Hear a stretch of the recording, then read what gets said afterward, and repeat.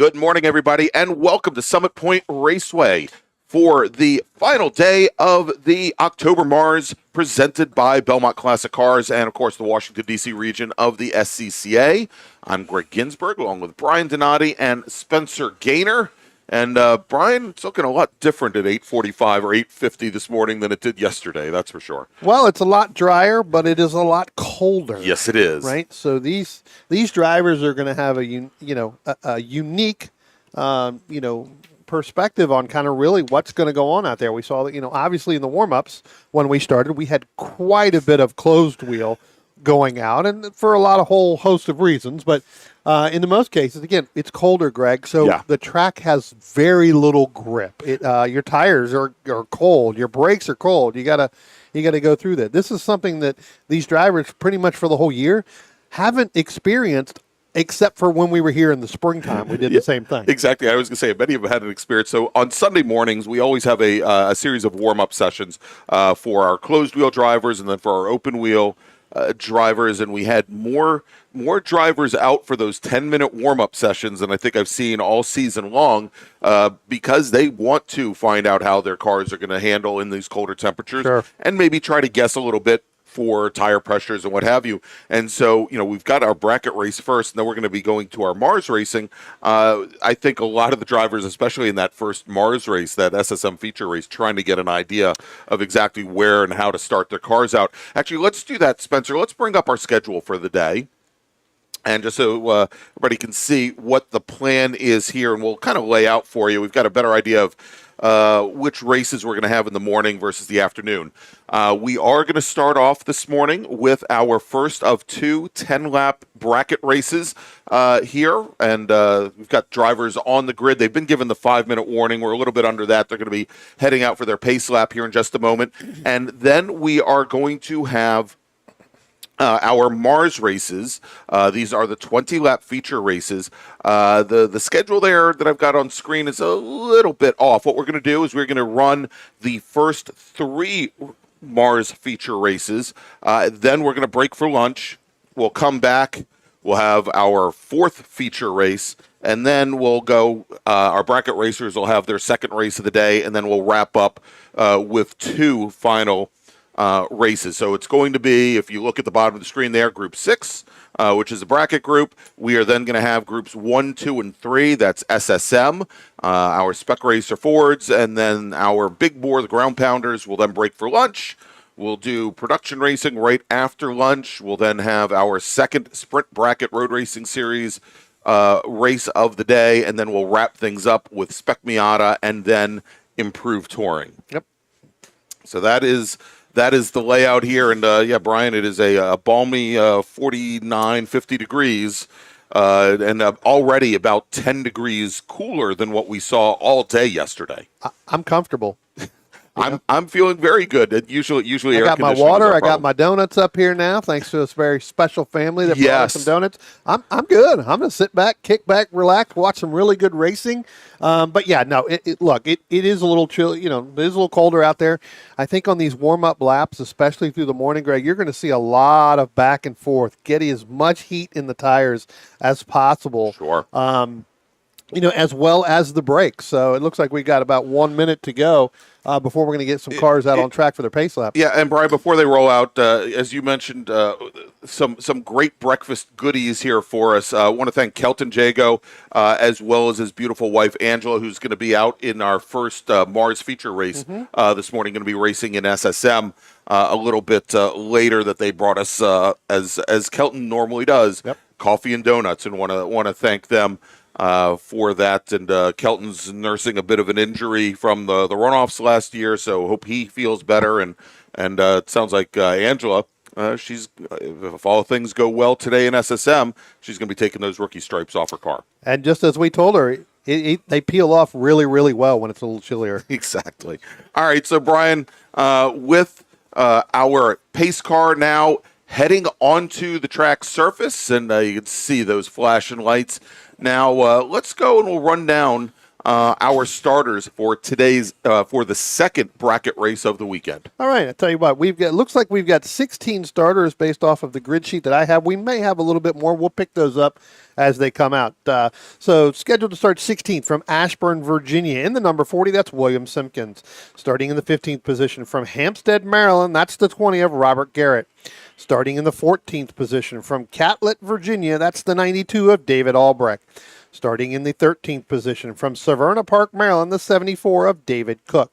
Starting in the 12th position from Tacoma Park, Maryland, that's the 68 of Jed Prentice.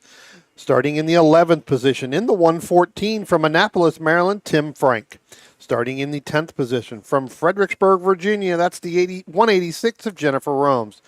Starting in the 9th position from Jefferson, Maryland, the 55 of Murphy Nichols. Starting in the 8th position from Gum Springs, Virginia, that's the 83 of Nick Shively. And starting in the 7th position from Scottsville, Virginia, the 43 of Frank Alessi. Starting in the 6th position from Freehold, New Jersey, the 155 of Alan Rothman. Starting in the 5th position from Arlington, Virginia, that's the 78 of Joel Bell. Starting in the 4th position from Annapolis, Maryland, the 7 of Keith Frazier. Starting in the 3rd position from Charlestown, West Virginia, the 05 of Bill Smith. And starting on the front row in the number 81 from Gibson Island, Maryland, that's Stephen Shue. And starting on the pole in the number 18 from Martinsburg, West Virginia, that's Corey Markovitz. All right, so it looks like the only driver, Brian, that may not have made the grid was William Simpkins, driver of the number 40 Porsche. We know that car had some mechanical issues yesterday, and it does not appear as though we have picked up any new racers that did not race yesterday. But as we've got the pace car heading through the carousel now, Brian, let me make a first call to the grid for our next race. Attention in the paddock. First call to the grid for race group 1, SSM. Please start heading to the grid. SSM drivers, please start heading to the grid. Your race is next. All right, pack looking very well formed, Brian, as they're coming up the hill towards that Toyota bridge. And we'll be getting underway here with racing from Summit Point in just a moment. Our starter for today's first race is going to be John Burkhardt. He's looking the field over as our pace car driver Graham Taylor brings his Pontiac onto the pit lane, turning the field over to Corey Markovitz in his Porsche 911 and Stephen Shue in his Spec RX Ford. And there you go. Green flag is in the air, and we are racing here at Summit Point, a 10-lap bracket race. And we'll be giving you some more information on where these drivers end up and what brackets they are in. But if you'd like, you can watch this yourself. If you go to MARRSpoints.com, across the top, you'll see a section there for bracket, and then another little link to go live, and you'll be able to see exactly what we see as far as timing and exactly which brackets our drivers land in.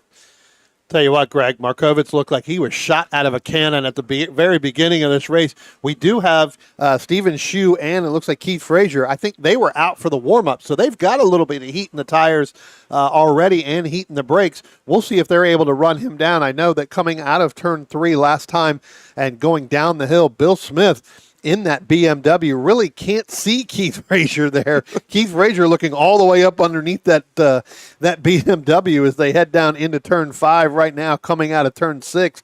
But it does look like Shue is going to run down Markovitz in that Porsche. Yeah, we'll see. I believe that Markovitz did not go out for the warm-up sessions this morning, but even if he had, he would have been sitting idly, and those temps would be coming down for about 15, 20 minutes, whereas Shue was actually the last driver to come off of the track from the Spec Racer Ford warm-ups this morning, and he may not have the tires completely up to temperature, but they're going to be pretty darn close as our drivers now cross the stripe and complete the first lap here on track. We'll start to put them in their brackets here, Brian, in just a few moments. Yeah, as they come down out of turn 1 and turn 2, you can see where the power of that Porsche 911 GT3 Cup car really pulls away from Shue, but then Shue ends up closing the gap, especially down on the backside of the racetrack. It looks like we got one car that may have gone off in turn 1. I do see a waving yellow there, but it looks like that's been pulled down now. Yeah, that's one of our Spec Racer Fords, and we'll get that number in just a moment. take a look and see who that was when it in there, but it kind of went in there, a little bit of hard brake lock. I will tell you, Greg, looking down into turn one here through the binoculars, and again, being that it is cold, there is a little bit of like and I don't want to say a glare, but like a glossy look. Yeah. Going down right into the braking zone, kind of like really from the 400-foot mark all the way down. And again, very cloudy here this morning. So there literally is almost zero grip down there. Yeah, and there was still a bit of humidity in the air, and so I would say that there's maybe a little bit of morning dew that still needs to come off the track surface. The track also still somewhat green. I mean, we had rain for all morning yesterday and really almost right up until lunchtime, and the track didn't really dry out until about 1 o'clock in the afternoon there, and did not get a lot of rubber put down. So I think this is still going to be a challenging course for our racers. And that was the number 155 car, the Spec Racer Ford of Alan Rothman, who had some challenges down at turn one. As we noted, he did continue. Obviously, this lap time is not going to be very good for him, but we'll check to see what bracket he ends up in. At the moment, Corey Markovitz is our sole racer in the A3 bracket. That's for drivers in the 119 to 121 range. He has a lap time of 120.67. Stephen Shu in a Spec Racer Ford, the A4 bracket for 122 to 123. And he's sitting pretty safely in that bracket, a 121.9, so no real fear of breaking out into the same bracket as Markovitz. In bracket A5, that's for drivers with a minute 23 time to a minute 25. We've got Bill Smith in his BMW and Keith Frazier in his Spec Racer Ford. Yeah, I tell you what, you talk about Alan Rothman there going off in turn one.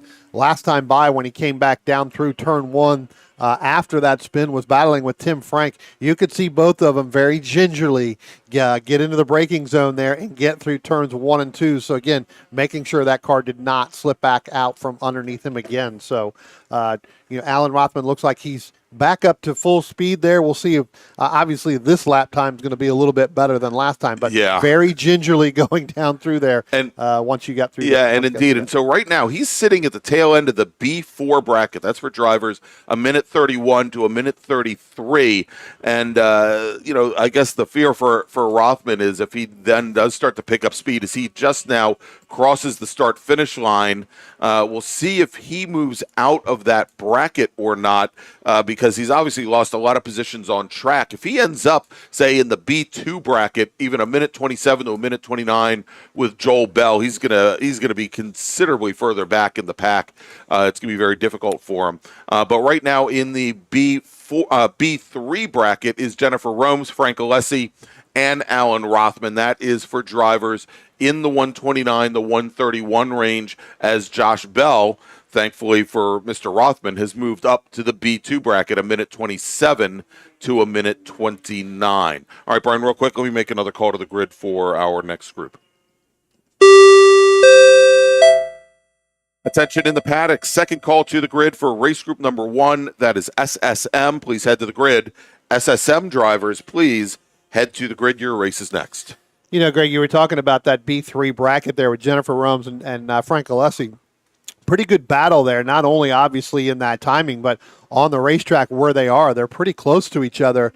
Last time by, Romes had about a 4/10 second lead on Alessi in that Honda Prelude with that Scion FRS.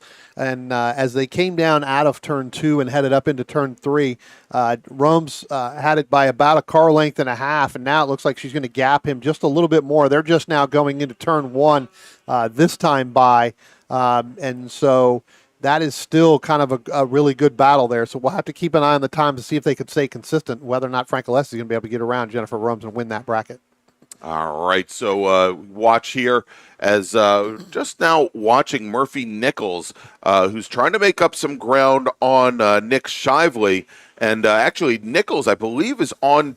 We'll have to check this out. I think now Murphy Nichols moves up to the B3 bracket and moves ahead of Nick Shively, both on track and in the timing here. Is Shively now part of the B4 bracket along with Tim Frank? So Murphy Nichols, he's in the same bracket as Jennifer Romes and her Scion Frank Alessi in his Honda Prelude. as well as Alan Rothman in that Spec Racer 4 Gen 3. They are running currently, Rome's is 6th on track, Alessi 7th, Murphy Nichols 8th, and Rothman would still have to find a way to get around Nick Shively. Yeah. I tell you what, another good battle here, and I don't know if we can pick it up on the cameras real quick. They're just now coming through turn 6. Maybe we can get Spencer to kind of pick this up. This is back in the B5 bracket. This is for the number 74 of David Cook and the 68 of Jed Prentice. They'll be coming up out of turn 8 here momentarily. But last time by, going through turns 1 and turn 2, they were side by side all the way through both of those turns, Greg. And again, this is actually the battle for the B5 bracket, a little bit further back. But still, nonetheless, two Miatas there really battling it out to try to go ahead and do it. Like I said, side by side all the way through 1 and through turn 2. It wasn't until they got to turn 3 where David Cook was able to get back in front of Jed Prentice. Yeah, and so Prentice now just about, I'd say, well, he was about 2 car lengths back. He drafts right up to the back of David Cook there going into turn 1. The thing that Prentice is going to have to look out for, Brian, as he gets caught in Cook's draft, is that he doesn't break out of the bracket that he's in just with the draft there. But in taking a look at it, I think both drivers should be fairly safe. So in this case, Jed Prentice was almost 0.4 of a second faster than David Cook, but. It's one of those things where he was in the draft. He was able to make up the ground, but thankfully for both of them, they are right now in the high 33s, low 34 range. And so, they've got about 3/4 of a second before they break out of the B5 bracket and go into the B4 bracket. Well, really right now what they're doing is with those two drivers battling, it's holding up our overall leader there in Corey Markovitz. But I tell you what, that's allowing Stephen Shue. Again, that's the A3 bracket. Our 2 overall leaders, they are right there on the nose and the tail of David Cook and Jed Prentice. So when we get down here out of turn 10, now it does look like our overall leader is going to get by him. But here comes Stephen Shue as we come out of turn 10 and head down through the start-finish line. You'll see how much of the gap Stephen Shue has closed on our overall leader in that Porsche 911 GT3 Cup car. Yeah, and as they start to come down into turn 1, Shue still about 7-8, and here they come through 1 now with Shue. There he is just now turning in at turn 1, the green and white Spec Racer 4. He's still about 7-8 car lengths back, but he is so much later on the brakes than Markovitz is. Yeah. Down at 1, also down at turn 5. The advantage for Markovitz is they're coming through a good amount of traffic there. Markovitz gets around the yellow Nissan Sentra of Tim Frank as they headed into turn 3, and now Shue's going to have to deal with that car coming down the hill. And a matter of fact, as they come into 5, there it is, Stephen Shue. He gets the pass done right at the apex of turn 5, but he really had to dial it back and modulate his braking coming into 5 in order not to run up and through that Sentra. Yeah. We talked about that Keith Frazier and Bill Smith. Well, they're still nose to tail, and I want to say they're actually muffler to nose there as they came out of turn 3. Keith Frazier not in the same bracket. If you look at your brackets, Keith Frazier's now in that A4 bracket. Bill Smith still in that A5 bracket. But Greg, last time by, Frazier barely had to get on the gas because he's sitting right at the muffler. Yeah, well, and Bill Smith in that BMW. And it certainly affected him because he went all 4 wheels off on the outside of turn 4. And again, the advantage here at Summit Point, as long as you keep those wheels straight, you're going to be okay. Yeah, you're going to be okay. Somebody was joking with me about that during the week, asking what corner I had not wrecked at here at Summit Point, and I think was actually referring to that comment that I made about just going straight through the gravel trap. I told them it's very different when you go through that gravel trap backwards instead of forwards, which might have been my affliction about 21 years ago. My guess would have been when you entered the gate into the facility. Yes, the only turn you have not wrecked. That is actually fairly accurate. Yes. No, there's got to be at least one other turn that I haven't wrecked here. It may just take me a while to figure out. Well, we only have one. 10. So. I know. So I'm running the percentage of success is actually pretty low. All right, so I'm going to watch here as we've got. I was just watching the prelude of Alessi go into one, and this is not something we're going to see on the camera as it comes to us, but I don't think it has functioning brake lights currently. Yeah, I didn't see. Yeah, you're right. I didn't see that earlier on when he was battling with Jennifer Romes. Yeah, luckily he's got no one around him, so it shouldn't matter all that much yeah, for the moment here. Our leader, Corey Markovitz, he's working his last lap here. Yes. So there is one lap to go, and he is actually right in the middle of the Jennifer Romes and Murphy Nichols. That's a battle on track, as well as a battle in that B3. Spencer, let's see if we can pick them up going down in turn one, because I tell you what, Murphy Nichols looks like he tried to make that pass heading down in on Jennifer Romes, trying to follow our leader last time by. They're just now entering in turn 5 right now, coming down the hill. So, and then you've got Stephen Shue right behind them. But I tell you what, as they came through 3 last time, Murphy Nichols again tried to follow our overall leader in that Porsche, couldn't get it done, but came right up on the back bumper of Jennifer Romes. Yeah, and so they're coming through. Shue gets underneath Romes going through turn 6. Murphy Nichols now about 4 car lengths, about 2 car lengths back. That is the battle for the lead in the B3 bracket for drivers that are running a minute 29 to a minute 31. And both of them, well, I'll tell you, Murphy Nichols, his fastest lap so far is a 29.5, so he's getting pretty close. But coming across the line, taking the checkered flag, there it is. It is Corey Markovitz in his Porsche 911. He is going to take the win in bracket A3 with Stephen Shue moving up from bracket A4 to A3. Shue is going to finish second on track and second in that class. Keith Frazier will take the win in bracket A4 with Bill Smith then the sole runner in bracket A5. Let's take a look at our next group here coming across the line. Joel Bell and his BMW 325 is going to take the win in bracket B2 with Frank Alessi in the Prelude finishing second. Alan Rothman in his Spec Racer Ford finishing third. And on track, did we see Murphy Nichols get across the line, beats Jennifer Romes across the line? Murphy Nichols will take the win in bracket B3 with that last lap pass. Romes second, Shively finishing third. And then in bracket B4, Tim Frank, David Cook, Jed Prentice. Frank winning by a number of car lengths, but that battle between Cook and Prentice was still ongoing right up into the line, and only a half a car length separated that battle. So Cook finishing second, Prentice third. In bracket B5, Robert Garrett will take the win over David Albrecht. And that's for drivers a minute 33 and higher. And that will round up, Brian, our bracket race. So let's do this. Let's make a final call to the grid for our next race group. Attention in the paddock. Final call to the grid for race group 1, SSM. Please head to the grid. SSM drivers, please head to the grid. Your race is next. All right, so Brian, let's take a quick little break. We'll come back with more action. Our first Mid-Atlantic Road Racing Series feature race of the day is next. That is going to be SSM. But first, let's thank some of our great partners and sponsors that bring you the Mid-Atlantic Road Racing Series, like Belmont Classic Cars.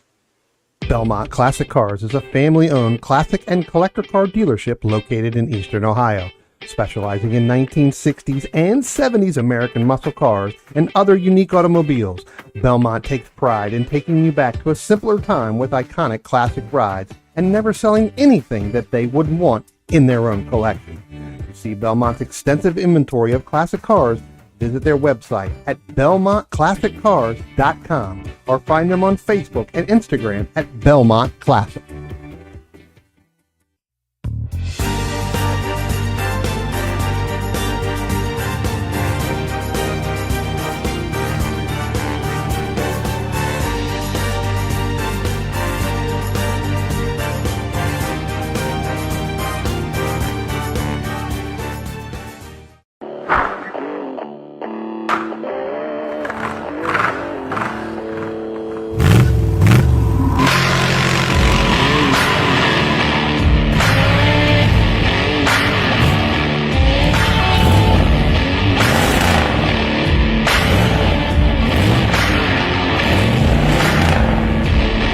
Hey, dog. Belmont Classic Cars, where we take you back to simpler times. Belmont, Ohio.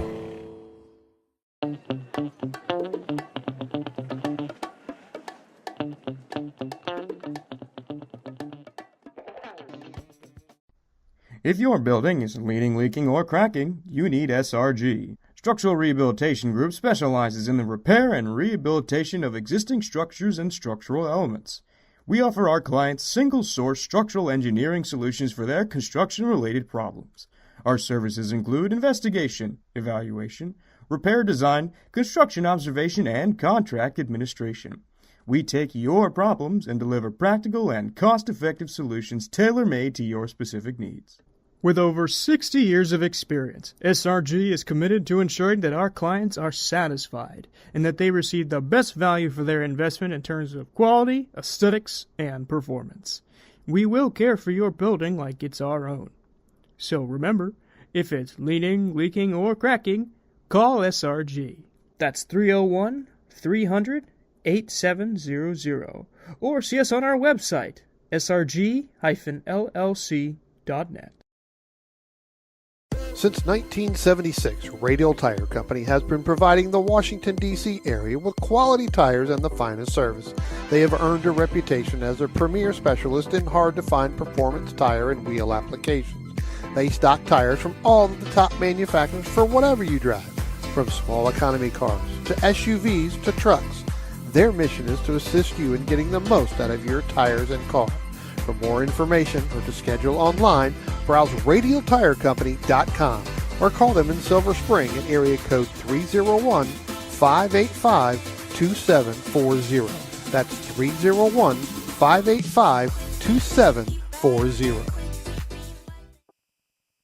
All right, everybody, welcome back to Summit Point Raceway and the October MARRS presented by Belmont Classic Cars. I'm Greg Ginsburg, Brian Donati here, Spencer Gaynor here, pushing all of our buttons, or maybe actually, I guess this morning we're pushing all his buttons. Yeah, we're pushing his buttons, but he's the one directing us which button he wants to push. He's putting up with our idiocy. Let's put it that way. All right. So next up is I think probably our largest field of the day. It is SSM for first generation NA Mazda Miatas, the 1.6 liter models, and they are getting ready to head out on track for their single pace lap. So let's run down the starting order. We had 29 drivers set qualifying times, and we know that a few of the drivers likely are going to be in different cars, and we may have a few that don't go out today due to some on-track incidents yesterday. But let's take a look. Starting 29th, driving the number 199 Mazda Miata from Millersville, Maryland, it's Ben Sarley. Steve Wolfson's driving the number 24 car. He's from Leesburg, Virginia, starting 28th. Starting 27th, in the 88 car from Nokesville, Virginia, it's Jay Bindrum. Jordan Fuhrman driving the number 8 car. He starts 26th. He's from Wrightsville, Pennsylvania. Jonathan Murchison will start 25th. He's in the number 21 car. He's from Sykesville, Maryland. From Springfield, Virginia, we got David Stern. He's in the number 19 machine, scheduled to start 24th. Starting 23rd in the number 07 Mazda Miata from Knoxville, Tennessee, it's Steve Bindrum.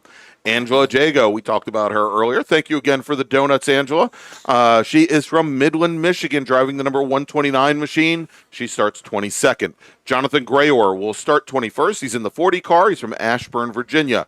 Culpeper, Virginia's Isaac Clark will start 20th. He's in the number 86 Mazda Miata with Rich Ura starting 19th. He's in the number 61 car. He's from Fairfax, Virginia. Ellicott City's John Maslin will start 18th today. He's in the number 75 car with James Roberts from Mount Joy, Pennsylvania, starting 17th, driving the number 6. Ted Cahall will start 16th today. He's from Christiansburg, Virginia. He's in the number 44 car with Miranda Price, scheduled to start right about dead center in the field. She's starting 15th today. She's from Strasburg, Virginia, driving the number 8 car. Ray Seabird Heath is from Mechanicsville, Virginia. He starts 14th today, driving the number 9 car with Chris Tilton. And hopefully we'll have Chris's father, Dave, up here a little bit later today. If he has the time, he has some very interesting news to talk about Andretti Autosports, which he's a major player. Chris is from Leesburg, Virginia. He starts 13th in the 36 car. Vic Bruni from Haymarket, Virginia. That's the other Bruni, Brian. He's driving the number 92 car. The real Bruni. He starts 12th, yes. The one without 2 national championships. Yep. All right, John Moyer, he'll start 11th. He's driving the number 113 Mazda Miata. He's from Birdsboro, Pennsylvania. Arif Kazim is starting 10th today. He's driving the number 98 machine. He's from Silver Spring, Maryland.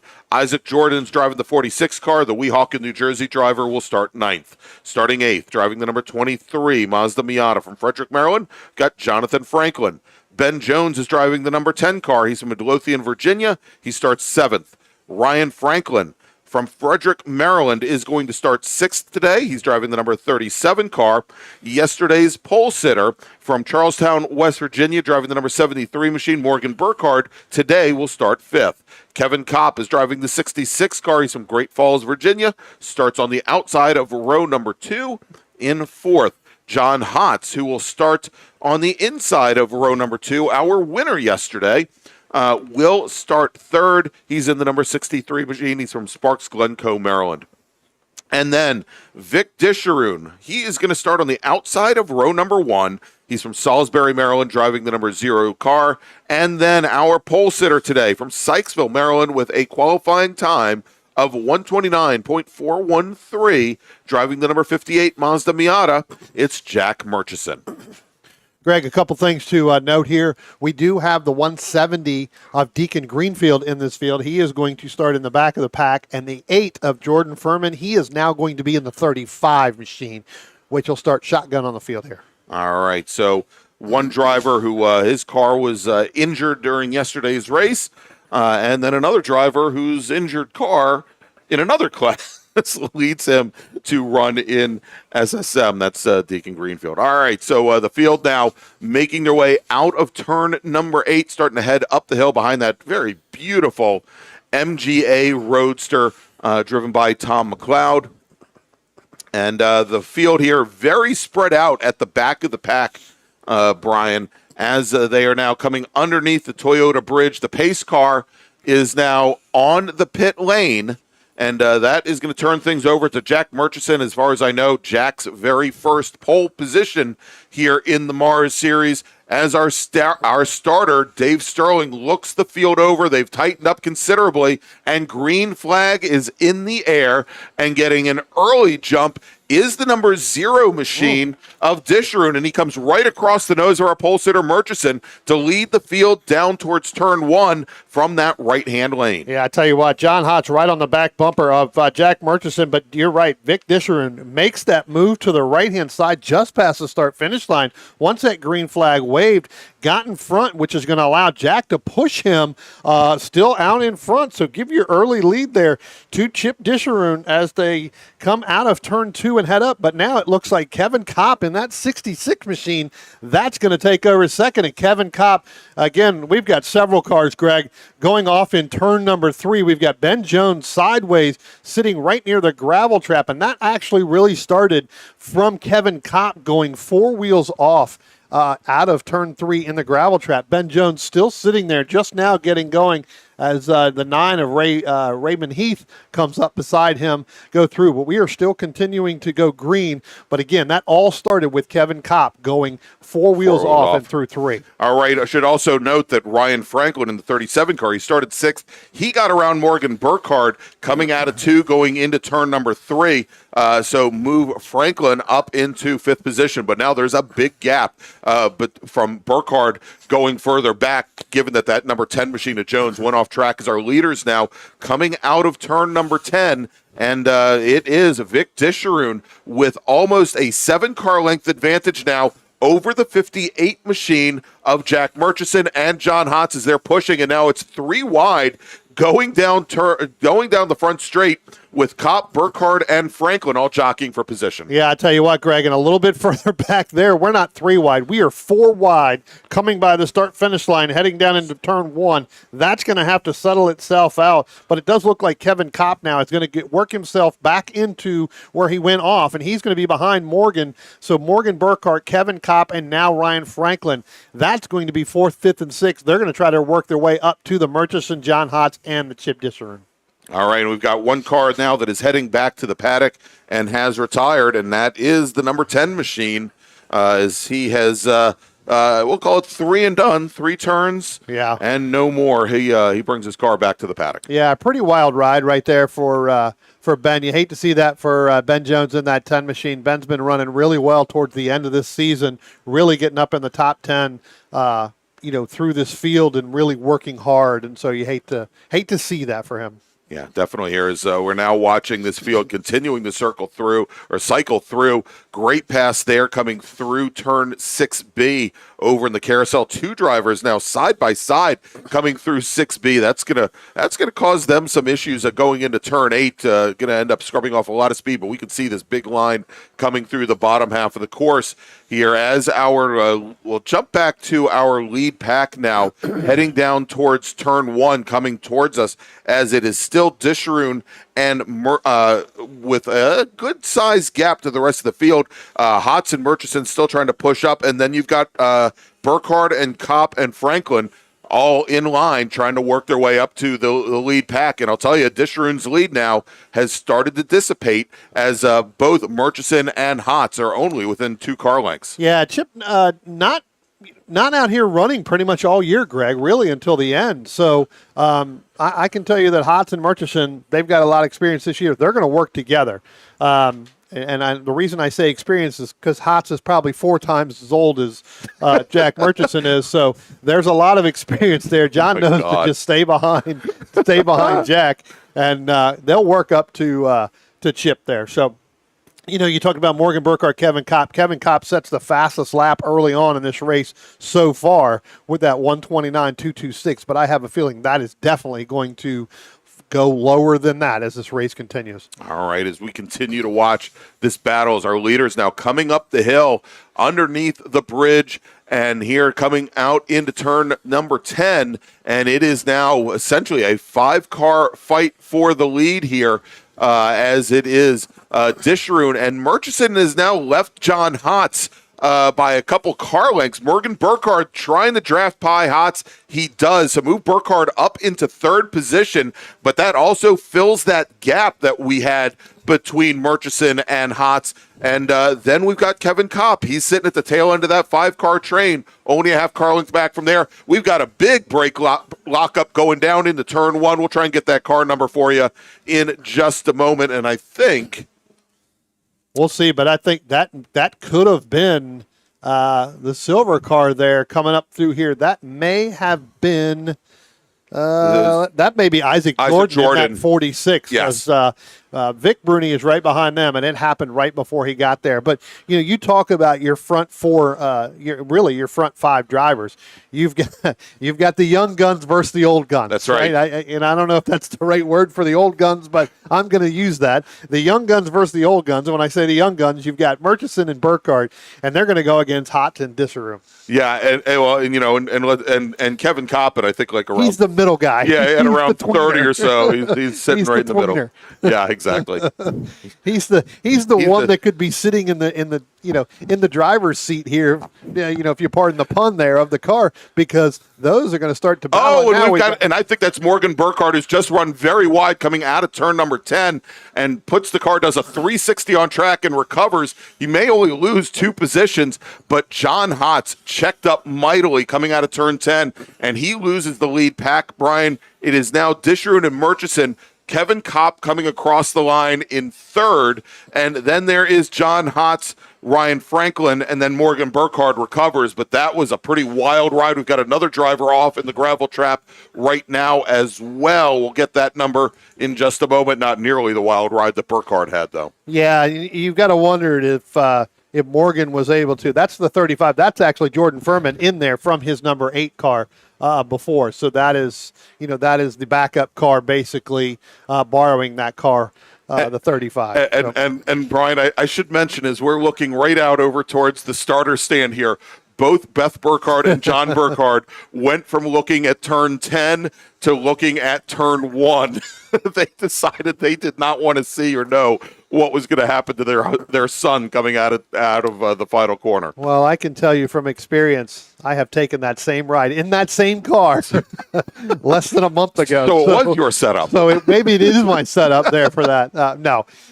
Listen, whether or not he flat spotted those tires is going to be the challenge there, because even though that he went through there and kept it going and really only losing 2 spots, he did spin and do a complete 360 on the pavement, the asphalt there. So it's going to be, whether or not he's going to be able to do, control that. Ryan Franklin's going to have to try to figure out how to help John Hotz. I don't think Franklin's going to have the speed. We're going to have to see whether that Morgan can recompose himself. And we got some heavy brake lockup from Kevin Kopp going down into turn 1. So again, missed the entry there. That's going to actually take Kevin Kopp and move him back even further from our front 2 drivers of Jack Murchison and Chip Disharoon. Hey, let's watch this because we're now 3 wide going into turn 1. If we can see this, this is the 23 of John Franklin, the 92 of Vic Bruni, the 98 of Arif Kazem. This is the battle for 8th position. And I'll tell you, I saw Vic Bruni come out of 10, and it wasn't exactly a bump draft that he gave to Jonathan Franklin coming down the front straight to get to clear Chasm. It was a bump slam, and you could see Franklin's car just shift, add 5 miles an hour, but it didn't seem to matter because Chasm also had a head of steam, and they were 3 wide going in the 1, and it's a great battle as they're coming down the hill in the 5 now. Well, I tell you what, that bump or that slam actually pushed Jonathan Franklin well ahead of Bruni and Chasm now. So he's opened up by about a car length and a half over that. So that actually did help him a little bit. Our overall leaders are now coming out of turn 10, had them by the start-finish line now with still Chip Disharoon and Jack Murchison. I tell you what, they are going to work together, Greg. They've got to separate themselves from Kevin Kopp. If they tend to go side by side, this early in the race with still 14 laps to go, that brings Kevin Kopp right back in it. And that's a driver you don't want to allow the opportunity to get up in there. Go ahead. Attention in the paddock. First call to the grid for Spec Racer Ford Gen 3, and open wheel drivers, please head to the grid. Race Group 2, Spec Racer Ford 3, and open wheel drivers, please head to the grid. Your race is next. Greg, I want to tell you something real quick and catch back up with that 92 of Vic Bruni. Whatever is going on right now, he is well off the pace going down the front stretch. He has now been passed by the 08 of Miranda Price, the 113 of John Moyer, and now the 88 of Jay Bindrum is right on the back bumper. Actually, they have passed him as well. So Vic Bruni having some problems there. Coming out of turn 10, headed down the front stretch, he's going to drop all the way back to the 13th position right now. Oh man, I wonder if he did some damage when he got into the back of the 23 machine Franklin on the previous lap. Again, it was a very hard hit. I didn't think that would do that kind of damage, but that is a sea change from just a lap ago. Well, you can see there, he seems to be back up to speed right now. I think he may have had a problem coming out of turn 10, but real quick, we have a change for the lead right now as Jack Murchison, heading down into turn 1, is going to make the pass over Chip Disharoon in that 0 car. So a pretty good exit out of turn 10 allowed him to get side by side. But Greg, just as I mentioned, that brings a 66 Kevin Kopp right back in. So now you've got a 3-car battle as opposed to a 2-car battle. All right, looks like we had a car go off at turn 10, Brian, as well, and just now getting up to speed. I'm amazed. We've had now 2 different cars go. Bruni again. Yeah, that's the 92 machine of Vic Bruni. And, Bruni, much like Burkhardt, went sideways through that gravel trap. That is usually, a recipe for disaster because those wheels can catch and put a car over. Both of those drivers today have averted disaster. Yeah, I think that's the second time in a row, 2 laps in a row,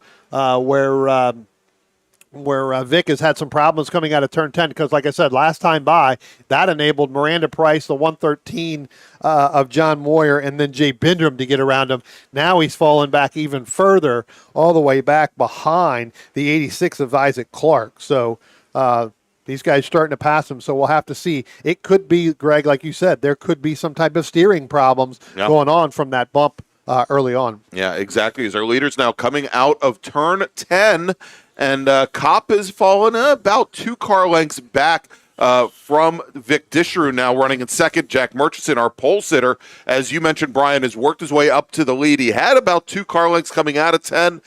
Both Disharoon and Kevin Kopp are able to close that up in the draft and going under, breaking down into turn number 1, where I think they're going to maybe for a couple laps be content to stay where they are. The white number 63 machine of John Hotz currently running in 4th, but he is now, Brian, almost, I'd say probably about 20, 25 car lengths back, and it is not until you go back, I'd say, about another 15 car lengths till you have Franklin. So much like you said earlier, Franklin just not able to keep Hotz's pace, and that is working to both of their disadvantage. Yeah, John Hotz 5 seconds back, and then you've got Ryan Franklin another 2.5 seconds back from John Hotz. So again, not really able to get that. I think of the front 3 cars that we have with Jack, Vic, and Kevin Kopp, the one with the most experience there that in this situation is Kevin Kopp. So I think that right now Kevin is probably just riding, knowing he's got somebody on the radio, probably his dad, letting him know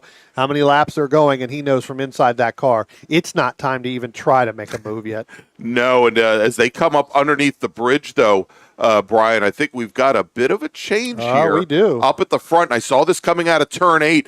As coming out of the carousel, Disharoon had fallen off the pace and had even run a little wide through turn 8. And so we do have a new second-place runner. That is Kevin Kopp. And I don't think he had to really work all that hard for it, Brian. And now he's right up to the bumper of our leader, Jack Murchison. Yeah, I think those two are going to work together and drive away. But as you said, with that 0 car going really wide right there, he didn't have to work hard for it. He just, stayed in his normal line. Yeah, exactly. All right, so, if you like what you see today here, we'd ask you, it's early, you got to have your coffee before you do this. Go ahead, give us a thumbs up, and subscribe to the DC Region's YouTube channel if you haven't done so already, so you can see all the action here for Summit Point, as well as from New Jersey Motorsports Park, where we will be in 2 weeks to round out the 2023 Mid-Atlantic Road Racing Series season. All right, let's take a look here. Coming down the front straight, nice little battles going on just back behind our lead pack. We've got Arif Chasm in the 98 machine with Jonathan Franklin there, and Deacon Greenfield starting to make a run up here towards that lead pack as well for 8th, 9th, and 10th. Nice little pocket of 3 cars there as they head into turn 1. Yeah, you got that, and you know what? Let's keep an eye here coming up out of turn 2 here, Spencer. You've got a pretty good battle going on. I know this is a little bit further back, but this is the 6 of James Roberts along with Jordan Furman in that 35, and then you've got Raymond Heath and Ted Cahall in that 44. That's Mike Monahan's car. So running that car this weekend in SSM. So Ted doing triple duty here. A lot of seat time here the last Summit Point race. So pretty good battle. Like I said, that's back for really 18th, 19th, 20th, and 21st. But pretty good battle going on all around. Our overall leaders just now coming out of turn 2, heading up into turn 3. And, Greg, we talked about Chip Disharoon. I tell you what, he's closed the gap a little bit on those front 2 as they head up out of 3, head down the hill to 4 in turn 5. I tell you what, he's right on. He's still involved in this lead. All right, I'll tell you, Vic Broody, he's still just watching. We don't have to switch the camera, but he's still he's got his bump draft on, pushing Rich Ura up towards Isaac Clark in what is now the battle for 15th. And actually, it's I think 4 cars going into turn 1 side by side there, because I think Chris Tilton was in that little group as well as they're coming through 2. As I think it's the blue flag being shown over at 6 as our leaders were coming through. Let's pick up our leaders as they're coming up underneath the bridge here and onto the front straight. And it is still Jack Murchison, your leader, with Kevin Kopp. And you said it, Vic Disharoon, Brian, has really closed things down. He is now within about 3 car lengths. Definitely caught within the draft. Probably not a very strong whiff of the draft at this point to close up. We'll see how late he gets on the brakes. About 100 feet later than Kevin Kopp, and he closes right up to our leaders coming into 1. Yeah, I mean, that little gap right there, he's definitely in the draft. It's just a matter of what his entry is like into the corner there. It looks like Murchison and Kopp get into turn 1 a little bit better, but within a car length and a half right there, you completely feel the draft. He's right there. If Kevin Kopp was to pull out just ever so slightly, slightly a little bit more with Jack Murchison, that puts Chip Disher right up in the middle of those two cars. So, again, those that draft part, Chip is feeling that completely through there. But I think that he's just not getting into some of these turns, especially into turn one, like our leaders are getting into. Turn one and then out of some of the corners. All right, looks like Ted Cahall calling it a day. He's brought his car onto the pit lane, and we'll see. I would suspect that he's going to bring that car back to the paddock, but looks like for all intents and purposes, Brian, with less than 10 laps to go, his day is done. Attention in the paddock, attention in the paddock. Second call to the grid for Spec Racer Ford Gen 3, open wheel and prototype racers. Please head to the grid. Spec Racer Ford and Spec Racer Ford Gen 3, open wheel and prototype racers. Please head to the grid. That is race group number 2. I tell you what, Greg, just as you talked about, and just as I just said, Kevin Kopp tried to make that move over Jack Murchison right past the start-finish line. They're just now getting out of turn one, coming up into turn two. We're not too wide. We're almost 3 wide coming out of turn two.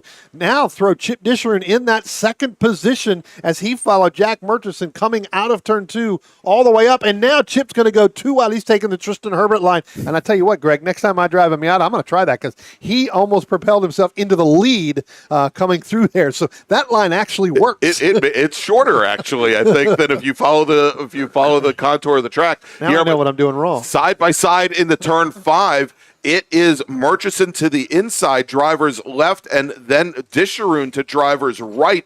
Both of those drivers now ahead of Kevin Kopp as Kopp drops back to third. They come through the carousel through turn 6B and make the run over towards 8. And Brian, we still have 8 laps left. And John Hotz, he's at the tail end of that shot. He's getting a little bit closer. The more our leaders decide it's time to fight it out here, he's going to get closer as our leaders come through turn 10. And it is your pole sitter, Jack Murchison, currently in the lead with Disharoon and Kevin Kopp. Again, about a car length and a half back. That'll close up as they get under braking in the 1. And if we take a look at the lap times, none of those 3 drivers nor John Hotz have set their fastest laps, but John Hotz was over a full second faster than any one of those 3 drivers ahead of him. Yeah, and that goes back to, the last lap really coming out of turn 10, heading down into the start-finish line, where Kopp tried to pull out against Murchison there, and then Vic ended up following Murchison around. That really slowed them up.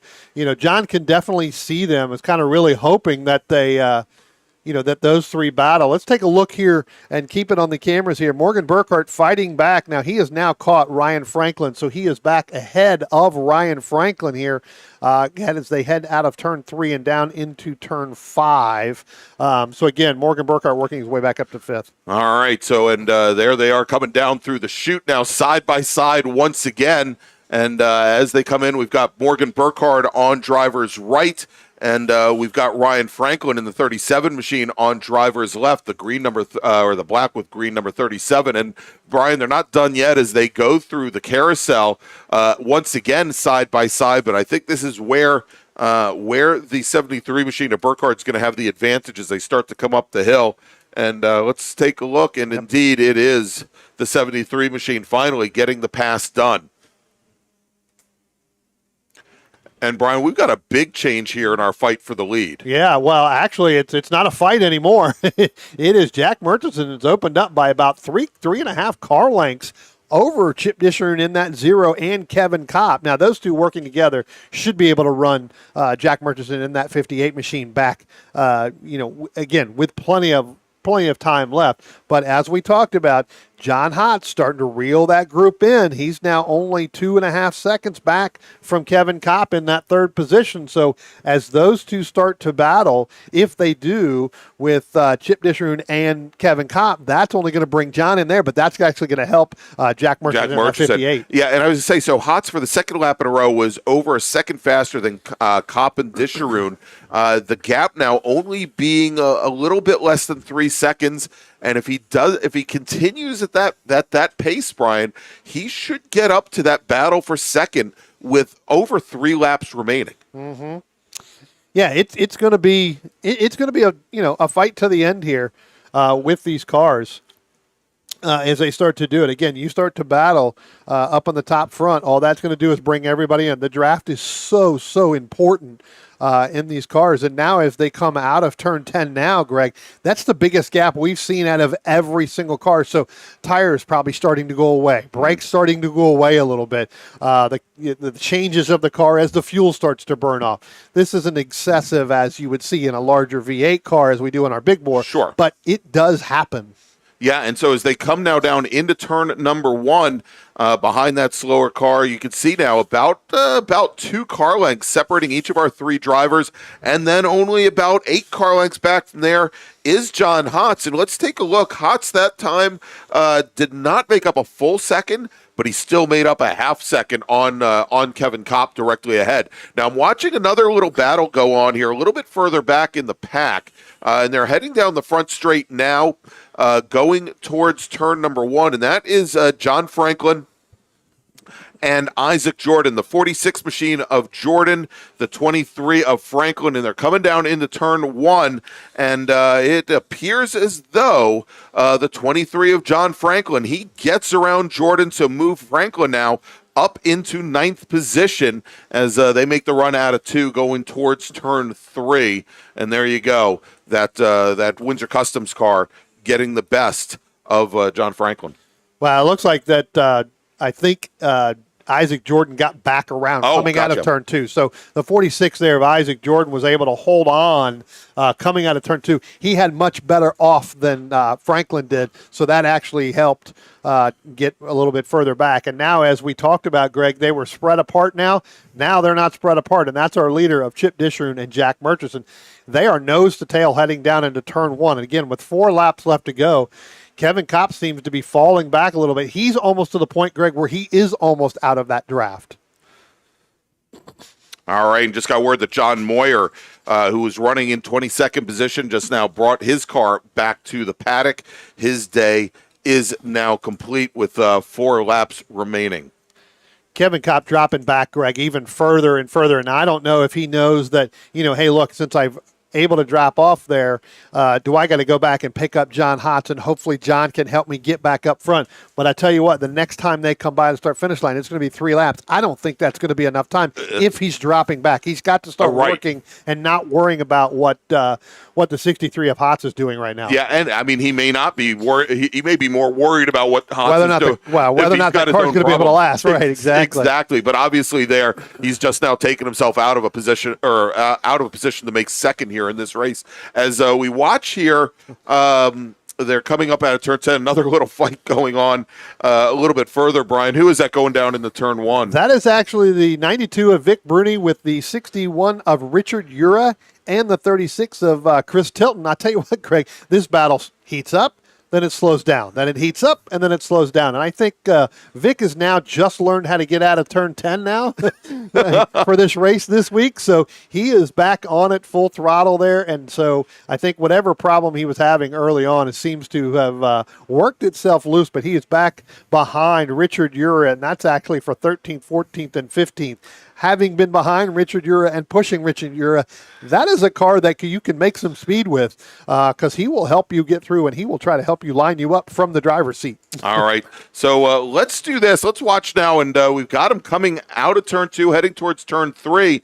As we've got John Hotz. He has now cleared the 88 of Kevin Kopp. So well, 66 of Kevin Kopp, but you're right. But I think that there's some right front problem in that car. It looks like up underneath the right front, some of that fender has buckled up underneath there. We'll have to take a look next time they come by. Okay. But it does look like he's got some problems there on that right front. All right. So 2.5 laps remaining here in SSM. We want to thank all of you for joining us here this weekend and today as we continue to watch this battle for the lead. As it is still Vic Disharoon and Jack Murchison, and I believe we do, Brian, I don't think we mentioned our new leader is Disharoon. He had gotten around Murchison that last time by. We'll track them as they're coming out from underneath the bridge now, nose to tail.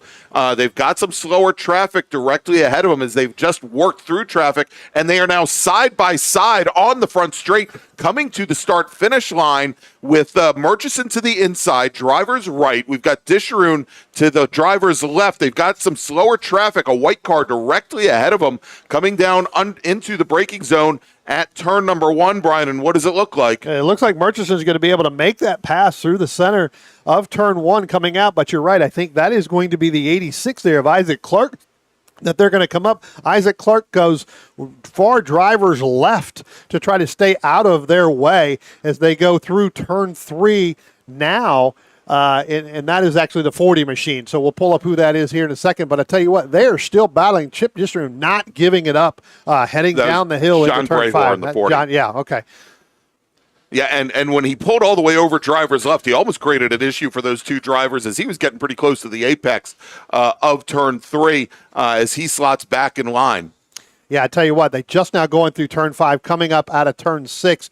Disharoon by about half a car length back behind Jack Murchison. Here they come now. So we'll take a look at when they get to turn 8 coming up through there, guys. I tell you what, Disharoon could be setting himself up for a very good exit out of turn 10 to see whether or not he's going to be able to pull up. There's not going to be any cars there in front of them as here they come now. They're coming into turn 10 now, getting ready to come out of turn 10. We'll see whether or not Chip Disharoon's going to be able to make that pass. All right, so they are still in line as they come across the start-finish line, and now Disharoon lazily moves over to driver's right as we start the very last lap. They are side by side, door to door, going into turn number 1. Disharoon to the inside, driver's right, Murchison to driver's left, and as they come down to the apex, Disharoon gets back around Murchison here, and again, less than a lap to go, Brian. I tell you what, Greg, if they continue to keep going side by side like that through some of these turns, and I know we're working the last lap,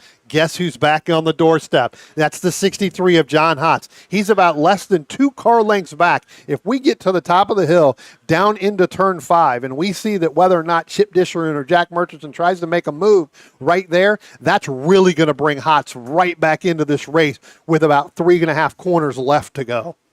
All right, and as they come down under braking into turn 5, it is Jack Murchison in the 0 car with Murchison directly behind John Hotz, as you mentioned. Now only a half car back as they go through turn 6A and 6B through the carousel. It's going to be a tough run for John Hotz, I think, as they come up the hill. But we now have, is this a... We've got some our emergency services vehicles standing up. I think they're going to hold off, though, Brian, here as our leaders come through turn 10, and it is Murchison, your leader. No, Disharoon, pardon me. Yep. Murchison now moving drivers left, trying to get the draft off of him. And as they come to the line, Vic Disharoon is your winner. Jack Murchison, our pole sitter, only about 2 feet off of the win. John Hotz will finish 3rd. Coming across just off the podium, Kevin Kopp is able to hold on to 4th position. Morgan Burkhardt works his way past Ryan Franklin on the last lap to finish 5th. Then Franklin 6th. Deacon Greenfield works, and this is a heck of a race. So we didn't watch this, but Deacon Greenfield, who started at the tail end of a 30-car field, makes his way up to 6th position. The 170 car finishes 6th. Arif Kazim will finish 8th with Ryan Franklin. And actually, I think that's Ryan Franklin, Brian, over by turn 3. Now that we look at it on the outside, you'll notice, and actually you can't see it, Spencer, if we can go over and take a look at the coming out. You can't see. You can just see it on the other side of the ticker there. You can see the white part of the car on the other side of the ticker. Yeah, and so with that there, and actually, let me see if I can do one thing here. I'm going to just take their driver's right, and I believe that is the 37 machine of Ryan Franklin. So Burkhardt will finish 5th, then Deacon Greenfield 6th, Arif Kazim will finish 7th, Isaac Jordan will finish 8th, Jonathan Franklin 9th, Jay Bindrum will round out the top 10. Great run for Miranda Price. She finishes just out of the top 10 in 11th, Brian. And Vic Bruni, I mean, this, I think, other than that battle for the win, great fight. Vic Bruni, Chris Tilton, and Rich Ura, they were still going at it on the very last lap. Ura and Tilton not able to hold off Bruni, who works his way back up to 12th. Yeah, so a really good run there. Like I said, I'm not sure what happened in the middle of that race with Bruni, but I tell you what, he got it settled out, and he got back to Ura, and he got back to the other cars there and was able to get it through with Tilton. All right, so let's do this, Brian. Let's take a quick little break. But before we do, we're going to make a final call to the grid for our next race group. Attention in the paddock. Final call to the grid for race group number 2. That's Spec Racer Ford and Spec Racer Ford Gen 3, as well as our open wheel and prototype racers. Please head to the grid. Race group 2, this is your final call to the grid. All right, so let's take a quick little break here, and when we come back, more Mid-Atlantic Road Racing Series feature racing action from Summit Point Raceway. This is the October MARRS presented by Belmont Classic Cars, and let's introduce you to new sponsor this week. It's the Structural Rehabilitation Group. If your building is leaning, leaking, or cracking, you need SRG. Structural Rehabilitation Group specializes in the repair and rehabilitation of existing structures and structural elements. We offer our clients single-source structural engineering solutions for their construction-related problems. Our services include investigation, evaluation, repair design, construction observation, and contract administration. We take your problems and deliver practical and cost-effective solutions tailor-made to your specific needs. With over 60 years of experience, SRG is committed to ensuring that our clients are satisfied and that they receive the best value for their investment in terms of quality, aesthetics, and performance. We will care for your building like it's our own. So remember, if it's leaning, leaking, or cracking, call SRG. That's 301-300-8700, or see us on our website, srg-llc.net.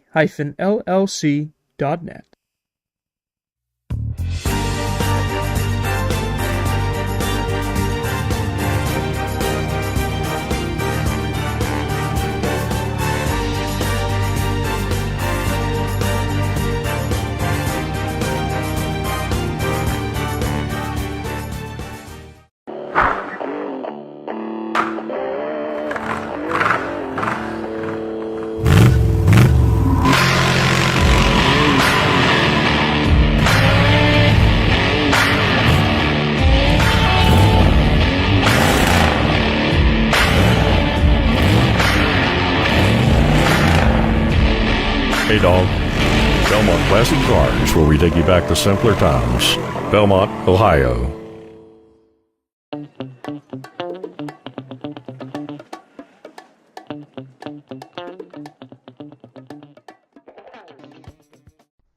If your building is leaning, leaking, or cracking, you need SRG. Structural Rehabilitation Group specializes in the repair and rehabilitation of existing structures and structural elements. We offer our clients single-source structural engineering solutions for their construction-related problems. Our services include investigation, evaluation, repair design, construction observation, and contract administration. We take your problems and deliver practical and cost-effective solutions tailor-made to your specific needs. With over 60 years of experience, SRG is committed to ensuring that our clients are satisfied and that they receive the best value for their investment in terms of quality, aesthetics, and performance. We will care for your building like it's our own. So remember, if it's leaning, leaking, or cracking, call SRG. That's 301-300-8700, or see us on our website, srg-llc.net. Since 1976, Radial Tire Company has been providing the Washington, D.C. area with quality tires and the finest service. They have earned a reputation as a premier specialist in hard-to-find performance tire and wheel applications. They stock tires from all of the top manufacturers for whatever you drive, from small economy cars to SUVs to trucks. Their mission is to assist you in getting the most out of your tires and car. For more information or to schedule online, browse radialtirecompany.com or call them in Silver Spring at area code 301-585-2740. That's 301-585-2740.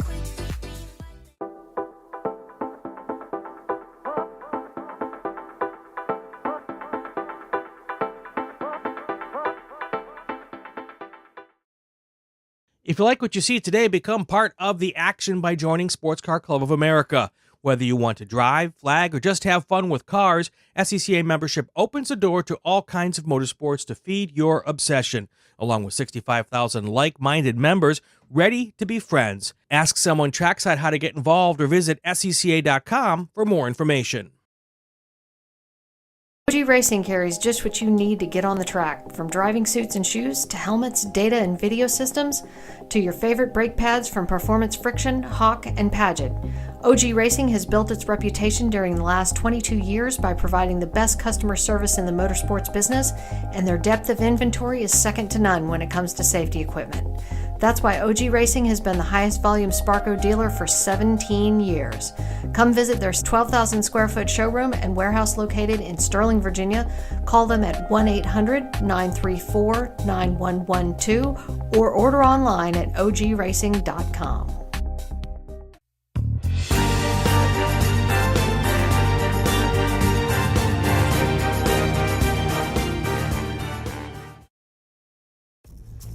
RP Performance is the only premier race shop in the region that specializes in both street and track Mazdas and is located right in the heart of racing at Summit Point's Gasoline Alley. RP has been involved in countless race wins and series championships across many classes with drivers of all ages. Not just a full-service shop, RP has been helping drivers with their individual racing and other track event needs for over 30 years, providing trackside support, arrive and drive packages, as well as race car transport services. And they're known for its help all attitude. RP Performance is your go-to for getting cars back on track for that positive experience at Summit Point when you're ready to pack it in. For more information about RP Performance, come talk to them here in the paddock. Call them at 304-728-6749 or email them at Brett, that's B-R-E-T, at rpperformanceracing.com. Green, blue, white, checker. You know the flags, but do you know the people waving those flags? Flaggers are the key to the success of every SCCA event at the racetrack, and it's something you can do. Being an SCCA flagger puts you in the action, feet from the race cars, keeping everyone at the track safe and having fun. And did you know that with SCCA's partnership with IMSA, flagging at SCCA events makes it easier than ever to flag at professional races around the country? Find out how you can become a flagger at scca.com/volunteer.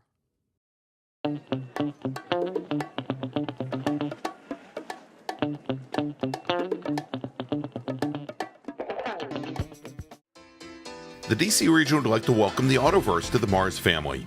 The Autoverse is a huge supporter of science, technology, engineering, and math, or STEM education, and like the SCCA, wants to break down the barriers to motorsports. They do this by providing the public with real-world experiences and link them with a trusted network of providers and gearheads. To find out more, find them online at theautoverse.io, and if you're here at Summit Point this weekend, stop by their display in the paddock, say hi, and ask them about their upcoming events. The Autoverse, 4 wheels, more fun.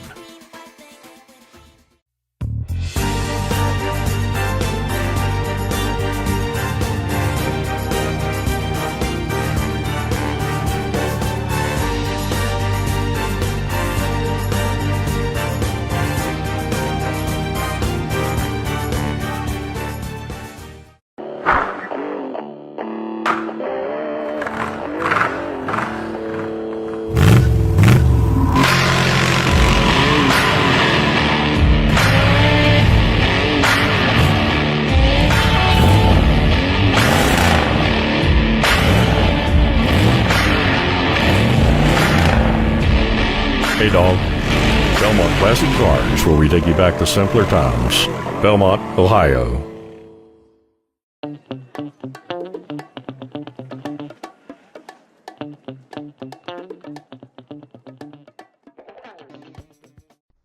If your building is leaning, leaking, or cracking, you need SRG. Structural Rehabilitation Group specializes in the repair and rehabilitation of existing structures and structural elements. We offer our clients single-source structural engineering solutions for their construction-related problems. Our services include investigation, evaluation, repair design, construction observation, and contract administration. We take your problems and deliver practical and cost-effective solutions tailor-made to your specific needs. With over 60 years of experience, SRG is committed to ensuring that our clients are satisfied and that they receive the best value for their investment in terms of quality, aesthetics, and performance. We will care for your building like it's our own. So remember, if it's leaning, leaking, or cracking, call SRG. That's 301-300-8700. Or see us on our website, srg-llc.net. Since 1976, Radial Tire Company has been providing the Washington, D.C. area with quality tires and the finest service.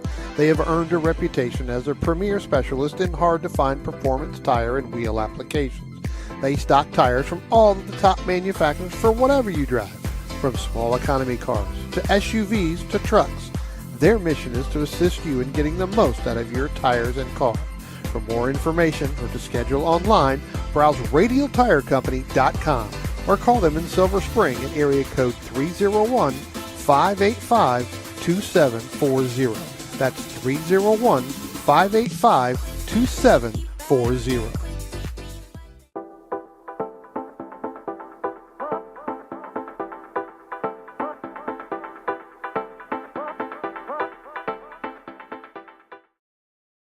If you like what you see today, become part of the action by joining Sports Car Club of America. Whether you want to drive, flag, or just have fun with cars, SCCA membership opens the door to all kinds of motorsports to feed your obsession, along with 65,000 like-minded members ready to be friends. Ask someone trackside how to get involved or visit SCCA.com for more information. OG Racing carries just what you need to get on the track, from driving suits and shoes to helmets, data and video systems, to your favorite brake pads from Performance Friction, Hawk, and Paget. OG Racing has built its reputation during the last 22 years by providing the best customer service in the motorsports business, and their depth of inventory is second to none when it comes to safety equipment. That's why OG Racing has been the highest volume Sparco dealer for 17 years. Come visit their 12,000 square foot showroom and warehouse located in Sterling, Virginia. Call them at 1-800-934-9112 or order online at ogracing.com.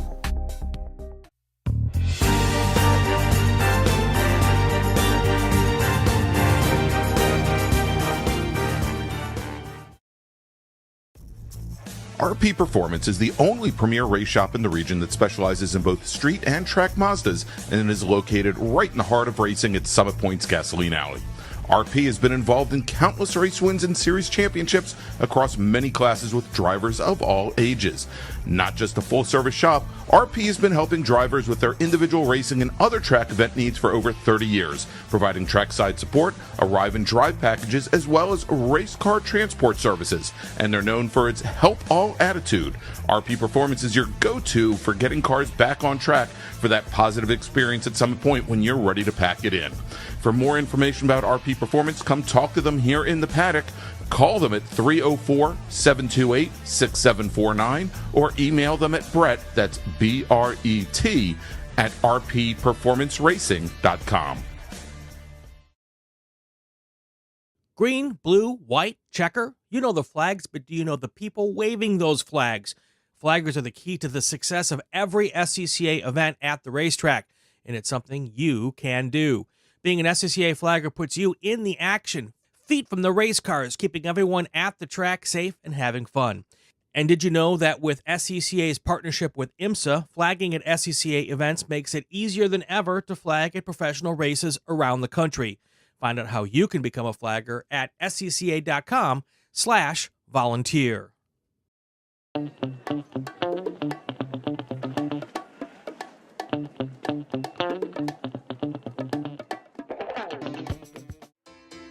The DC region would like to welcome the Autoverse to the MARRS family. The Autoverse is a huge supporter of science, technology, engineering, and math, or STEM education, and like the SCCA, wants to break down the barriers to motorsports. They do this by providing the public with real-world experiences and link them with a trusted network of providers and gearheads. To find out more, find them online at theautoverse.io, and if you're here at Summit Point this weekend, stop by their display in the paddock, say hi, and ask them about their upcoming events. The Autoverse, 4 wheels, more fun.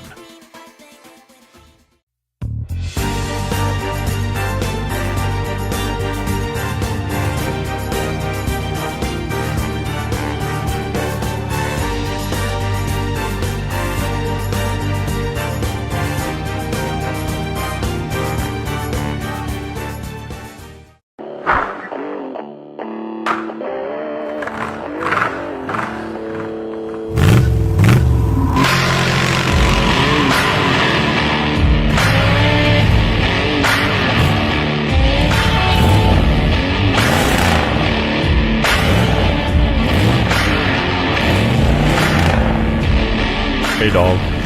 Belmont Classic Cars, where we take you back to simpler times. Belmont, Ohio.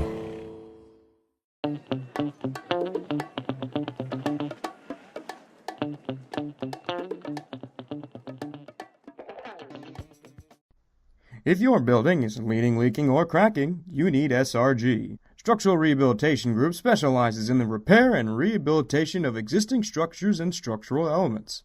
We offer our clients single-source structural engineering solutions for their construction-related problems. Our services include investigation, evaluation, repair design, construction observation, and contract administration. We take your problems and deliver practical and cost-effective solutions tailor-made to your specific needs. With over 60 years of experience, SRG is committed to ensuring that our clients are satisfied and that they receive the best value for their investment in terms of quality, aesthetics, and performance. We will care for your building like it's our own. So remember, if it's leaning, leaking, or cracking, call SRG. That's 301-300-8700, or see us on our website, srg-llc.net. Since 1976, Radial Tire Company has been providing the Washington, D.C. area with quality tires and the finest service. They have earned a reputation as a premier specialist in hard-to-find performance tire and wheel applications. They stock tires from all of the top manufacturers for whatever you drive, from small economy cars to SUVs to trucks. Their mission is to assist you in getting the most out of your tires and car. For more information or to schedule online, browse radialtirecompany.com or call them in Silver Spring at area code 301-585-2740. That's 301-585-2740.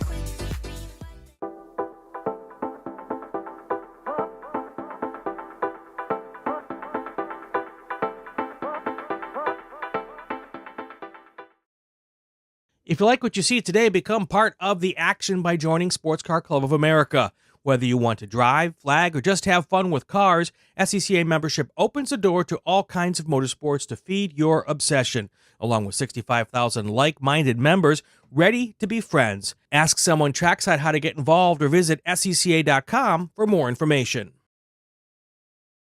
OG Racing carries just what you need to get on the track, from driving suits and shoes to helmets, data and video systems, to your favorite brake pads from Performance Friction, Hawk, and Paget. OG Racing has built its reputation during the last 22 years by providing the best customer service in the motorsports business, and their depth of inventory is second to none when it comes to safety equipment.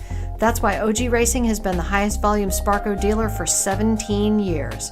Come visit their 12,000 square foot showroom and warehouse located in Sterling, Virginia. Call them at 1-800-934-9112 or order online at ogracing.com.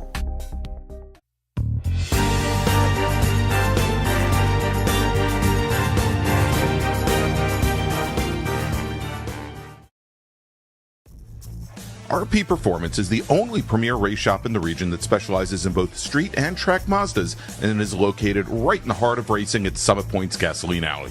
RP has been involved in countless race wins and series championships across many classes with drivers of all ages. Not just a full-service shop, RP has been helping drivers with their individual racing and other track event needs for over 30 years, providing trackside support, arrive and drive packages, as well as race car transport services. And they're known for its help all attitude. RP Performance is your go-to for getting cars back on track for that positive experience at Summit Point when you're ready to pack it in. For more information about RP Performance, come talk to them here in the paddock. Call them at 304-728-6749 or email them at Brett, that's B-R-E-T, at rpperformanceracing.com. Green, blue, white, checker. You know the flags, but do you know the people waving those flags?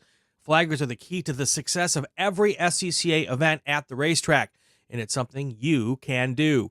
Being an SCCA flagger puts you in the action, feet from the race cars, keeping everyone at the track safe and having fun. And did you know that with SCCA's partnership with IMSA, flagging at SCCA events makes it easier than ever to flag at professional races around the country? Find out how you can become a flagger at scca.com/volunteer.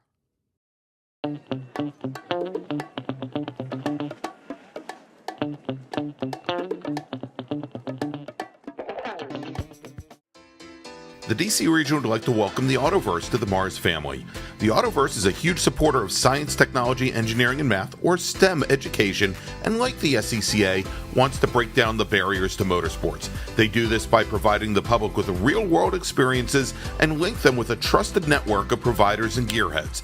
To find out more, find them online at theautoverse.io, and if you're here at Summit Point this weekend, stop by their display in the paddock, say hi, and ask them about their upcoming events. The Autoverse, 4 wheels, more fun.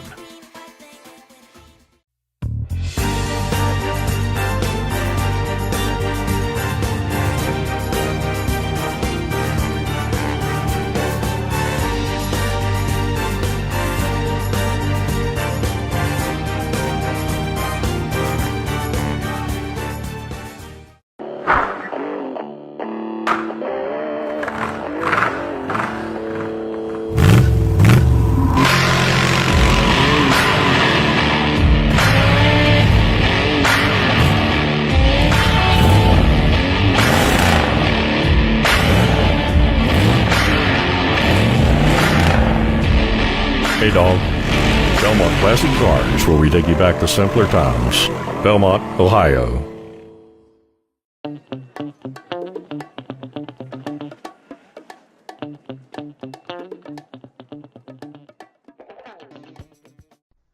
If your building is leaning, leaking, or cracking, you need SRG. Structural Rehabilitation Group specializes in the repair and rehabilitation of existing structures and structural elements.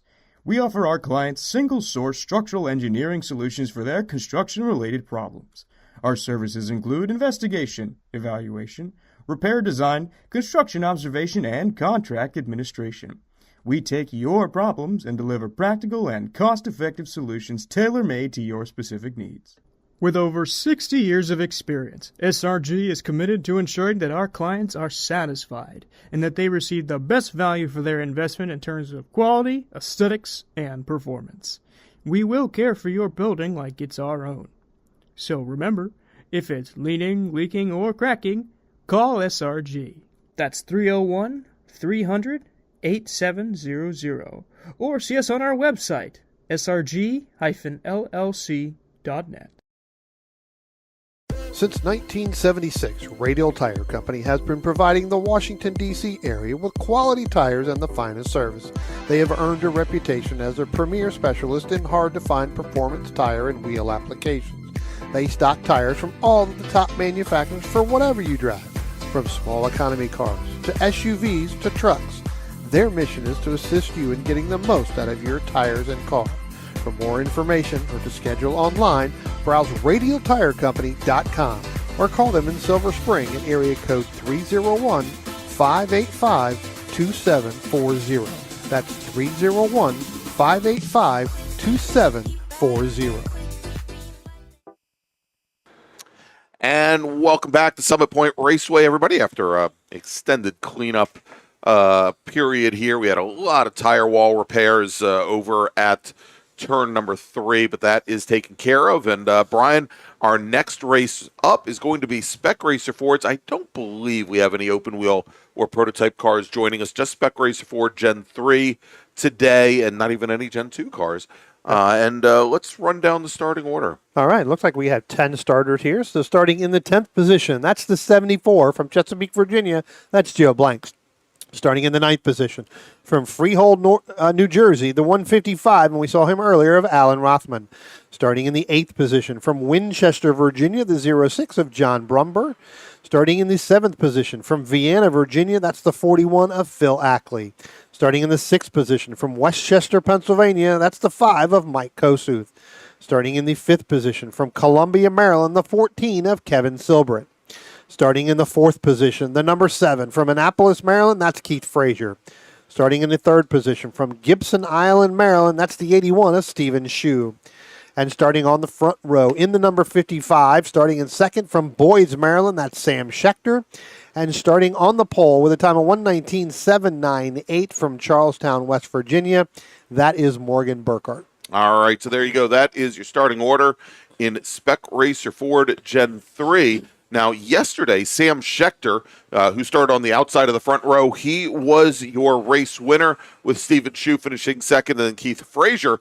Our pole sitter, Morgan Burkhardt, had some issues with the car, had to retire early. Why don't you tell us a little bit about it, Brian? Yeah, that ended up being a throttle return spring, kind of went bad. So another probably $1.98 part that that has been afflicting that car. They're up to $3.98.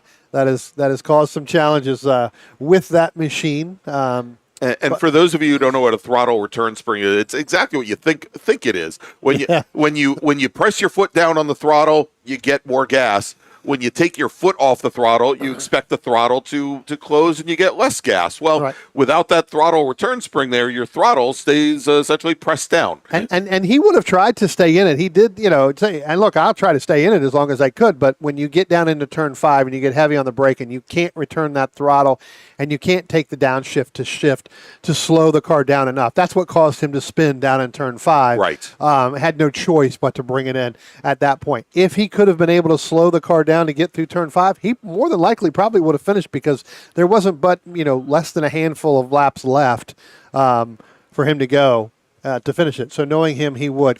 Greg, one of the things I want to talk about is we do have an 11th car that's going to take participate in this, and that's the 20 of Kevin Elon. So Kevin Elon's going to start 11th shotgun on the field here. That's right, from Sherwood Forest, Maryland. He was originally scheduled to run yesterday, and I don't believe he went out for qualifying in the morning, nor the dry race in the afternoon.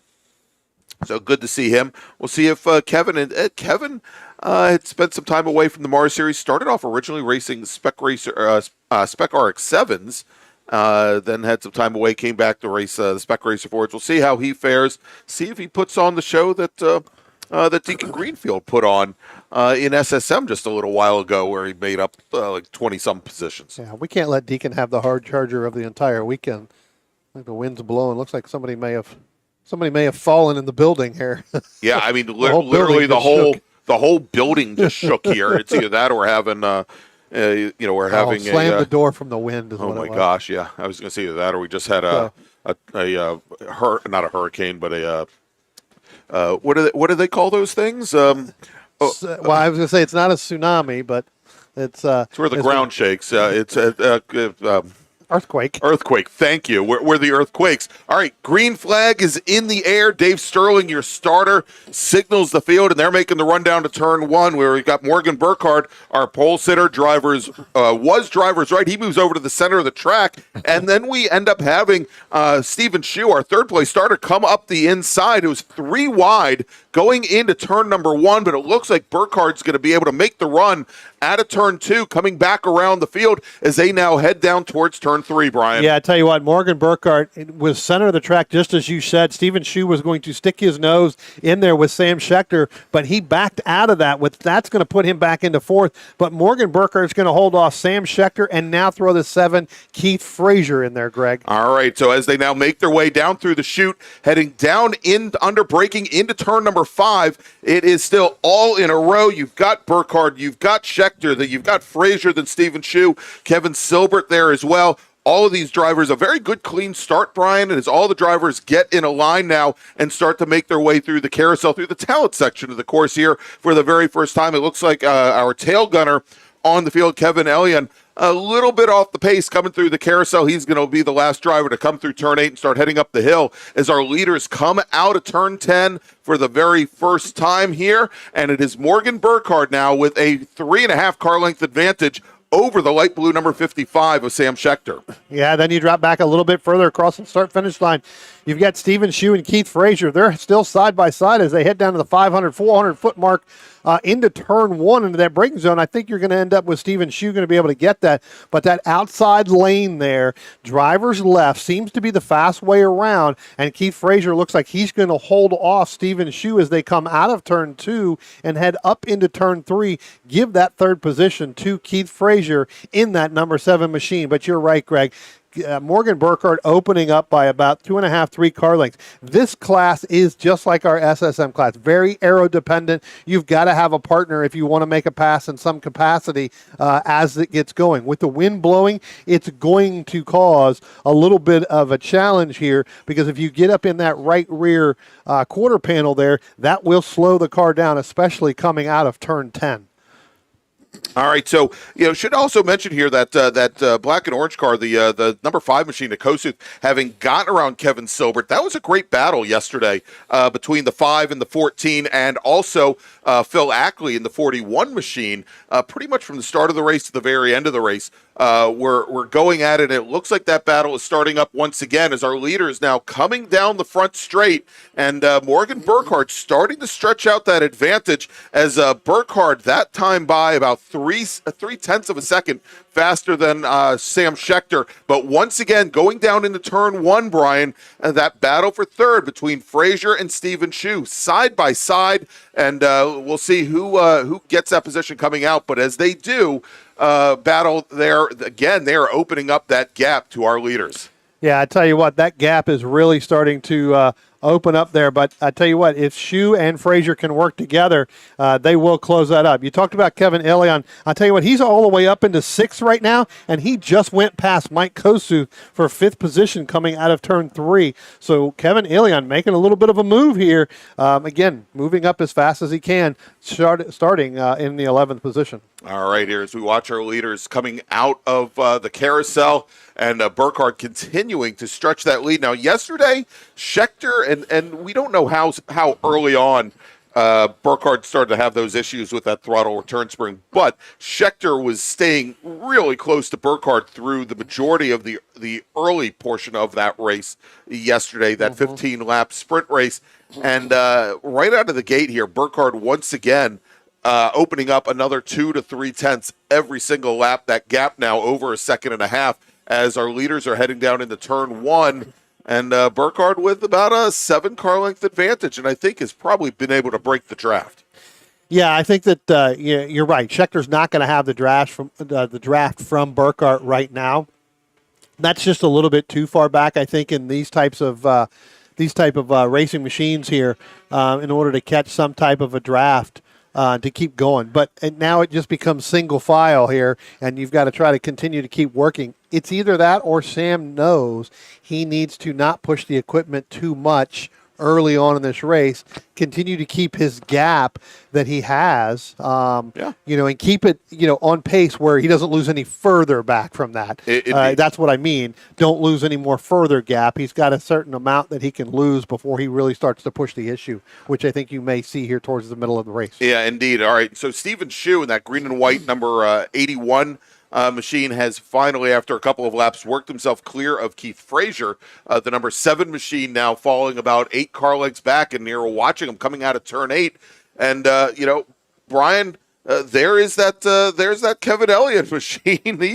He's making up ground on Frazier. That last time by, Elliott was 1.5 seconds faster than Keith Frazier as they come out of turn 10 onto the front straight. And Elliott, it's a kind of a Dayglow green and black machine. They're coming down now towards turn 1, under braking, and Elliott pulling up within a car length as they turn in for turn number 1. A little bit further back from them is another great little battle going on, and it is that battle that we saw yesterday. Kossuth, Silbert, and not Phil Ackley this time, but Joe Blanks in the 74. Yeah, Joe Blanks moving up a little bit, Ackley back a little bit further than that. But again, you know what?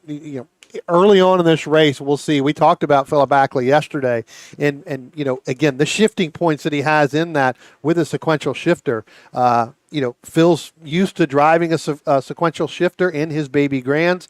There is a little bit of a difference between this and the SRF3s, where you can stay on the throttle when you're shifting here. He was lifting, and so that was taking about 0.5 of a second to about 1 second a lap off of what he should be doing. Well, when you think of how many times you have to upshift and downshift over the course of a lap with these 1.6 liter Ford motors, I mean, that is... it could be considerable here as Burkhardt continues to stretch out his advantage. But now let's take a look. This is the battle for 4th coming through turn 10 now. And actually, I think we just passed. Oh, we could have stayed on that other battle. That's fine. But again, it is Elian and Frazier. But now a little bit further back, let's stay on that start-finish camera. And here is that battle between Kossuth, Blanks, Silvert. Pardon me. Let's try that. Yeah, Kossuth, Blanks, Silbert, and I think Val Ackley is now in that fight as well. Brian, they came out of turn 10 with Kossuth and Blanks side by side. Silbert trying to use the draft to get by. It doesn't look they were able to get that done, however, but this is a great little fight as they're coming out of turn 2 now, heading over towards 3. Yeah, as they come out of turn 2 and head towards turn 3, you're going to see they're going to be side by side with Blanks and Kossuth. Give that spot to Blanks for that 6th position, but what that's done is that brought Kevin Silbert right in there. And then you talked about Philip Ackley, who was about 5 or 6 car lengths back. When they get down into turn 5, Philip Ackley is going to be within 3.5 car lengths because, like I said, the side-by-side, and these are aero-dependent machines as well, they have to use somebody, and I say use somebody to pass. That just brings them right up. It opens up that pocket of air. All right, Brian, real quick, let's make a first call to the grid for our next group. Attention to the paddock, attention to the paddock. First call to the grid for our Big Bore Racers. Race group number 3, please start heading to the grid. Your race is next. Big Bore, race group number 3, please start heading to the grid. Your race is next. Greg, while we were watching that last time, the battle between Joe Blanks, Mike Kossuth, and Kevin Silbert, Kevin Elian was able to get by Keith Frazier, so move Elian now up to 4th, and he's opened up by about 4 car lengths over Keith Frazier for that 4th position. All right, and he's still, Elian, he's running a little bit off the pace of Stephen Shue, so we may not see him. He may be in a position, especially if one of our top 3 have some problems like they did yesterday for a podium position. But for the moment, I think as Shue has been running somewhere along the lines of 0.3 of a second to 0.4 of a second faster than Kevin Elian here, we might see that forward advancement stunted just a little bit. Yeah, Stephen Shue for every single lap, obviously not the first 2 because they were getting settled out, but every lap after that, 3 through 6 that we've run so far, he's within 1/10 of his times across the board. When I look at Kevin Elian, obviously a little bit faster in between there. He's starting to be as consistent as well. So, again, if he continues to stay in that 120 pace, again, only 5/100ths of a second, off. It's going to be tough to reel in Stephen Shue. Yeah, as Shue is just now for the first time dropped into the 120s. Yeah, and almost again about 0.4 of a second faster than Elian that time by. But let's again watch this little fight that we've had going on just back behind them with Frazier, with Blanks, Kossuth, Silbert. Here and Phil Ackley, and we saw it yesterday where Ackley was right in the thick of this battle early on, and then about 5-6 laps in started to maybe fall off the pace just a little bit, and I think we're seeing that again today. Although I say that, and Ackley, he was about 0.3 of a second lap time wise off of what Silbert is, but Blanks, Kossuth, Silbert, and Ackley all just set their fastest laps. Yeah, and they're starting to spread out a little bit here as they get through turn 5, and then they'll be coming up turn 6. You can see where they were battling side by side and nose to tail. The last couple laps, they've kind of separated themselves out a little bit, where Joe Blanks is able to separate himself from Mike Kossuth and then Kevin Silbert, along with Phil Ackley.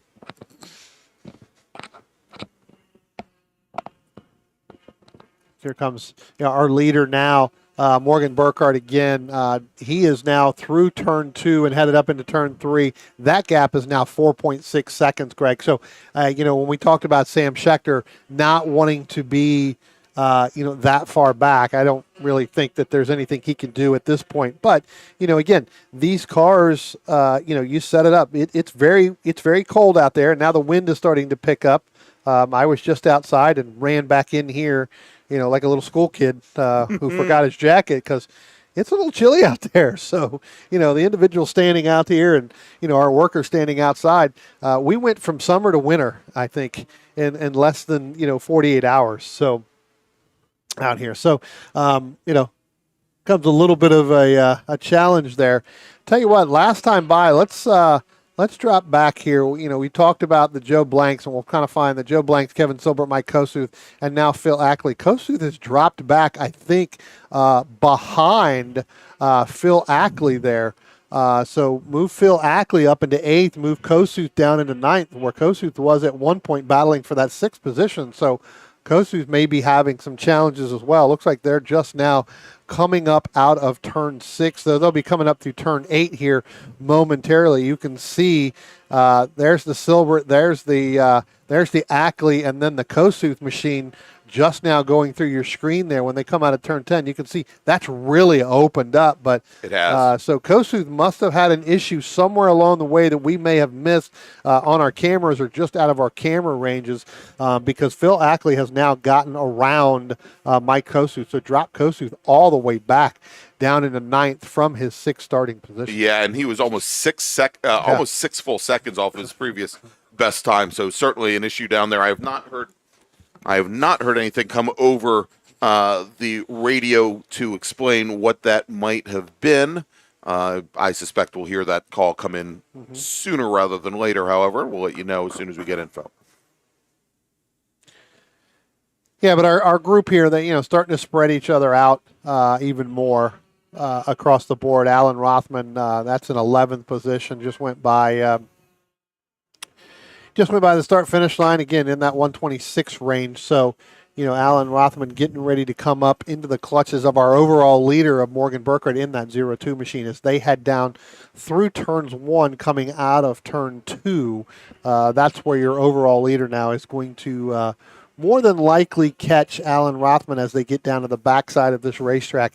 There's the Alan Rothman machine going by. There's your overall leader now coming into turn 3 and out of turn 3. So it looks like he's going to catch him down on the backside, probably between turn 5 and turn 6. Yeah, and should be, as long as he doesn't come up on him going into turn 5, and it doesn't look like he will, should be fairly easy to dispatch with the 155 car of Rothman out of Freehold, New Jersey. And there we go, is Burkhardt now. Looks like he's going to come up to him, probably heading over towards turn number 8 there. He's sucking up right back behind him, coming out of the carousel. And as we switch over to our turn 8 camera, Burkhardt's going to come right underneath the 155 car over at turn 8, and will work his way by. And Sam Schechter is likely going to have to deal with the 155 car as well, but as Schechter is just now coming out from underneath the bridge, it's probably going to be probably around the same place that Burkhardt got to him on this following lap. Yeah, he may not get to him until, like you said, until he get to down into turn 5. All right, so Brian, as we're just about halfway through this, and actually a little bit more than halfway through this 20-lap feature race, let's make another call to the grid for our next group. Attention in the paddock, second call to the grid for race group number 3. That's Big Bore, GT classes, American Sedan, GT, ITE and ITR, Spec Corvette, SPO, STU, T1, T2, T3. Race group 3, please start heading to the grid. And Brian, I've got a quick little we'll call it a public service announcement for those of you that are either here at the track or at home and are members of the Washington, D.C. region of the SCCA. This Tuesday night, October 10th, is going to be the D.C. region's annual meeting. It's going to be held at the Hilton Baltimore BWI Airport on Nursery Road in good old Linthicum Heights, right around near where I used to live, over by UMBC. Actually, Linthicum Heights is a little bit farther north than UMBC, but still kind of my old neck of the woods. But the annual meeting, you'll be able to get updates on all of the different programs that the SCCA provides, as well as financial updates from the region. If you can't make it, don't worry. My understanding is that it will also be made available via Zoom, and the region will provide that information to you soon enough. But if you have the time, I can tell you, and if you're interested in how your club is run, I strongly recommend that you head over to the BWI Airport Hilton for our annual meeting. Again, that is Tuesday night at 7 p.m. I know we've got some other people out there watching. We got Was it Carl Johnson watching? That's right. With the guys from Twisted Tea, I think it is down there. No, not Twisted Tea. It's Team Twisted. Well, he may be drinking Twisted Tea. There is a high likelihood of that. And so we talked to Carl yesterday. He was down in the Florida Keys. You remember we talked about he's living the Jimmy Buffett lifestyle down there. That may Jimmy rest in peace. Living the Jimmy Buffett lifestyle down at the Keys. He's making his way up to Fort Lauderdale. He wanted us all to sing him happy birthday. Guarantee you that ain't happening, Carl. But happy birthday nonetheless, and thanks for keeping Team Twisted alive. And we saw the photo that you sent of that you posted up on Facebook honoring good old Steve 50, and definitely appreciate it. Yep.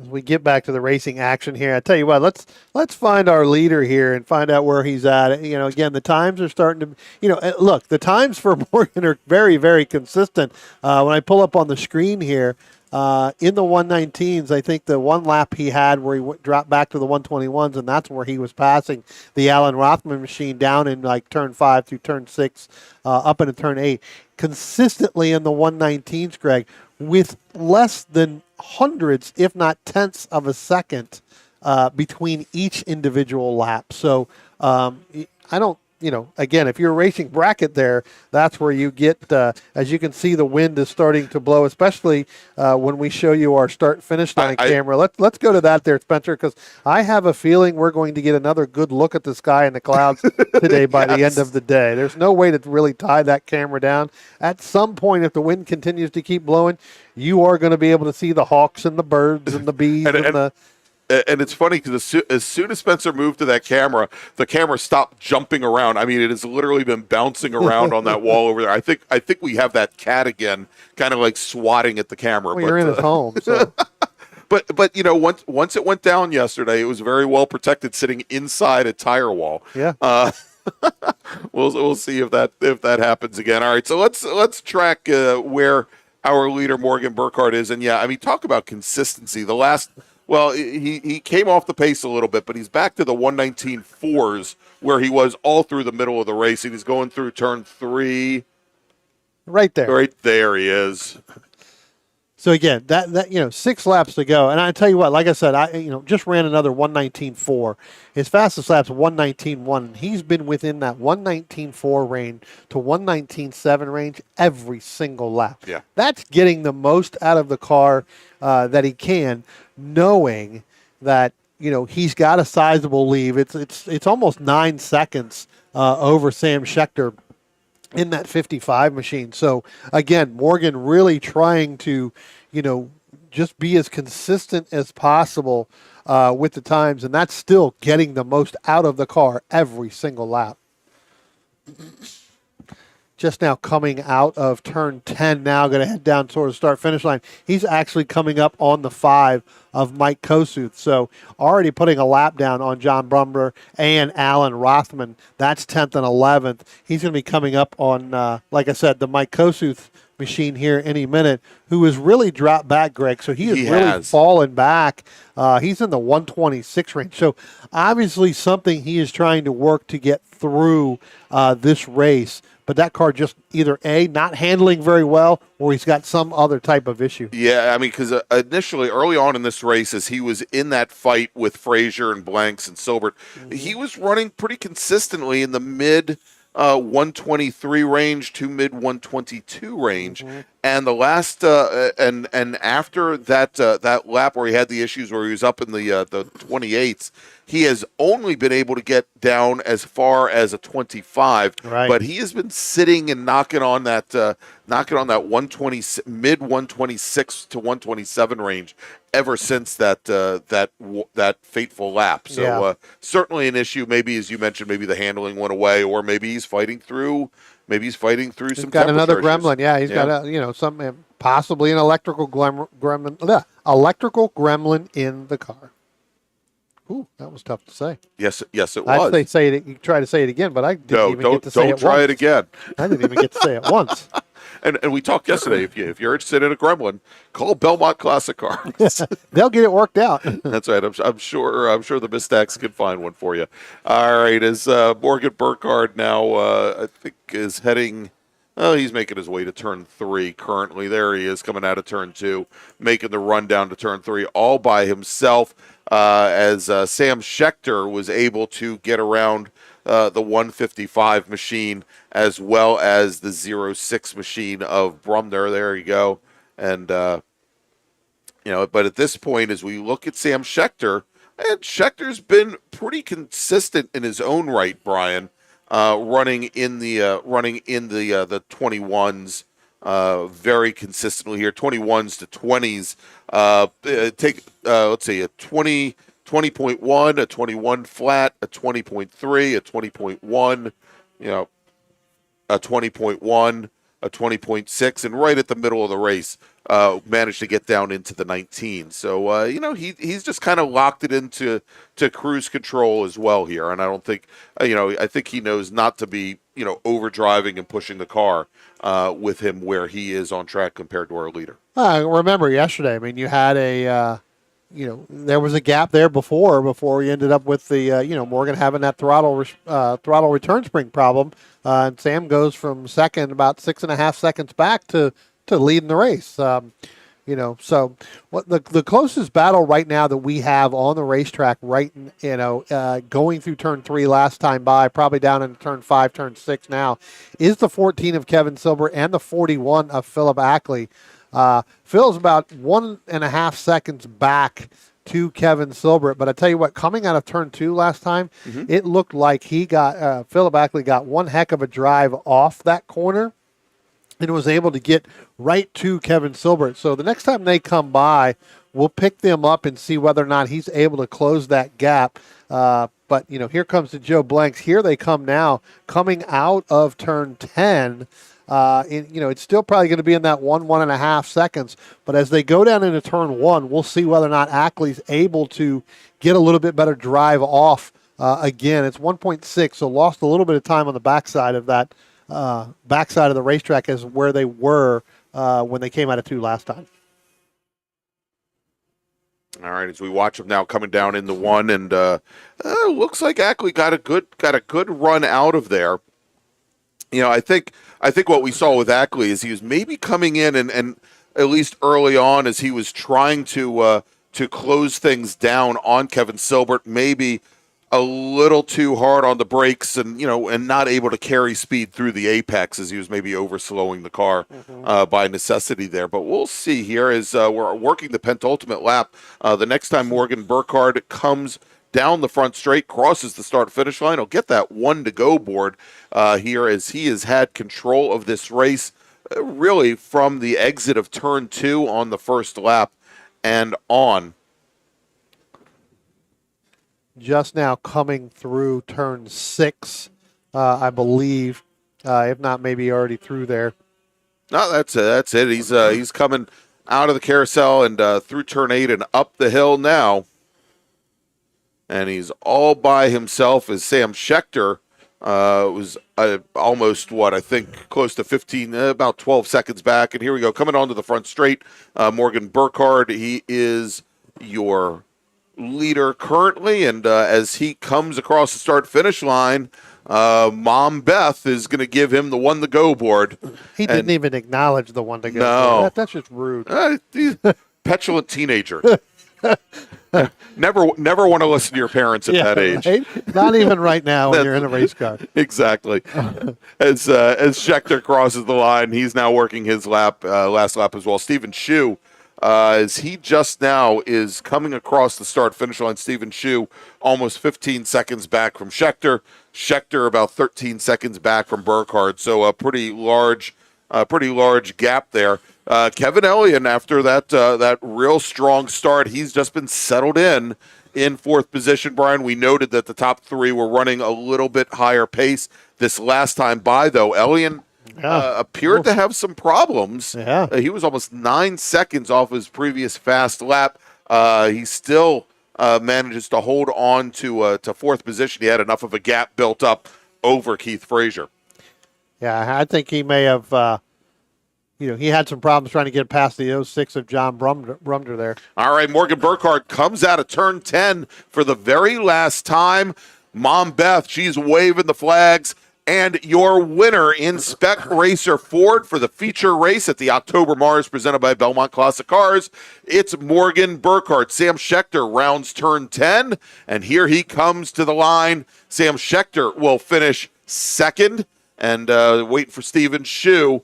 Now, coming out of turn number 10 is the 81 car. He runs very, very wide coming out of 10, manages to hold on, and he'll cross the line. He takes the bronze. The last step on the podium goes to Stephen Shu.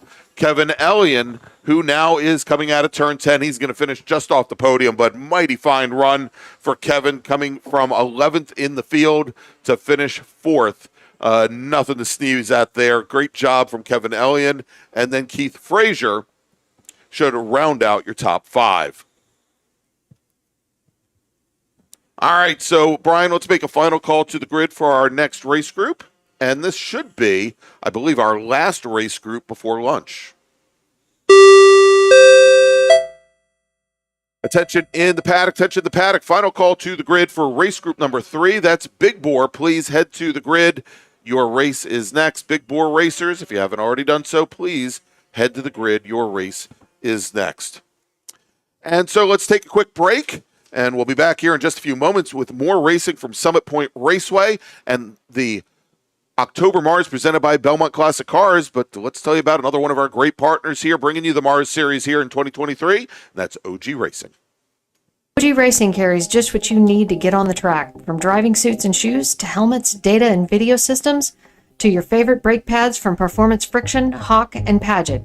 OG Racing has built its reputation during the last 22 years by providing the best customer service in the motorsports business, and their depth of inventory is second to none when it comes to safety equipment. That's why OG Racing has been the highest volume Sparco dealer for 17 years. Come visit their 12,000 square foot showroom and warehouse located in Sterling, Virginia. Call them at 1-800-934-9112 or order online at ogracing.com.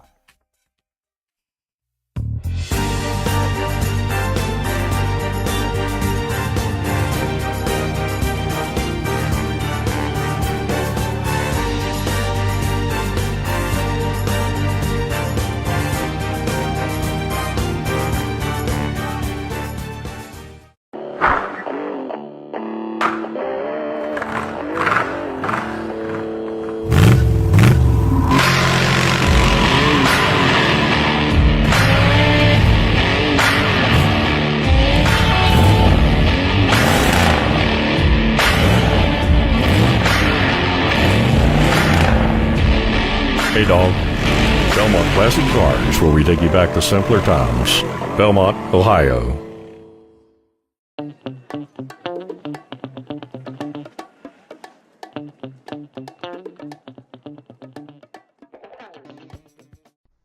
If your building is leaning, leaking, or cracking, you need SRG. Structural Rehabilitation Group specializes in the repair and rehabilitation of existing structures and structural elements. We offer our clients single-source structural engineering solutions for their construction-related problems. Our services include investigation, evaluation, repair design, construction observation, and contract administration. We take your problems and deliver practical and cost-effective solutions tailor-made to your specific needs.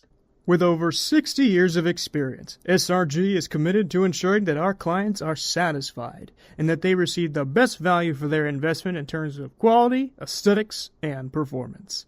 We will care for your building like it's our own. So remember, if it's leaning, leaking, or cracking, call SRG.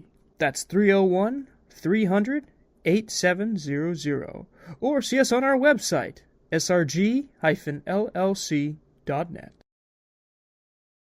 Since 1976, Radial Tire Company has been providing the Washington, D.C. area with quality tires and the finest service.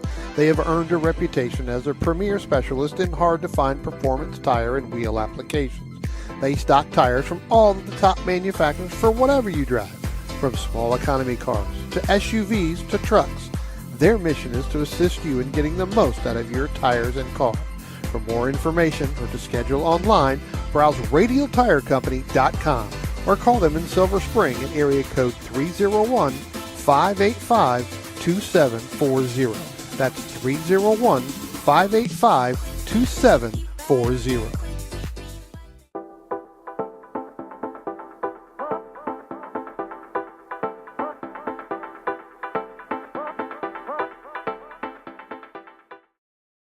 If you like what you see today, become part of the action by joining Sports Car Club of America.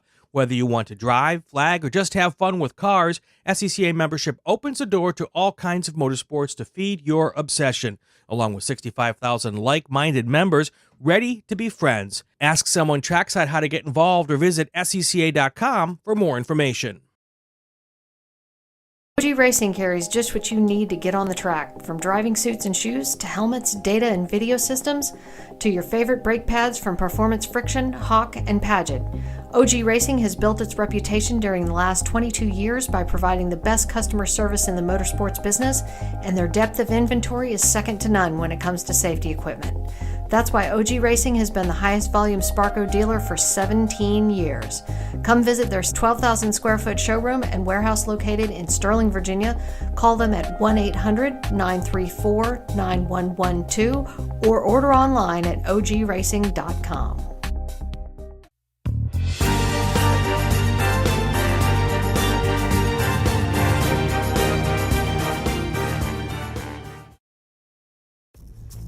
RP Performance is the only premier race shop in the region that specializes in both street and track Mazdas and is located right in the heart of racing at Summit Point's Gasoline Alley.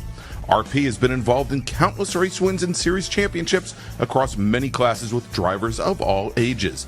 Not just a full-service shop, RP has been helping drivers with their individual racing and other track event needs for over 30 years, providing trackside support, arrive and drive packages, as well as race car transport services. And they're known for its help all attitude. RP Performance is your go-to for getting cars back on track for that positive experience at Summit Point when you're ready to pack it in. For more information about RP Performance, come talk to them here in the paddock. Call them at 304-728-6749 or email them at Brett, that's B-R-E-T, at rpperformanceracing.com. Green, blue, white, checker. You know the flags, but do you know the people waving those flags? Flaggers are the key to the success of every SCCA event at the racetrack, and it's something you can do. Being an SCCA flagger puts you in the action, feet from the race cars, keeping everyone at the track safe and having fun. And did you know that with SCCA's partnership with IMSA, flagging at SCCA events makes it easier than ever to flag at professional races around the country? Find out how you can become a flagger at scca.com/volunteer.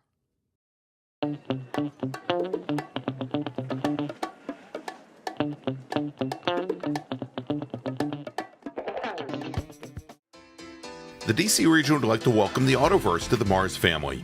The Autoverse is a huge supporter of science, technology, engineering, and math, or STEM education, and like the SCCA, wants to break down the barriers to motorsports. They do this by providing the public with real-world experiences and link them with a trusted network of providers and gearheads. To find out more, find them online at theautoverse.io, and if you're here at Summit Point this weekend, stop by their display in the paddock, say hi, and ask them about their upcoming events. The Autoverse, 4 wheels, more fun.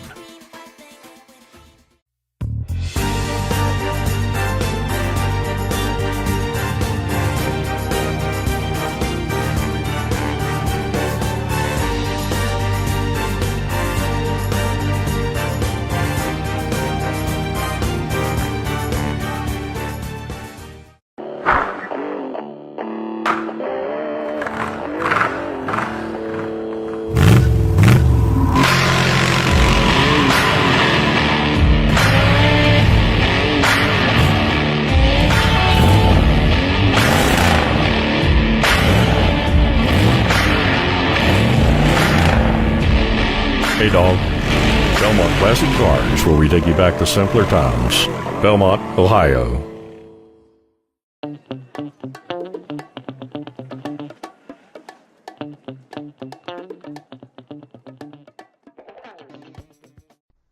If your building is leaning, leaking, or cracking, you need SRG. Structural Rehabilitation Group specializes in the repair and rehabilitation of existing structures and structural elements.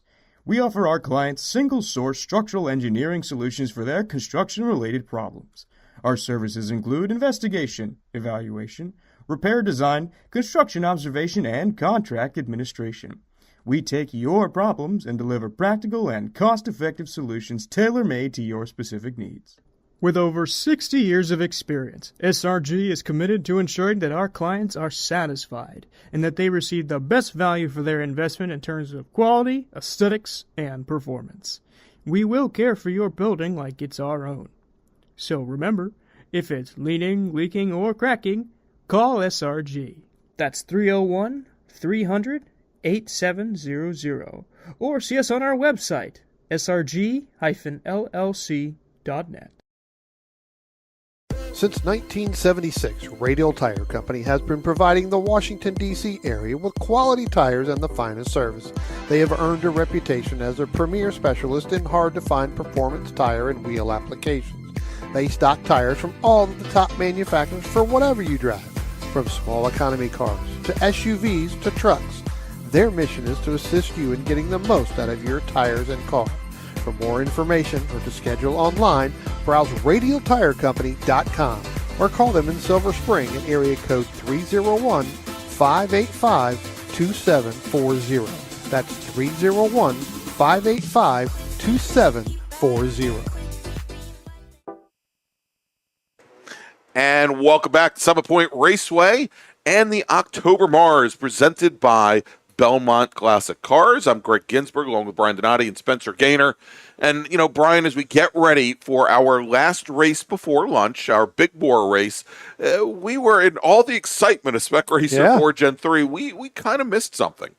Well, we actually missed something very large, and that was we now have a new track record holder in the SRF Gen 3s with Morgan Burkhardt taking that record down. I think it's a 119.178 now. Yeah, exactly. So the Spec Race 4 track record coming into today's race was set by David Dickerson at this event last year.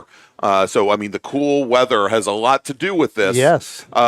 He turned in a 119.532, did David Dickerson, and Morgan Burkhardt knocked almost 0.4 of a second off of that. Yeah, you said it, a 119.178, the new track record in Spec Racer 4 Gen 3. So for all you Morgan Burkhardt fans, wish him congratulations when you see him. And did Dickerson do it in that same exact car? I was just going to say, I think is that in that same car? Yeah, I think it's probably the exact same doggone racing machine that Burkhardt just set the track record. Or one of them, yes. Yes. So, all right, so we've got our big bore racers. They are heading out on the field, and we've got a couple storylines here as well. But, Brian, I believe we've got only 5 drivers heading out and we'll take the green here for this 20-lap race. Thankfully, 2 of them are in the same class. Let's run down the starting order. Yeah, starting in the 5th position in the 186 from Fredericksburg, Virginia, that's Jennifer Romes. Starting in the 4th position in that GT1 machine from Pittsboro, North Carolina, that's the 47 of David Smith. Starting in the 3rd position in his TA2 Camaro from Belmont, Ohio, that is Andrew Mistak. And starting on the front row from Alexandria, Virginia, in that nice BMW M3, that's the 14 of Marshall Lytle. And on the pole in that Porsche 991 Cup car, the number 76, another GT2, is Nicholas Karangelin. All right, there you go. There is your starting field, and we've got a couple storylines here, Brian. And first off, thank you for reading that. We may read the grid another 3 times, just for filler during this race. Just kidding. But yesterday we had Andrew Mistak retire his car early. We've noted that he's had mechanical issues seemingly all year long with that TA2 Camaro, and it turned out that he was having alternator issues, and it had run the battery down on the car. And he was ready to pack it up, head back home, and noted that that these TA2 cars, they don't just use an off-the-shelf Camaro alternator, just regular. But he had some thoughts, and it sounds like they may have rebuilt the alternator last night here at the track. Well, you know what? If I was Andrew, you know who the first person I'd call? I'd call Belmont Classic Cars and find out if you can take care of my Gremlin, right? I mean, and I'm sure that phone call was made hundreds of times. I'm sure. Actually, Andrew owns Belmont Classic Cars, so that's that's kind of the The running additional joke there. plug. So. Yeah, exactly. We're trying to give him all the all his money's worth. Good here. and bad, right? That's right.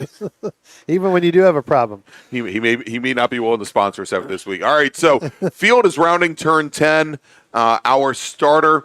And that is, I believe, John Burkhardt looking over the field, and we do have a start. And much like yesterday, Marshall Lytle with a great jump off the line, reading the green much earlier than the other drivers there. But Karanglin and his Porsche able to get around the 3 Series BMW, and then Karanglin moves all the way driver's right to hold off Andrew Mistack, going down into turn number 1 as the Camaro was really looking to I think outsmart the Porsche driver, and they are locked nose to tail now as they come into turn number 3, Brian. Tell you what, going into turn number 3, Andrew Mistack, again, these cars love the cold weather, right, or the cool weather. What the tires don't like is the cool weather. Cool weather. And as they got into turn 3, you could see Andrew Mistack get on the brake, and he lost the front end of the nose. And I don't mean he lost the entire front end of the nose. He lost the front end of the nose as far as grip perspective and had to get out of the throttle again to get back in there. So, getting a little loose with those front ends of those tires. All right, so Mistack, he was right up alongside Karanglin as they came into turn 5. Karanglin was able to carry a little bit more speed out and into the carousel, but then Mistack tries to come right underneath the Porsche, and now he gets around the Porsche coming through turn 8 and up the hill towards the bridge. And Marshall Lytle, he's right there as well. The 3 of them come out at turn number 10, nose to tail. Mistack is going to complete lap number 1 as your leader, but Karanglin, he's already taking a look to the inside, Brian. I'll tell you what, he thought about trying to go driver's right coming out of 10 past the start-finish line to get Andrew Mistack. Andrew Mistack looks like he's going to overrun turn 1 a little bit on entry. Let's take a look when we look down at the cameras coming out of turn 2, how much Karanglin is going to be able to close up on him. It doesn't look like he's going to all that much, but it looks like Mistack may have overdrove turn 1, but was able to power out of that move coming through there. So Karanglin, not able to get on the stay on the back bumper of Andrew Mistack. But you talked about Marshall Lytle real quick. His new nickname, Butter. He's just smooth as butter. Absolutely. Yeah, so Mistack definitely ran very deep in the one. Now, what we saw and what we should watch for today, Brian, is before Mistack had his electrical issues yesterday, he was having a lot of problems putting the power down. That you have the TA2 Camaros, they don't have traction control. Right. You have to be very cautious, very judicious, very smooth like butter, like Marshall Lytle, gotta be butter with your right foot. And you need to try not to break traction there in the rear. And he had some problems with that yesterday. We'll see, especially as the temps are much colder and those tires maybe are going to take a little bit longer to get up to prime operating temp. Whether he has that issue again is he now going down the front straight there. The one thing he has an advantage with is horsepower, Brian. And he opens up about 2 car lengths on Nick Karanglin. But I'm also noticing that as Andrew Mistack goes into turn 1, even that time in where perhaps he did not have to be very defensive, he threw away a lot of ground on entry. He started from about a car width and a half to the inside, to the center of track, and that really compromises your entry speed pre-apex. Yeah, absolutely. And right now, again, early on, they're still really trying to get enough heat in these tires, right? You've got to take 3,600 pounds, and build up as much heat. We talked about this at the beginning, when I saw that, Mistack coming through turn 3, losing the nose getting a little loose in the steering to try to get through there, where he lost a little bit of ground to Karanglin, but was able to get back by him, several turns later. It takes a good 5 or 6 laps, especially in this cold weather.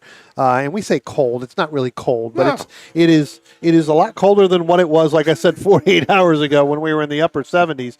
Now we're really feels like in the 45, 46 degrees out here. You can see there from our start-finish cam as the wind is blustery and blowing around. The camera isn't jumping around any longer, thankfully, but it certainly feels a lot colder out here than it really is. But I think much like we saw yesterday, and maybe not with a 3,500-pound TA2 Camaro, but certainly with a smaller, lighter car, and we'll see many more of those as the day goes on. That may affect the ability for some of these cars to make it around this race course. Certainly. Yeah, I think when we get to, again, depending on the wind, I think when we get to lunch, the groups that are going to go after lunch, especially in the bracket and with some of the larger cars, especially guys like Bill Smith, they're going to like this racetrack. There's going to be enough grip in there, for them as they get going. But this group right here, with that TA2 car and that Porsche 997 Cup, like I said, as the race goes on, you're going to see the times get a little bit faster. They both ran their fastest lap time last time by. I think you're going to see it even faster here now with Karanglin, trying to get as much out of it as he can. His qualifying time yesterday or during his sprint race was 1:17.8. Yes. Again, a little bit warmer yesterday, but he's starting to pull down and get some laps. And again, if Mistak can hold on to this 20 laps, he is definitely going to be tough to beat in this GT2 because we only have two cars that are really racing in class. Everybody else is in their own class. Marshall Lytle in the ITE, David Smith in GT1, and then obviously Jennifer Rome's in that T3 Cyan FRS. Yeah, that's right. And, I guess there's some other stories here. Of course, we had Andrew Mistak retire early yesterday. We also had David Smith in that beautiful C5 Corvette, the GT1 car, not make it all the way to the end of the race yesterday. Right. So I'm sure he's looking to see if he can eke a little bit more out of it today, especially in a race that's 5 laps longer. Yeah. But good sign as we watch that Corvette come, as we just saw that Corvette go through turn 1, that, that he was able to get whatever ailed that car repaired and has the car back out here today as we continue to watch our top 3. They come out of turn 8 under the bridge and into turn 10, and Mistak continues to stretch things out. He's already now down into the high 17s there as he now turns in a 117.968. Let's just call that a 118 flat. And that is almost 0.6 of a second faster than Karanglin, who's kind of settled in with that 118.6 range. Well, I tell you what, now you're starting to see what this TA2 Camaro is really going to do with Andrew Mistak. We're 5 laps in. The tires are right now at the temperature that they're really starting to build up to give that car the handling. And you can see that in the lap times because yesterday only ran a 119.1. Right. He's basically second and a half faster today. That's with the cooler temperatures that we have. These motors love that cooler temperatures throughout. And so what happens is you get the longevity of the entire, not only the handling, but the motor itself. But hopefully that alternator holds up and that battery continues to stay charged up to do this because I'd really like to see him run because I think he can go probably in the I'd say 117, maybe even 117.4, 117.5 as the race goes on, I think. Well, I mean, he was already knocking on the door of a 17.5. Sure. Being there at a 17.9. So we'll see here. He's a little bit off that pace this last time by. I was also checking in with Jennifer Romes, our sole Touring 3 racer out here in her Scion FRS, and she's getting closer to where she ran yesterday. She had a fast lap yesterday of 130.9, and she is down to a 31.2. So only about 0.3 off of where she was yesterday. And, I'll tell you here is Karanglin is trying to work his way back up to Andrew Mistak. An issue that he experienced yesterday, Brian, has kind of reared its ugly head again. Again, here at Summit Point Raceway for the Mid-Atlantic Road Racing Series, we do have a sound limit of 103 decibels, which is really ear-splittingly loud. Right. But you're only allowed to crack that a finite number of times before you will be essentially pulled off the track.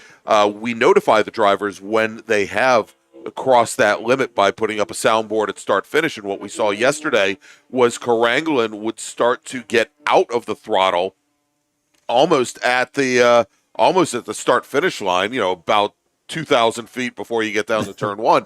And it really affected his speeds afterwards. Right. They've just given Karanglin that soundboard once again, and I think he's probably going to be back in that same posture. We saw him lose almost 2 seconds a lap once he started concerning himself with sound levels. And that is only going to open things up for Mistak even more. Well, I got to be honest with you, Greg. I'm not seeing that right now. I mean, yes, I know he's going to have to start lifting a little bit, but as they go down through turn 5 right now, where that gap was 2.5 seconds, it's a lot closer than that now when they come out of turn 6. So, again, as we start to get into 7 laps into this race, the handling of Mistak's car or that alternator could be having that same issue, because that gap is considerably closed down. They're coming up out of turn 8 right now. We'll see when they come out of turn 9 what that gap, or out of turn 10 what that gap is. But this is the closest Karanglin has been all race long so far. All right, well, as Mistak crosses the line, he turns in a 1:14.4, so about 0.2 faster than the previous lap. But Nick Karanglin just threw down the gauntlet, a 1:17.75. That is the fastest lap of the race. That's 0.2 of a second faster than Mistak has run yet today. And so that last time by, Karanglin knocks off almost a full second of that lead that Andrew Mistak had. It's still a touch under 2 seconds, however. Yeah, so we'll have, absolutely. So either Mistak's having a problem there, because that's 2 laps in a row that he's been in the upper to mid 118s, where he was running in those 117 time frames earlier on. So either the handling is starting to go away super early, and now he has to nurse it back through, or Karanglin, it's taken about 6 or 7 laps for that portion to get up to the temperatures on those tires, and as the fuel starts to burn off, that handling gets a little bit better. All right, and so Brian, also wanted to mention here, as part of the October MARRS presented by Belmont Classic Cars, we do have here this weekend some very special guests that have joined us. And if you give me 1 second, I'll pull up some more information about them. It is, I believe, the MG group, but give me 1 second and I will pull up that information. It is, it's the DC Metro Minis here this weekend. I thought it was the MG Club. It's DC Metro Minis.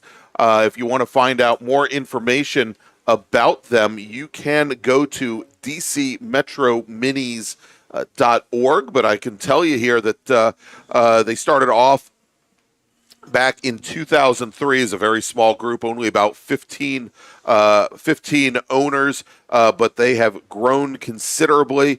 They had their very first big meetup or big group at the Dragon down at the border of Tennessee and North Carolina. That was back in 2003. But very big group now, and they are our guests this weekend. That when we break for lunch, they are going to be out on track, enjoying some parade laps here around Summit Point Raceway. I think we're going to see them start heading up onto the grid here for those of you that are here at the track momentarily. But Brian, we're starting to see where Karanglin really starting to close things down on Mistak. Yeah, last time by, going through turn 5 and turn 6, he was right on the back bumper, and now Mistak goes sideways into turn 1, locks it up, and now Karanglin's going to go on the outside of him. He's going to have to get it back into gear. Both drivers now look like they're going to be able to continue, but what is that going to do? That's going to allow Marshall Lido to get by both of them. It's going to take an extra second as Karanglin is able to get back on the throttle a little bit quicker, but it does look like that Mistak went hard down into turn 1, missed the braking, locked up the rear tires, slid sideways. Karanglin went driver's left to avoid Andrew Mistak and then go all the way around to the outside, but he was able to get it back into gear a little bit quicker as Mistak was sitting sideways on the racetrack, and they were able to get through, and then they were able to power out through. We'll have to see whether or not Mistak flat spotted those rear tires, Greg, because I tell you what, that was one heck of a a power drift, which Yes. is not what he really wants to be No. doing in that car, whether or not he flat spotted those tires, and he'll know it right away. Well, certainly, and Marshall Lytle, as he was coming down the front straight, was looking at close to 100% track blockage Yeah. at turn one, and he had to try and figure out what to do as quickly as possible. Hey, so real quick here, I just threw up some more information in the chat here as Mistak did recover, and Mistak now running second to Caranglan and Marshall Lytle. Not able to quite get up to those two drivers before they continued. But I just put some information in the chat about DC Metro Minis as well as how to join. They do have an annual membership fee of $26 or $35 for couples, and you can either sign up via their web presence, or you can send an email to membership at DC Metro Minis. That's with an S at the end. .org. Membership at DC Metro Minis, and again, we're very happy to see them here today. Looks like we got about 20 of them, Brian, ready to enjoy their afternoon with us. Yeah, that's fantastic. That's a great little turnout to come out here and get some laps on this racetrack. And when they go down into turn one, they'll be able to see those skid marks, because if you can see, once we get back to around to turn one, you can see the black skid marks that Andrew Mistak has left his mark on this racetrack. Well, I was going to say Mistak left him, but Caranglan, who went to avoid, I think also had a little bit of brake lock up there. He was trying to find how far wide he could go and not end up in the gravel trap. Yeah, I tell you what, great job by all three drivers, right? I'm even going to give Marshall Lytle, there, because he basically had to get on the brakes, and Marshall Lytle may even be having a little bit of an issue as well, Greg, because he is falling back here now. Let's take a look at this time here. He's even slower than what he was the last time with getting on the brakes, so he may have some type of challenge. But let's go back to our front two. They're just now coming out of turn two, heading up into turn three right now, and that is Nicholas Caranglan in that 76 Porsche 997 Cup car, and Andrew Mistak in that number 17 Chevrolet TA2 Camaro. Those two now, that is the battle not only for the overall win, but that is the win for GT2. Mistak starting to reel him in. He was about a half a second faster last time by, Greg. Well, and the other issue is Caranglan just got the soundboard once again. Uh-oh. And so he may find himself getting out of that throttle on the front straight. We just had Mistak pull right up to the back of Caranglan, under braking in the 5. Caranglan with the Porsche, I think definitely a little bit more nimble car down in the carousel, and as they come up the hill out of turn 8 and underneath the bridge, Caranglan's able to then open things up to all of a half a car length, and I think that's really going to put him to a point where Mistak might be able to just drive right on by. They're side by side as they come across the start-finish line, with Caranglan with about a half a car length advantage, but now Mistak coming down the inside, and Caranglan must be going, oh, please, please, please don't lock up your brakes, Andrew. Well, I tell you what, he had that, again, he was on far driver's right talking about Mistak, and he kind of went through there, lost the nose again. That thing started to get loose by the front end of driving it, and that allowed Caranglan to go on the outside and continued and pull all the way around. So as they went into side by side into one, losing the front end there with no grip, going in under heavy braking, that is going to give the advantage back to Caranglan. And now Mistak goes through turn 5, and he's going to go sideways. Big brake lock up there in 5. Is pushing that car to, I would say, over the limit. Well, it's interesting, Brian. So I used to my CRX when I used to race it here. The way I knew to turn in for turn 5 is when the rear brakes locked up. But that was in a front-wheel drive car where the rear wheels didn't do anything. And didn't weigh 3,600 pounds. Yeah, right? exactly. 3,400 pounds. It was 2,300 pounds. And you saw Mistak with the rear end lock up, and he basically went through turn 5 in a 4-wheel drift, but that wasn't under power. That was 4-wheel drift with all 4 wheels locked up. And definitely affected him here now as they come down the front straight again and head towards turn 1. He's about 13, 14 car lengths back. Well, look, as we got 6 laps left to go here, these larger, heavier cars, and especially myself working on some of these TA2 cars and knowing some of these heavier stock cars, when you start to get on the brakes in those cars, it is, as the race starts to go down, everything has changed. The fuel load is now lower than that. So you Right. get on there, You the have brakes to be tend able to lock work up the a little. brake bias a little bit. And so one of the things he's doing, and I'm not sure if he's got Hoosiers or Goodyears on that Camaro. We'll have to see after the fact. 3/4 of a Hoosier. But I 3/4 of a guarantee Goodyear. you what, there's really going to be nothing left after this race. He is using them up very well. Well, and I would suspect that when he locked them up going into turn one, he more or less did transcendental danger to those tires, and he's probably hitting the same flat spot over and over and over again. We'll watch this next time as they go into 5, but it was very interesting there as we see Marshall Lytle and David Smith come through there, that you can see the skid marks from that TA2 Camaro there on our camera view of turn 5 as our leaders come across the line. They are now completing lap number 15, working lap number 16 in this 20-lap feature race. And I'll tell you, Brian, it's turned out to be a better race than I thought it would be. Well, I tell you what, I mean, unfortunately, the race that is now becoming with Andrew Mistak, it's whether or not he's going to be able to make that car last in terms of handling. Well, and Brian, as good as this race has been, this race is now over as Nick Karangelin is going to be receiving the black flag as he cracked that 103 decibel sound limit once again, and his race now is done. And we'll see if Mistak can now finish this race also. We may find them both off track on the same lap. I don't want to say that, but Nick Karangelin, he's going to receive a black flag. Black flag essentially means return to the pits. Yeah, and again, that's unfortunate because I think Andrew Mistak is really trying to wave and get through there, and now he's going to get the soundboard again. So we'll see whether or not I didn't see any signal out of there, but now he is. You can see Karangelin has completely let off the throttle. Mistak now goes by, so Karangelin will get in. So evidently he was able to pick up that black flag, for sound. Mistak's going to go all the way around. But again, I talked about it with these heavier cars. You have a setup that you set the car up for, and you anticipate it going green the entire time, right? In road course racing, you don't anticipate, double yellows or anything like that. And now Marshall Lytle is in on pit road, guys. So that changes the complexity of this whole entire thing. That now moves David Smith, who had mechanical issues yesterday. He's just now heading down towards turn 1 in his C5 Corvette. That'll move David Smith up into second position here today. Our sole GT1 driver in class will see if that car can make it the additional 5 laps. He retired, I think, 2 laps early yesterday at around lap 13. So he is certainly further along than he was yesterday. Yeah. And that's going to move Jennifer Romes now up into third. Right.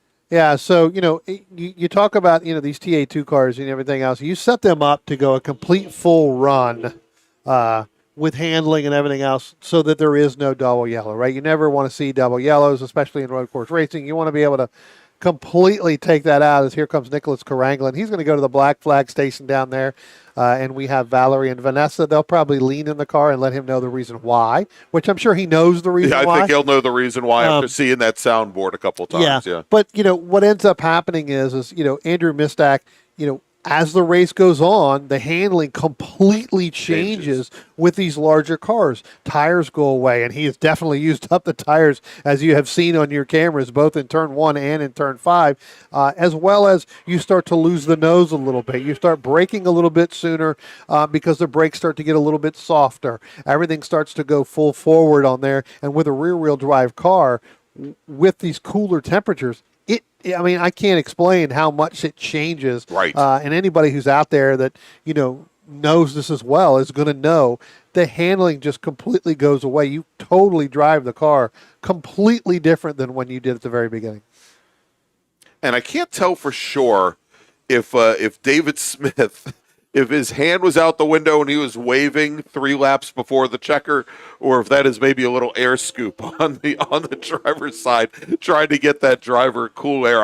I'm guessing it was number 2, but might be a little premature to start Even celebrating. though that it's cooler out here, when you get in that GT1 Oh my machine gosh, and he's going, yes. it's 40s, upper 50s here with the wind chill. It's 45. It's It's very- still warm in that car. You've got the sometimes big- you can put your hand up there towards the window net, Direct which there. I wouldn't recommend. You'd always want both hands on the wheel, but you can put your hand up in there, just as if you're going down 95 or 81. Well, 81 you're always stopped. You don't go very fast anyway on 81 at certain point. You can put your hand out the window if you've ever done it, and you can see the air that comes in. That helps you get a little cooler. Now it does slow you down. and there's a little air scoop. Yeah, there's out a there. scoop there, I believe. He does. It's either that or Smith's hand is about 4 feet in front of the winch.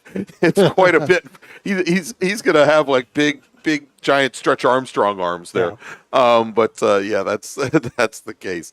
I mean it gets incredibly hot. You've got the exhaust running right by you. There's so much going on there.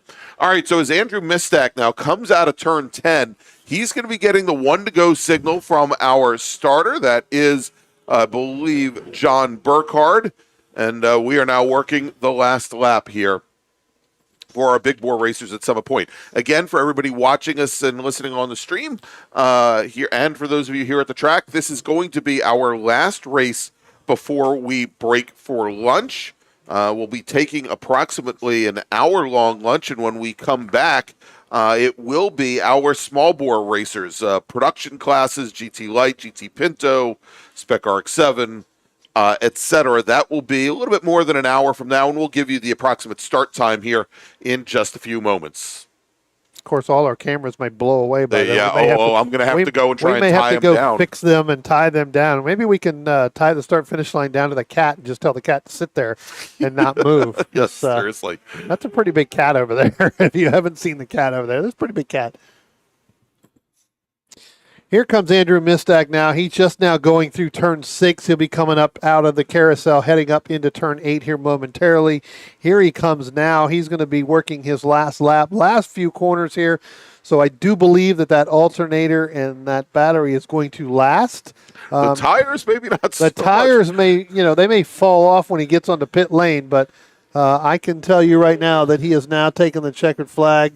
And I guarantee you that Andrew Mistack is happy to see that car was able to last the entire 20 laps today. Indeed. All right, so Andrew Mistack is your GT2 and overall winner here today in our big bore race. David Smith, when he comes out of turn 10 and trying to pick up where that bright red Chevy Camaro GT1 car is, he's coming out of the carousel right now. There he is. Assuming he can make it the next half lap, he will be your GT1 leader. And then Jennifer Romes running her T3 Scion. She will finish third overall and take the win in that class. And she is now making her way down, coming through the carousel right now. And I know she had crossed just ahead of Mistack. Yeah, right before Mistack. Yeah. And interesting to note that she was a couple laps down from Mistack and from also David Smith. It wasn't until this final lap where she was able to claim third overall from Nick Karanglin. Yep. So Karanglin will finish fourth overall, second in GT2. Marshall Lytle will finish fifth. And here comes Jennifer Romes onto the front straight. Checkered flag is waving for her, and she will come across the line. Jennifer Romes, our winner in T3, finishing third overall. All right, so let's wait a quick second here, Brian. I'm going to try and get word on our start time for our next race, our small bore races. We're going to take a quick break from lunch.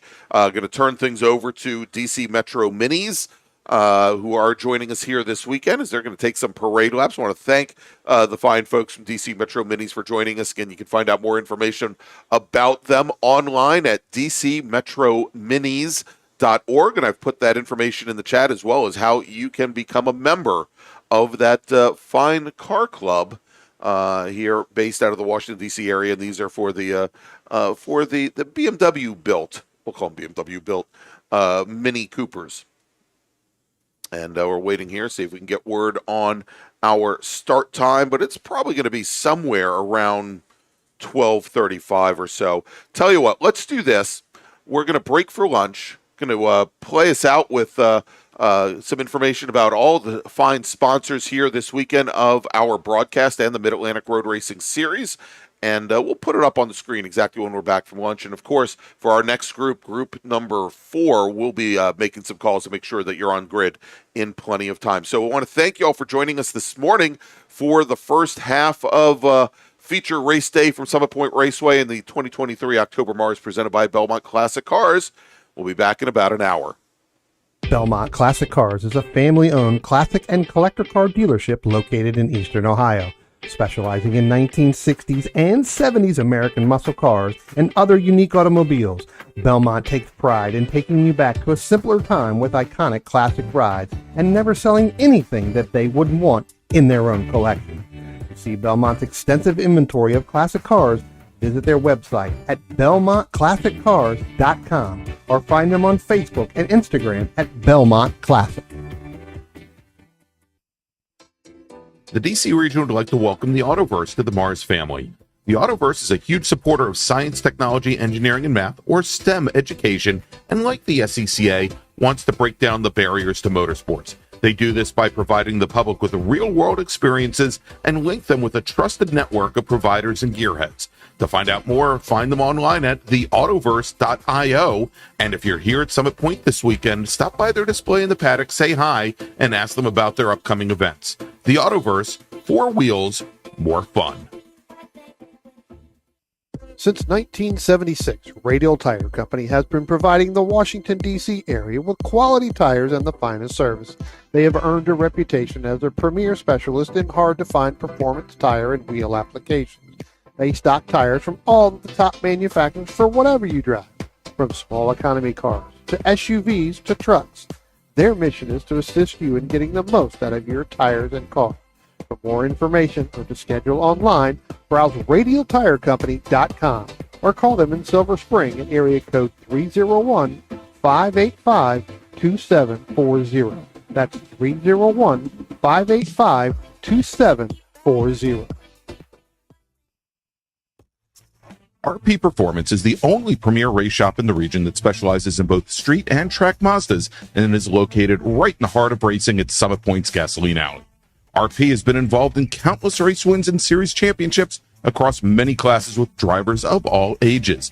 Not just a full-service shop, RP has been helping drivers with their individual racing and other track event needs for over 30 years, providing trackside support, arrive and drive packages, as well as race car transport services. And they're known for its help all attitude. RP Performance is your go-to for getting cars back on track for that positive experience at some point when you're ready to pack it in. For more information about RP Performance, come talk to them here in the paddock. Call them at 304-728-6749 or email them at Brett, that's B-R-E-T, at rpperformanceracing.com. If your building is leaning, leaking, or cracking, you need SRG. Structural Rehabilitation Group specializes in the repair and rehabilitation of existing structures and structural elements. We offer our clients single-source structural engineering solutions for their construction-related problems. Our services include investigation, evaluation, repair design, construction observation, and contract administration. We take your problems and deliver practical and cost-effective solutions tailor-made to your specific needs. With over 60 years of experience, SRG is committed to ensuring that our clients are satisfied and that they receive the best value for their investment in terms of quality, aesthetics, and performance. We will care for your building like it's our own. So remember, if it's leaning, leaking, or cracking, call SRG. That's 301-300-8700. Or see us on our website, srg-llc.net. OG Racing carries just what you need to get on the track, from driving suits and shoes to helmets, data and video systems, to your favorite brake pads from Performance Friction, Hawk, and Paget. OG Racing has built its reputation during the last 22 years by providing the best customer service in the motorsports business, and their depth of inventory is second to none when it comes to safety equipment. That's why OG Racing has been the highest volume Sparco dealer for 17 years. Come visit their 12,000 square foot showroom and warehouse located in Sterling, Virginia. Call them at 1-800-934-9112 or order online at ogracing.com.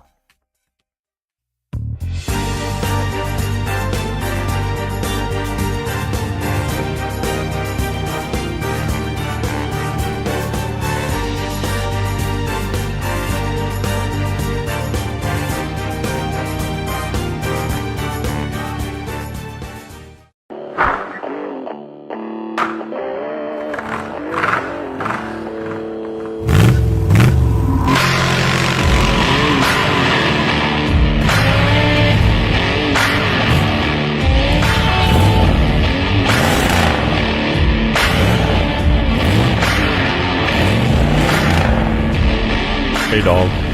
Belmont Classic Cars, where we take you back to simpler times. Belmont, Ohio.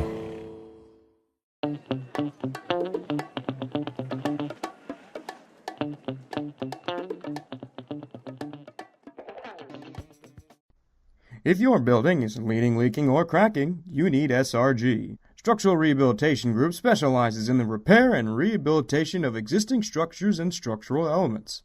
We offer our clients single-source structural engineering solutions for their construction-related problems. Our services include investigation, evaluation, repair design, construction observation, and contract administration. We take your problems and deliver practical and cost-effective solutions tailor-made to your specific needs. With over 60 years of experience, SRG is committed to ensuring that our clients are satisfied and that they receive the best value for their investment in terms of quality, aesthetics, and performance. We will care for your building like it's our own. So remember, if it's leaning, leaking, or cracking, call SRG. That's 301-300-8700 or see us on our website, srg-llc.net. Since 1976, Radial Tire Company has been providing the Washington, D.C. area with quality tires and the finest service. They have earned a reputation as a premier specialist in hard-to-find performance tire and wheel applications. They stock tires from all of the top manufacturers for whatever you drive, from small economy cars to SUVs to trucks. Their mission is to assist you in getting the most out of your tires and car. For more information or to schedule online, browse radialtirecompany.com or call them in Silver Spring at area code 301-585-2740. That's 301-585-2740.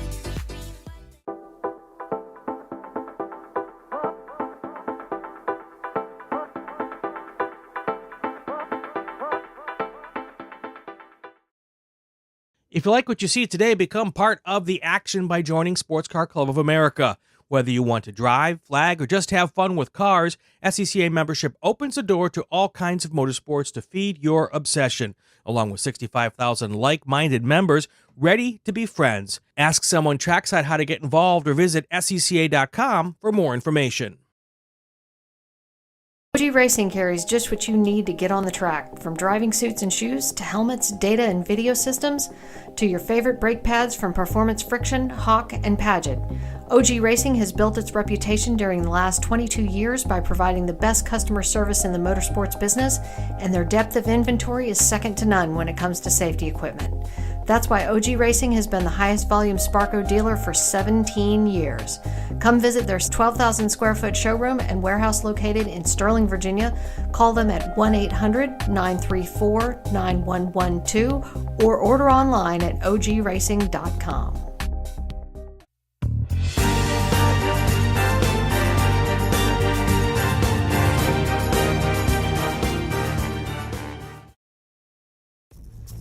RP Performance is the only premier race shop in the region that specializes in both street and track Mazdas and is located right in the heart of racing at Summit Point's Gasoline Alley. RP has been involved in countless race wins and series championships across many classes with drivers of all ages. Not just a full-service shop, RP has been helping drivers with their individual racing and other track event needs for over 30 years, providing trackside support, arrive and drive packages, as well as race car transport services. And they're known for its help all attitude. RP Performance is your go-to for getting cars back on track for that positive experience at Summit Point when you're ready to pack it in. For more information about RP Performance, come talk to them here in the paddock. Call them at 304-728-6749 or email them at Brett, that's B-R-E-T, at rpperformanceracing.com. Green, blue, white, checker. You know the flags, but do you know the people waving those flags? Flaggers are the key to the success of every SCCA event at the racetrack, and it's something you can do. Being an SCCA flagger puts you in the action, feet from the race cars, keeping everyone at the track safe and having fun. And did you know that with SCCA's partnership with IMSA, flagging at SCCA events makes it easier than ever to flag at professional races around the country? Find out how you can become a flagger at scca.com/volunteer.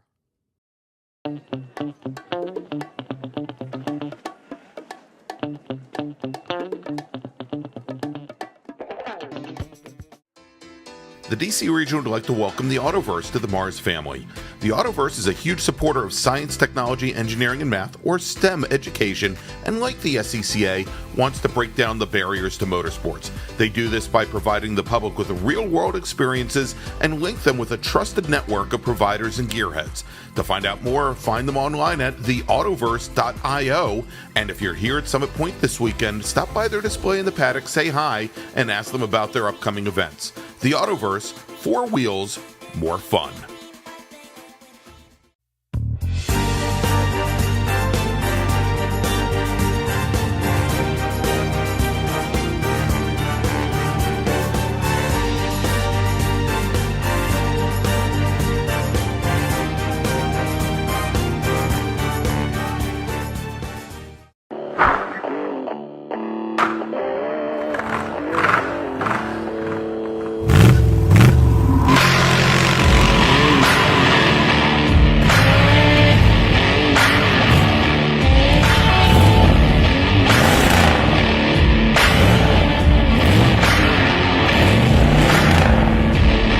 Hey dog.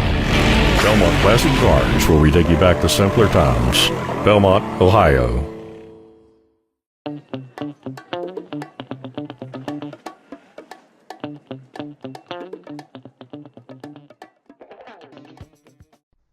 If your building is leaning, leaking, or cracking, you need SRG. Structural Rehabilitation Group specializes in the repair and rehabilitation of existing structures and structural elements.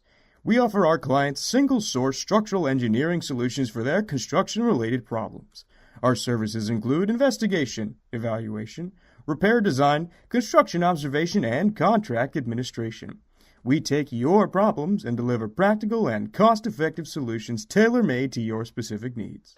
With over 60 years of experience, SRG is committed to ensuring that our clients are satisfied and that they receive the best value for their investment in terms of quality, aesthetics, and performance.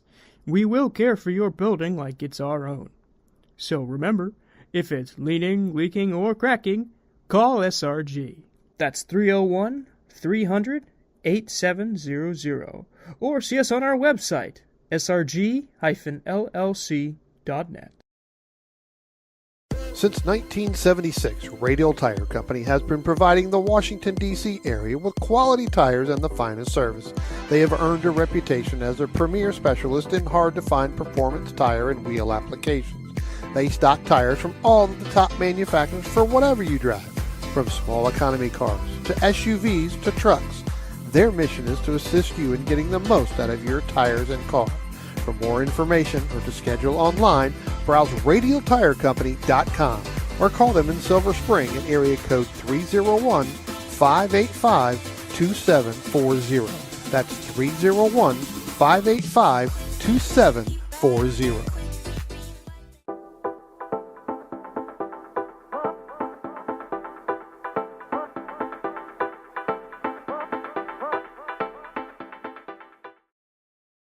If you like what you see today, become part of the action by joining Sports Car Club of America. Whether you want to drive, flag, or just have fun with cars, SCCA membership opens the door to all kinds of motorsports to feed your obsession, along with 65,000 like-minded members ready to be friends. Ask someone trackside how to get involved or visit SCCA.com for more information. OG Racing carries just what you need to get on the track, from driving suits and shoes to helmets, data and video systems, to your favorite brake pads from Performance Friction, Hawk, and Paget. OG Racing has built its reputation during the last 22 years by providing the best customer service in the motorsports business, and their depth of inventory is second to none when it comes to safety equipment. That's why OG Racing has been the highest volume Sparco dealer for 17 years. Come visit their 12,000 square foot showroom and warehouse located in Sterling, Virginia. Call them at 1-800-934-9112 or order online at ogracing.com.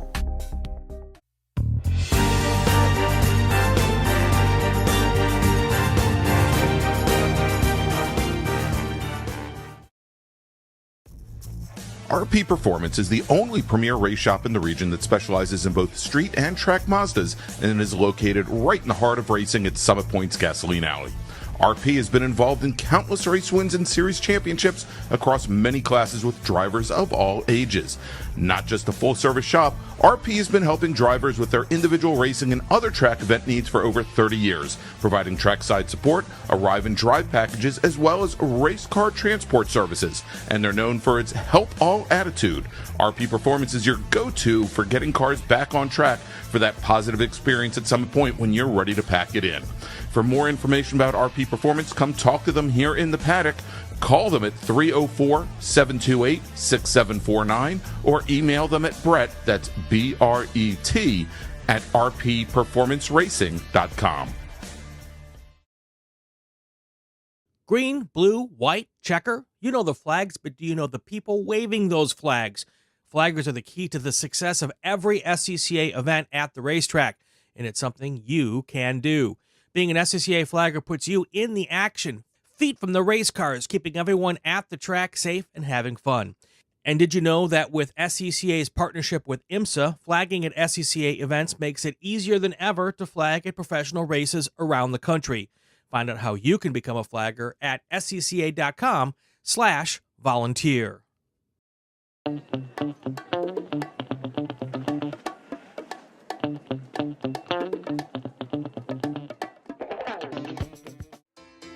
The DC region would like to welcome the Autoverse to the MARRS family.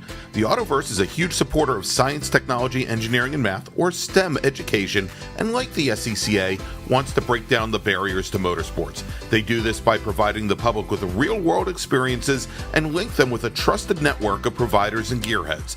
To find out more, find them online at theautoverse.io, and if you're here at Summit Point this weekend, stop by their display in the paddock, say hi, and ask them about their upcoming events. The Autoverse, 4 wheels, more fun.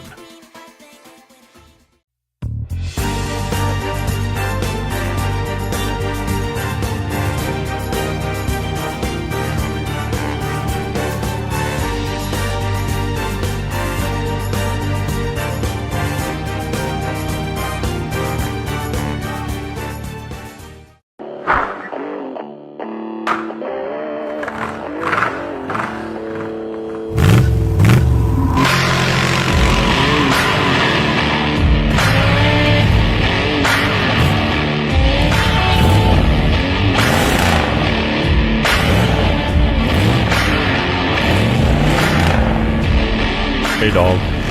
Belmont Classic Cars, where we take you back to simpler times. Belmont, Ohio.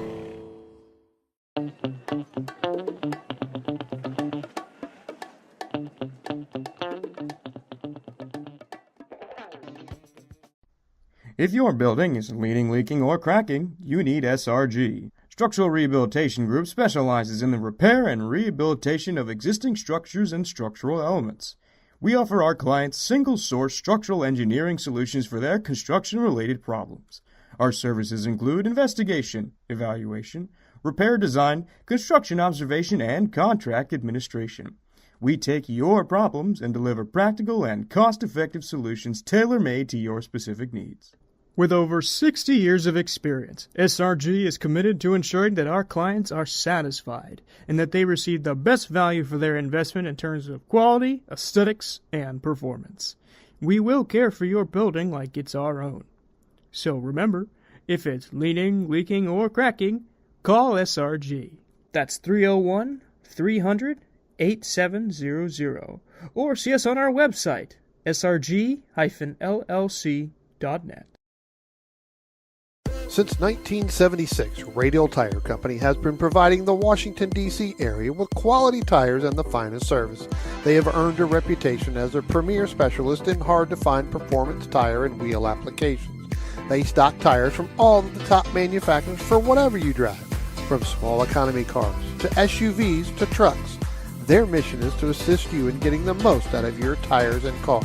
For more information or to schedule online, browse radialtirecompany.com or call them in Silver Spring at area code 301-585-2740. That's 301-585-2740.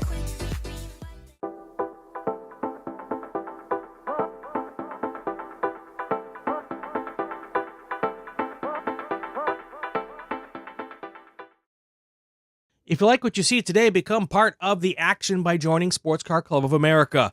Whether you want to drive, flag, or just have fun with cars, SCCA membership opens the door to all kinds of motorsports to feed your obsession, along with 65,000 like-minded members ready to be friends. Ask someone trackside how to get involved or visit SCCA.com for more information. OG Racing carries just what you need to get on the track, from driving suits and shoes to helmets, data and video systems, to your favorite brake pads from Performance Friction, Hawk, and Paget. OG Racing has built its reputation during the last 22 years by providing the best customer service in the motorsports business, and their depth of inventory is second to none when it comes to safety equipment. That's why OG Racing has been the highest volume Sparco dealer for 17 years. Come visit their 12,000 square foot showroom and warehouse located in Sterling, Virginia.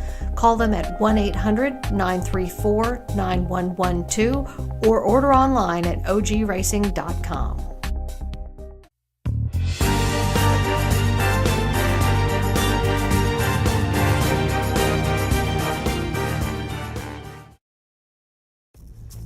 RP Performance is the only premier race shop in the region that specializes in both street and track Mazdas and is located right in the heart of racing at Summit Point's Gasoline Alley. RP has been involved in countless race wins and series championships across many classes with drivers of all ages. Not just a full-service shop, RP has been helping drivers with their individual racing and other track event needs for over 30 years, providing trackside support, arrive and drive packages, as well as race car transport services. And they're known for its help all attitude. RP Performance is your go-to for getting cars back on track for that positive experience at Summit Point when you're ready to pack it in. For more information about RP Performance, come talk to them here in the paddock. Call them at 304-728-6749 or email them at Brett, that's B-R-E-T, at rpperformanceracing.com. Green, blue, white, checker. You know the flags, but do you know the people waving those flags? Flaggers are the key to the success of every SCCA event at the racetrack, and it's something you can do. Being an SCCA flagger puts you in the action, feet from the race cars, keeping everyone at the track safe and having fun.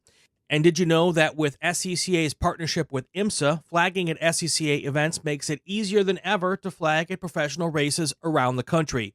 Find out how you can become a flagger at scca.com/volunteer.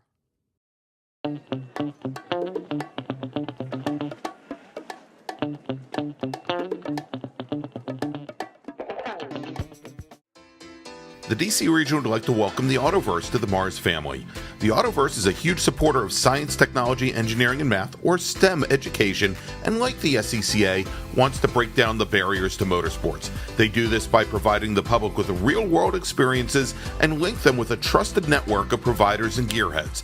To find out more, find them online at theautoverse.io, and if you're here at Summit Point this weekend, stop by their display in the paddock, say hi, and ask them about their upcoming events. The Autoverse, 4 wheels, more fun.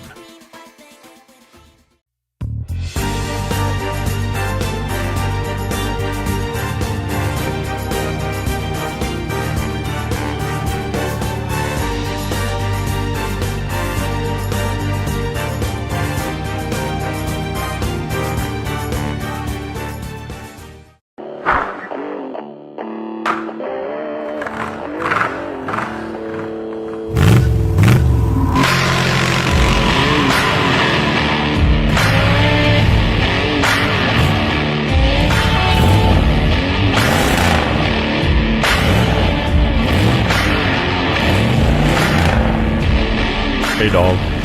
Belmont Classic Cars, where we take you back to simpler times. Belmont, Ohio.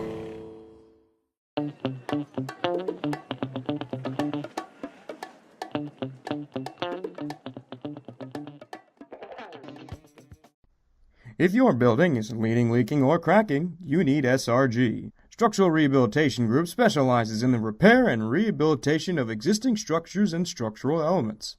We offer our clients single-source structural engineering solutions for their construction-related problems.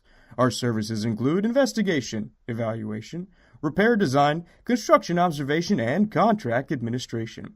We take your problems and deliver practical and cost-effective solutions tailor-made to your specific needs.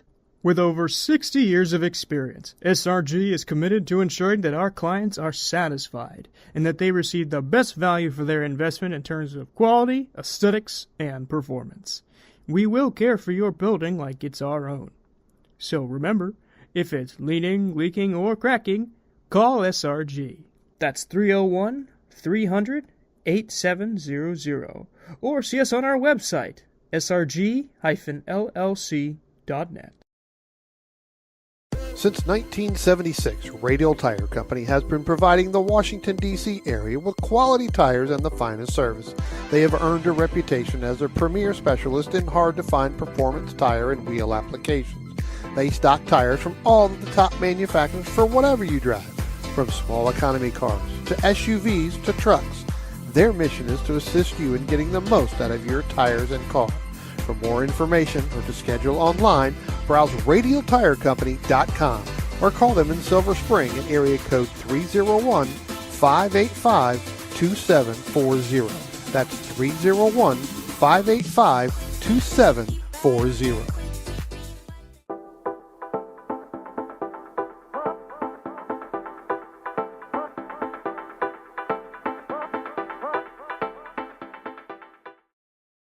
If you like what you see today, become part of the action by joining Sports Car Club of America. Whether you want to drive, flag, or just have fun with cars, SCCA membership opens the door to all kinds of motorsports to feed your obsession, along with 65,000 like-minded members ready to be friends. Ask someone trackside how to get involved or visit SCCA.com for more information. OG Racing carries just what you need to get on the track, from driving suits and shoes to helmets, data and video systems, to your favorite brake pads from Performance Friction, Hawk, and Paget. OG Racing has built its reputation during the last 22 years by providing the best customer service in the motorsports business, and their depth of inventory is second to none when it comes to safety equipment. That's why OG Racing has been the highest volume Sparco dealer for 17 years. Come visit their 12,000 square foot showroom and warehouse located in Sterling, Virginia. Call them at 1-800-934-9112 or order online at ogracing.com.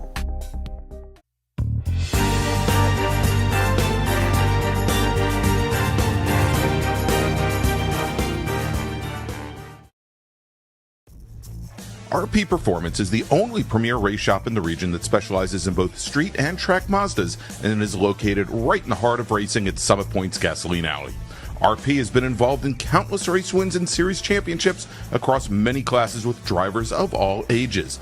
Not just a full-service shop, RP has been helping drivers with their individual racing and other track event needs for over 30 years, providing trackside support, arrive and drive packages, as well as race car transport services. And they're known for its help all attitude. RP Performance is your go-to for getting cars back on track for that positive experience at Summit Point when you're ready to pack it in. For more information about RP Performance, come talk to them here in the paddock. Call them at 304-728-6749 or email them at Brett, that's B-R-E-T, at rpperformanceracing.com. Green, blue, white, checker. You know the flags, but do you know the people waving those flags? Flaggers are the key to the success of every SCCA event at the racetrack, and it's something you can do. Being an SCCA flagger puts you in the action, feet from the race cars, keeping everyone at the track safe and having fun. And did you know that with SCCA's partnership with IMSA, flagging at SCCA events makes it easier than ever to flag at professional races around the country? Find out how you can become a flagger at scca.com/volunteer.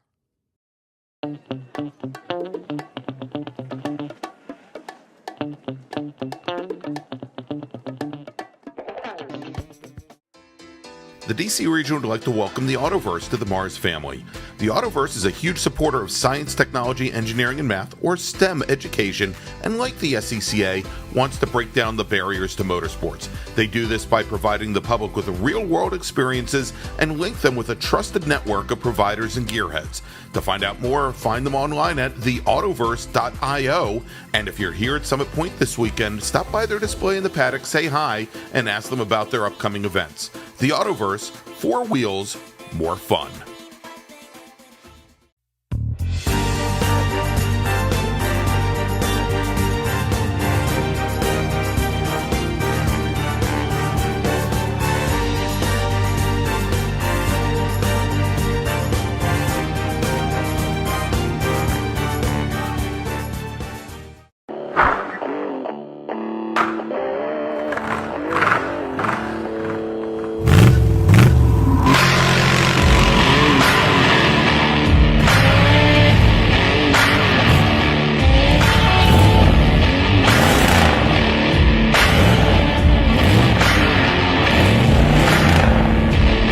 Hey Dog.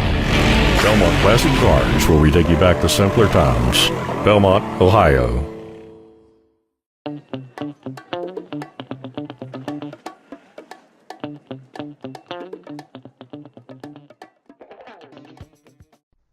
If your building is leaning, leaking, or cracking, you need SRG. Structural Rehabilitation Group specializes in the repair and rehabilitation of existing structures and structural elements. We offer our clients single-source structural engineering solutions for their construction-related problems. Our services include investigation, evaluation, repair design, construction observation, and contract administration. We take your problems and deliver practical and cost-effective solutions tailor-made to your specific needs. With over 60 years of experience, SRG is committed to ensuring that our clients are satisfied and that they receive the best value for their investment in terms of quality, aesthetics, and performance. We will care for your building like it's our own.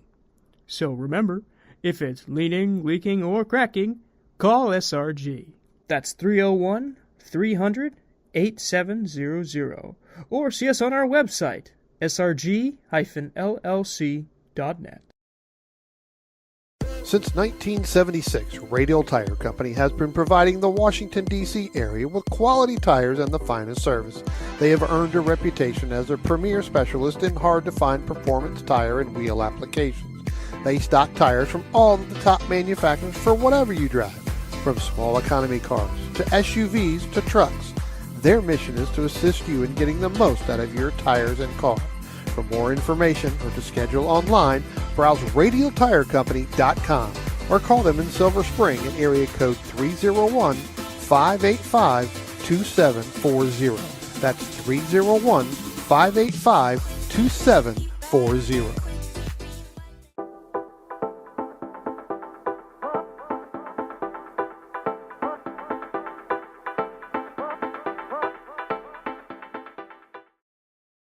If you like what you see today, become part of the action by joining Sports Car Club of America. Whether you want to drive, flag, or just have fun with cars, SCCA membership opens the door to all kinds of motorsports to feed your obsession, along with 65,000 like-minded members ready to be friends. Ask someone trackside how to get involved or visit scca.com for more information. OG Racing carries just what you need to get on the track, from driving suits and shoes to helmets, data and video systems, to your favorite brake pads from Performance Friction, Hawk, and Paget. OG Racing has built its reputation during the last 22 years by providing the best customer service in the motorsports business, and their depth of inventory is second to none when it comes to safety equipment. That's why OG Racing has been the highest volume Sparco dealer for 17 years. Come visit their 12,000 square foot showroom and warehouse located in Sterling, Virginia. Call them at 1-800-934-9112 or order online at ogracing.com.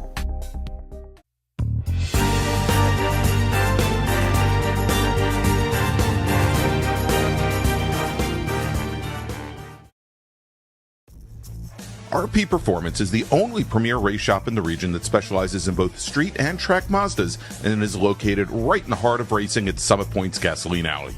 RP has been involved in countless race wins and series championships across many classes with drivers of all ages.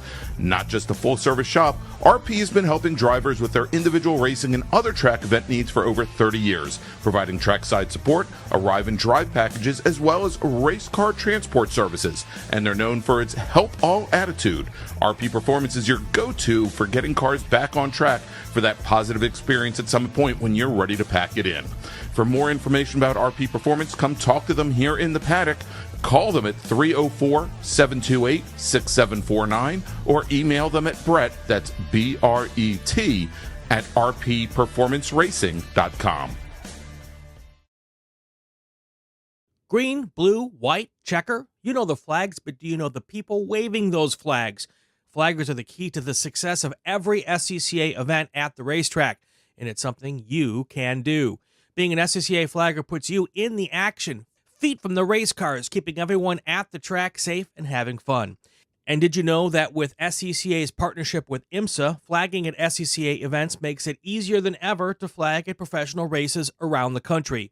Find out how you can become a flagger at scca.com/volunteer.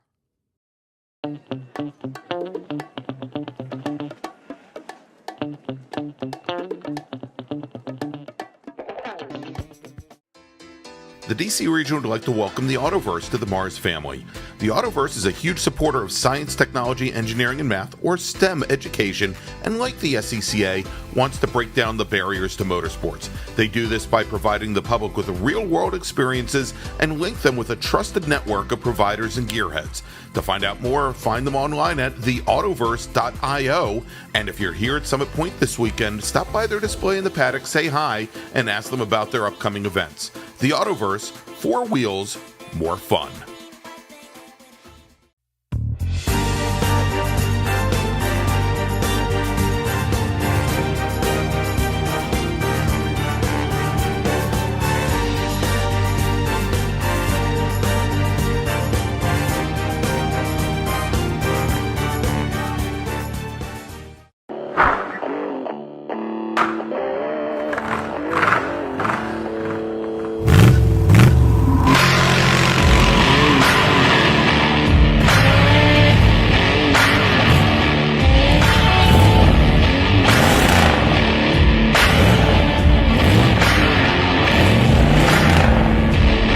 Hey dog. Belmont Classic Cars, where we take you back to simpler times. Belmont, Ohio.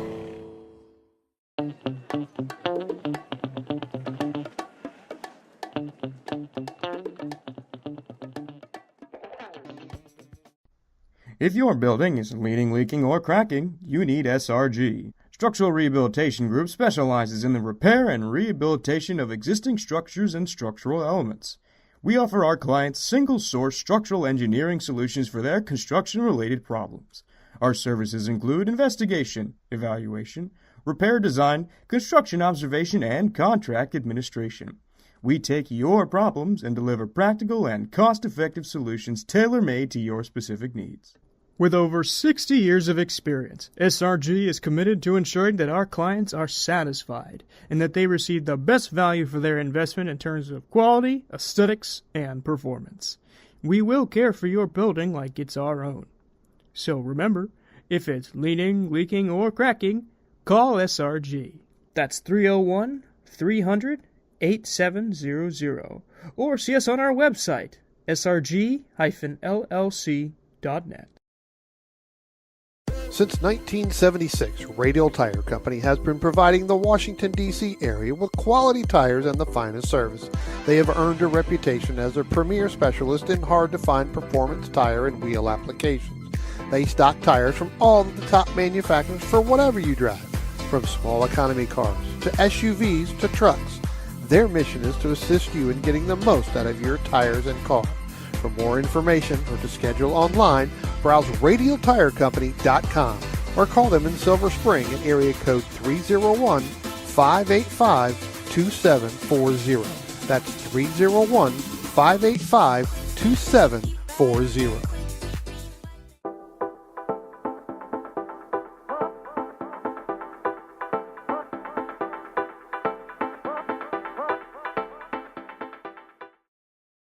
If you like what you see today, become part of the action by joining Sports Car Club of America. Whether you want to drive, flag, or just have fun with cars, SCCA membership opens the door to all kinds of motorsports to feed your obsession, along with 65,000 like-minded members ready to be friends. Ask someone trackside how to get involved or visit SCCA.com for more information.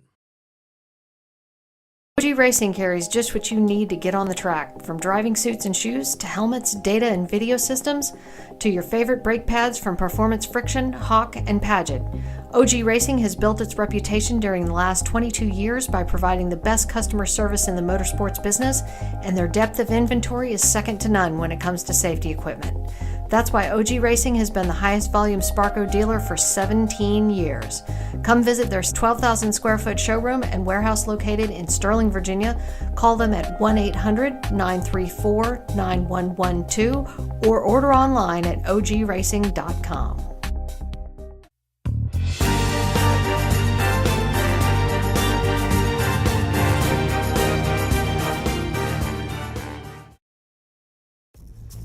RP Performance is the only premier race shop in the region that specializes in both street and track Mazdas and is located right in the heart of racing at Summit Point's Gasoline Alley.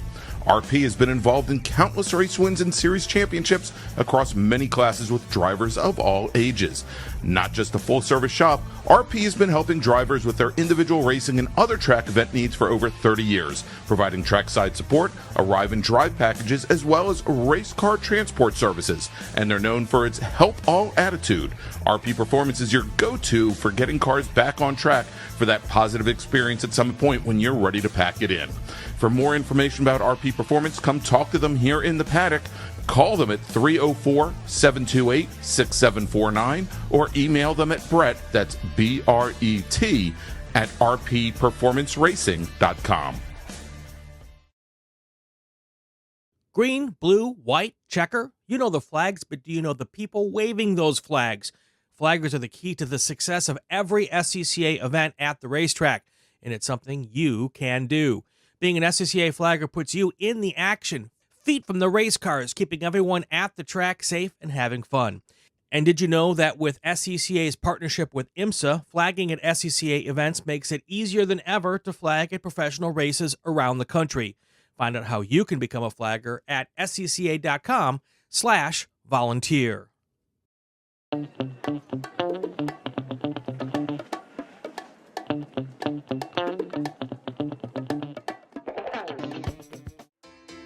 The DC region would like to welcome the Autoverse to the MARRS family. The Autoverse is a huge supporter of science, technology, engineering, and math, or STEM education, and like the SCCA, wants to break down the barriers to motorsports. They do this by providing the public with real-world experiences and link them with a trusted network of providers and gearheads. To find out more, find them online at theautoverse.io, and if you're here at Summit Point this weekend, stop by their display in the paddock, say hi, and ask them about their upcoming events. The Autoverse, 4 wheels, more fun.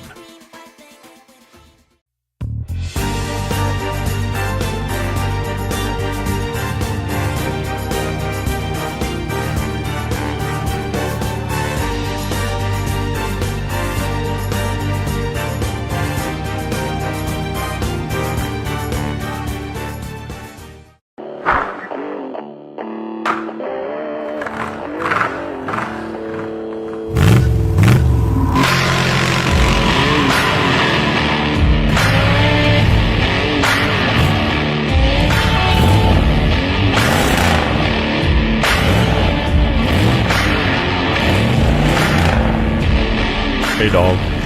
Belmont Classic Cars, where we take you back to simpler times. Belmont, Ohio.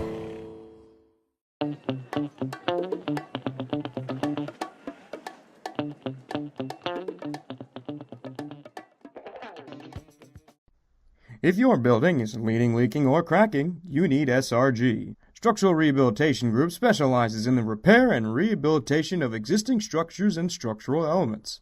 We offer our clients single-source structural engineering solutions for their construction-related problems. Our services include investigation, evaluation, repair design, construction observation, and contract administration. We take your problems and deliver practical and cost-effective solutions tailor-made to your specific needs. With over 60 years of experience, SRG is committed to ensuring that our clients are satisfied and that they receive the best value for their investment in terms of quality, aesthetics, and performance. We will care for your building like it's our own. So remember, if it's leaning, leaking, or cracking, call SRG. That's 301-300-8700. Or see us on our website, srg-llc.net. Since 1976, Radial Tire Company has been providing the Washington, D.C. area with quality tires and the finest service. They have earned a reputation as a premier specialist in hard-to-find performance tire and wheel applications. They stock tires from all of the top manufacturers for whatever you drive, from small economy cars to SUVs to trucks. Their mission is to assist you in getting the most out of your tires and car. For more information or to schedule online, browse radialtirecompany.com or call them in Silver Spring at area code 301-585-2740. That's 301-585-2740.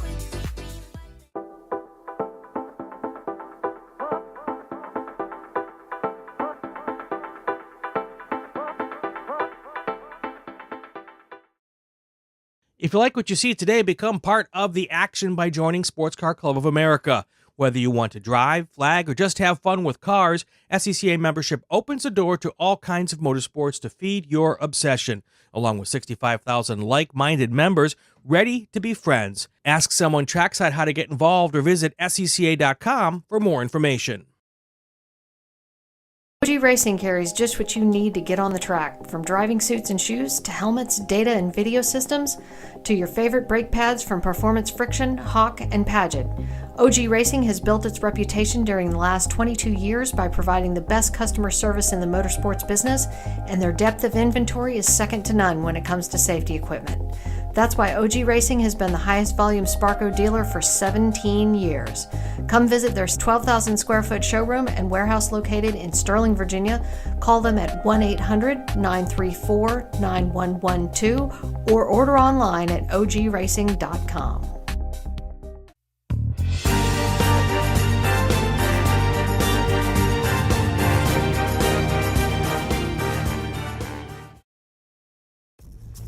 RP Performance is the only premier race shop in the region that specializes in both street and track Mazdas and is located right in the heart of racing at Summit Point's Gasoline Alley.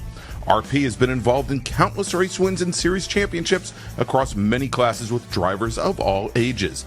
Not just a full-service shop, RP has been helping drivers with their individual racing and other track event needs for over 30 years, providing trackside support, arrive and drive packages, as well as race car transport services. And they're known for its help all attitude. RP Performance is your go-to for getting cars back on track for that positive experience at Summit Point when you're ready to pack it in. For more information about RP Performance, come talk to them here in the paddock. Call them at 304-728-6749 or email them at Brett, that's B-R-E-T, at rpperformanceracing.com.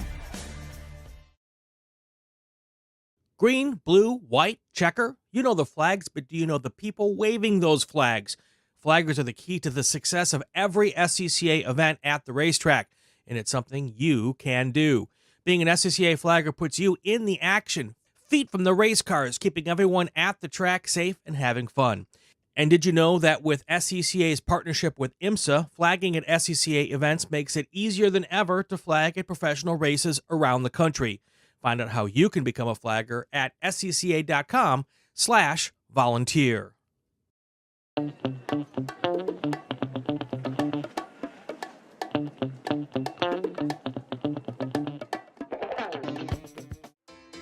The DC region would like to welcome the Autoverse to the MARRS family. The Autoverse is a huge supporter of science, technology, engineering, and math, or STEM education, and like the SCCA, wants to break down the barriers to motorsports. They do this by providing the public with real-world experiences and link them with a trusted network of providers and gearheads. To find out more, find them online at theautoverse.io, and if you're here at Summit Point this weekend, stop by their display in the paddock, say hi, and ask them about their upcoming events. The Autoverse, 4 wheels, more fun.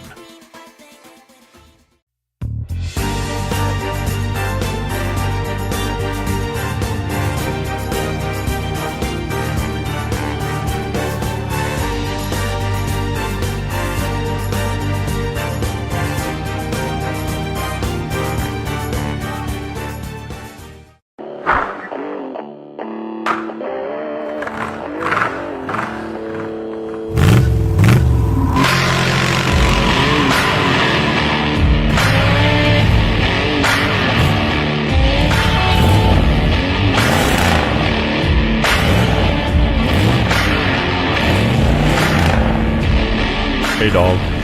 Belmont Classic Cars, where we take you back to simpler times. Belmont, Ohio.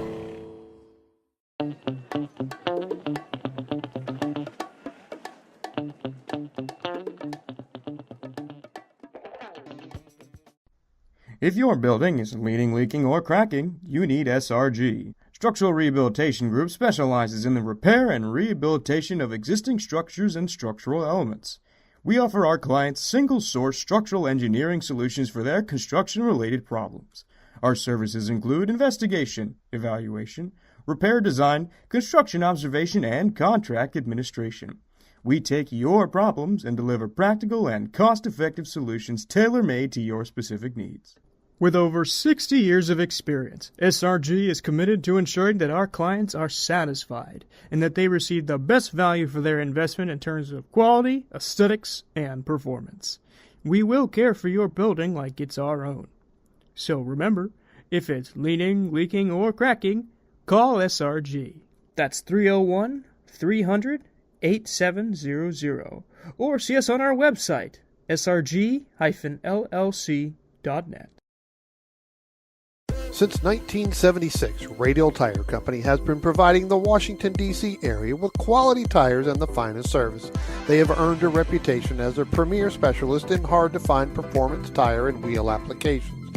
They stock tires from all of the top manufacturers for whatever you drive, from small economy cars to SUVs to trucks. Their mission is to assist you in getting the most out of your tires and car. For more information or to schedule online, browse radialtirecompany.com or call them in Silver Spring at area code 301-585-2740. That's 301-585-2740.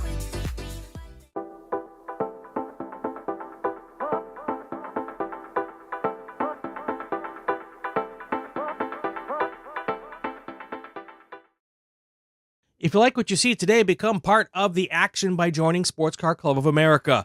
Whether you want to drive, flag, or just have fun with cars, SCCA membership opens the door to all kinds of motorsports to feed your obsession, along with 65,000 like-minded members ready to be friends. Ask someone trackside how to get involved or visit SCCA.com for more information. OG Racing carries just what you need to get on the track, from driving suits and shoes to helmets, data and video systems, to your favorite brake pads from Performance Friction, Hawk, and Paget. OG Racing has built its reputation during the last 22 years by providing the best customer service in the motorsports business, and their depth of inventory is second to none when it comes to safety equipment. That's why OG Racing has been the highest volume Sparco dealer for 17 years. Come visit their 12,000 square foot showroom and warehouse located in Sterling, Virginia. Call them at 1-800-934-9112 or order online at ogracing.com.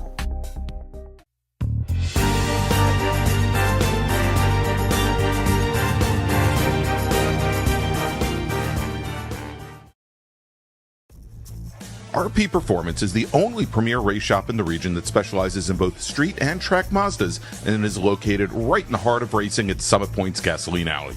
RP has been involved in countless race wins and series championships across many classes with drivers of all ages. Not just a full-service shop, RP has been helping drivers with their individual racing and other track event needs for over 30 years, providing trackside support, arrive and drive packages, as well as race car transport services. And they're known for its help all attitude. RP Performance is your go-to for getting cars back on track for that positive experience at Summit Point when you're ready to pack it in. For more information about RP Performance, come talk to them here in the paddock. Call them at 304-728-6749 or email them at Brett, that's B-R-E-T, at rpperformanceracing.com. Green, blue, white, checker. You know the flags, but do you know the people waving those flags? Flaggers are the key to the success of every SCCA event at the racetrack, and it's something you can do. Being an SCCA flagger puts you in the action, feet from the race cars, keeping everyone at the track safe and having fun. And did you know that with SCCA's partnership with IMSA, flagging at SCCA events makes it easier than ever to flag at professional races around the country? Find out how you can become a flagger at scca.com/volunteer.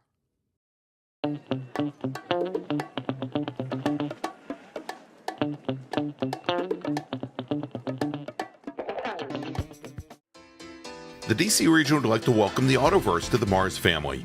The Autoverse is a huge supporter of science, technology, engineering, and math, or STEM education, and like the SCCA, wants to break down the barriers to motorsports. They do this by providing the public with real-world experiences and link them with a trusted network of providers and gearheads. To find out more, find them online at theautoverse.io, and if you're here at Summit Point this weekend, stop by their display in the paddock, say hi, and ask them about their upcoming events. The Autoverse, 4 wheels, more fun.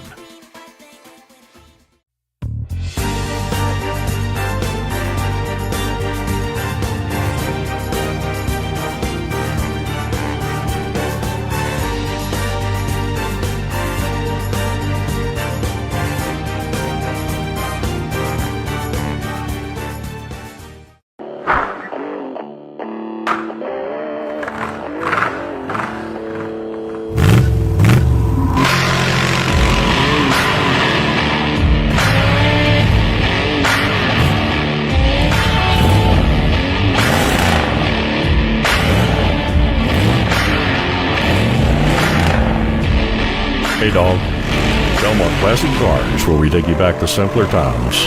Belmont, Ohio.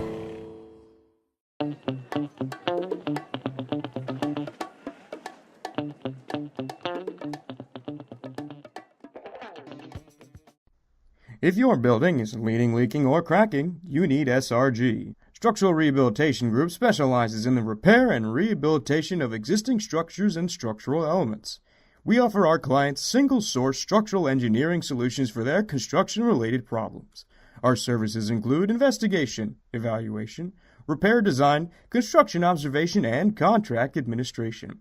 We take your problems and deliver practical and cost-effective solutions tailor-made to your specific needs.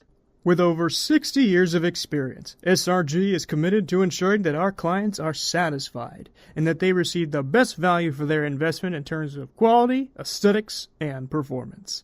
We will care for your building like it's our own. So remember, if it's leaning, leaking, or cracking, call SRG. That's 301-300-8700, or see us on our website, srg-llc.net. Since 1976, Radial Tire Company has been providing the Washington, D.C. area with quality tires and the finest service. They have earned a reputation as a premier specialist in hard-to-find performance tire and wheel applications. They stock tires from all of the top manufacturers for whatever you drive, from small economy cars to SUVs to trucks. Their mission is to assist you in getting the most out of your tires and car. For more information or to schedule online, browse radialtirecompany.com or call them in Silver Spring at area code 301-585-2740. That's 301-585-2740.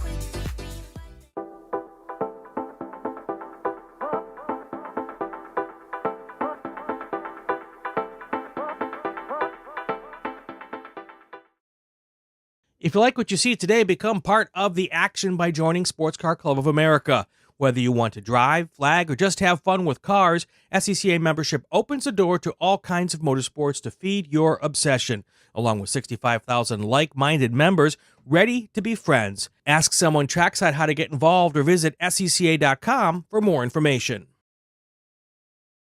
OG Racing carries just what you need to get on the track, from driving suits and shoes to helmets, data and video systems, to your favorite brake pads from Performance Friction, Hawk, and Paget. OG Racing has built its reputation during the last 22 years by providing the best customer service in the motorsports business, and their depth of inventory is second to none when it comes to safety equipment. That's why OG Racing has been the highest volume Sparco dealer for 17 years. Come visit their 12,000 square foot showroom and warehouse located in Sterling, Virginia. Call them at 1-800-934-9112 or order online at ogracing.com.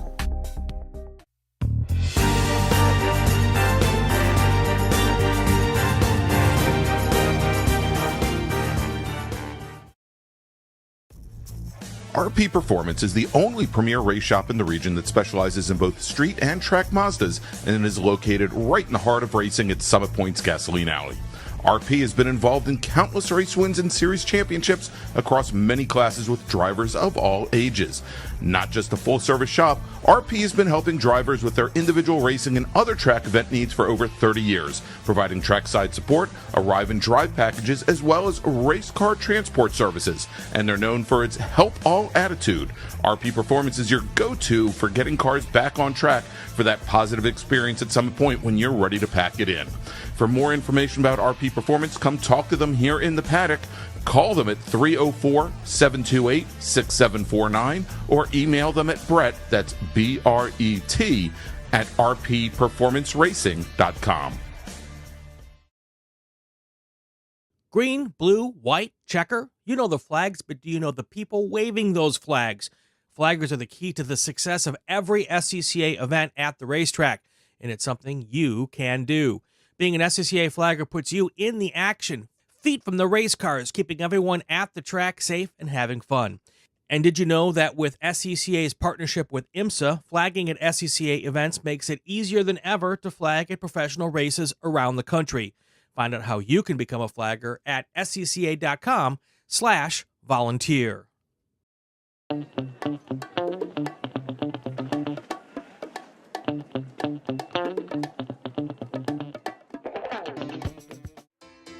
The DC region would like to welcome the Autoverse to the MARRS family. The Autoverse is a huge supporter of science, technology, engineering, and math, or STEM education, and like the SCCA, wants to break down the barriers to motorsports. They do this by providing the public with real-world experiences and link them with a trusted network of providers and gearheads. To find out more, find them online at theautoverse.io, and if you're here at Summit Point this weekend, stop by their display in the paddock, say hi, and ask them about their upcoming events. The Autoverse, 4 wheels, more fun.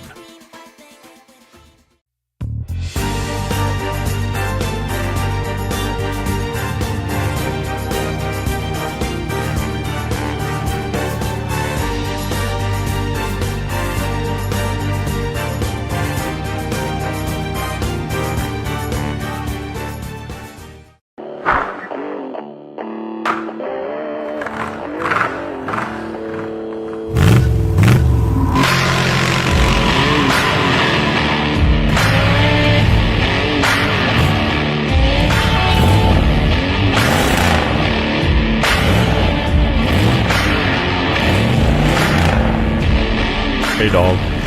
Belmont Classic Cars, where we take you back to simpler times. Belmont, Ohio.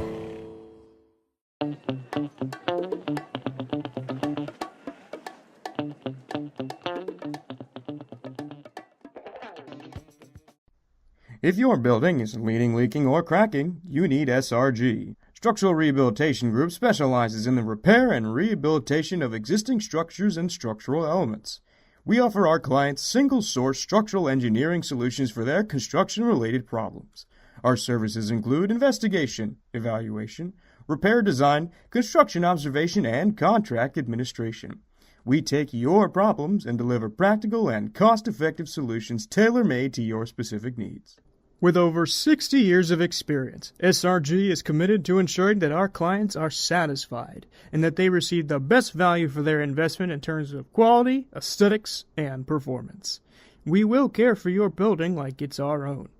So remember, if it's leaning, leaking, or cracking, call SRG. That's 301-300-8700. Or see us on our website, srg-llc.net. Since 1976, Radial Tire Company has been providing the Washington, D.C. area with quality tires and the finest service. They have earned a reputation as a premier specialist in hard-to-find performance tire and wheel applications. They stock tires from all of the top manufacturers for whatever you drive, from small economy cars to SUVs to trucks. Their mission is to assist you in getting the most out of your tires and car. For more information or to schedule online, browse radialtirecompany.com or call them in Silver Spring at area code 301-585-2740. That's 301-585-2740.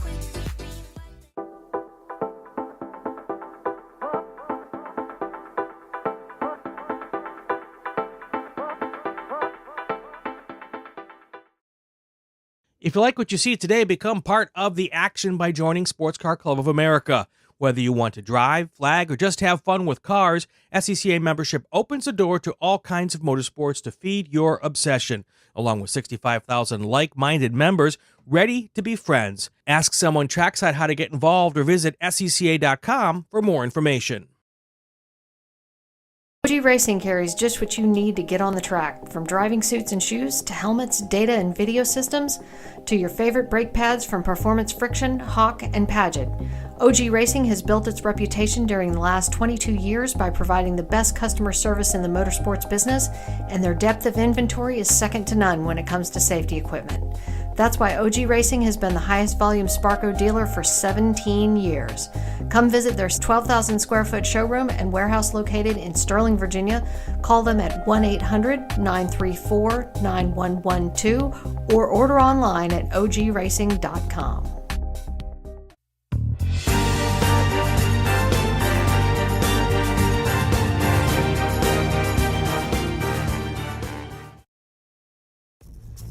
RP Performance is the only premier race shop in the region that specializes in both street and track Mazdas and is located right in the heart of racing at Summit Point's Gasoline Alley.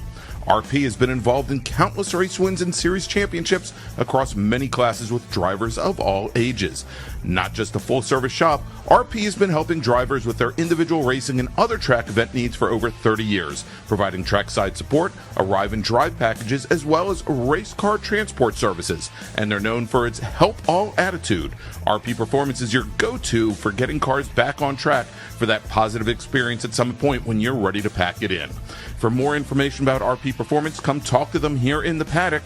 Call them at 304-728-6749 or email them at Brett, that's B-R-E-T, at rpperformanceracing.com. Green, blue, white, checker. You know the flags, but do you know the people waving those flags? Flaggers are the key to the success of every SCCA event at the racetrack, and it's something you can do. Being an SCCA flagger puts you in the action, feet from the race cars, keeping everyone at the track safe and having fun. And did you know that with SCCA's partnership with IMSA, flagging at SCCA events makes it easier than ever to flag at professional races around the country? Find out how you can become a flagger at scca.com/volunteer.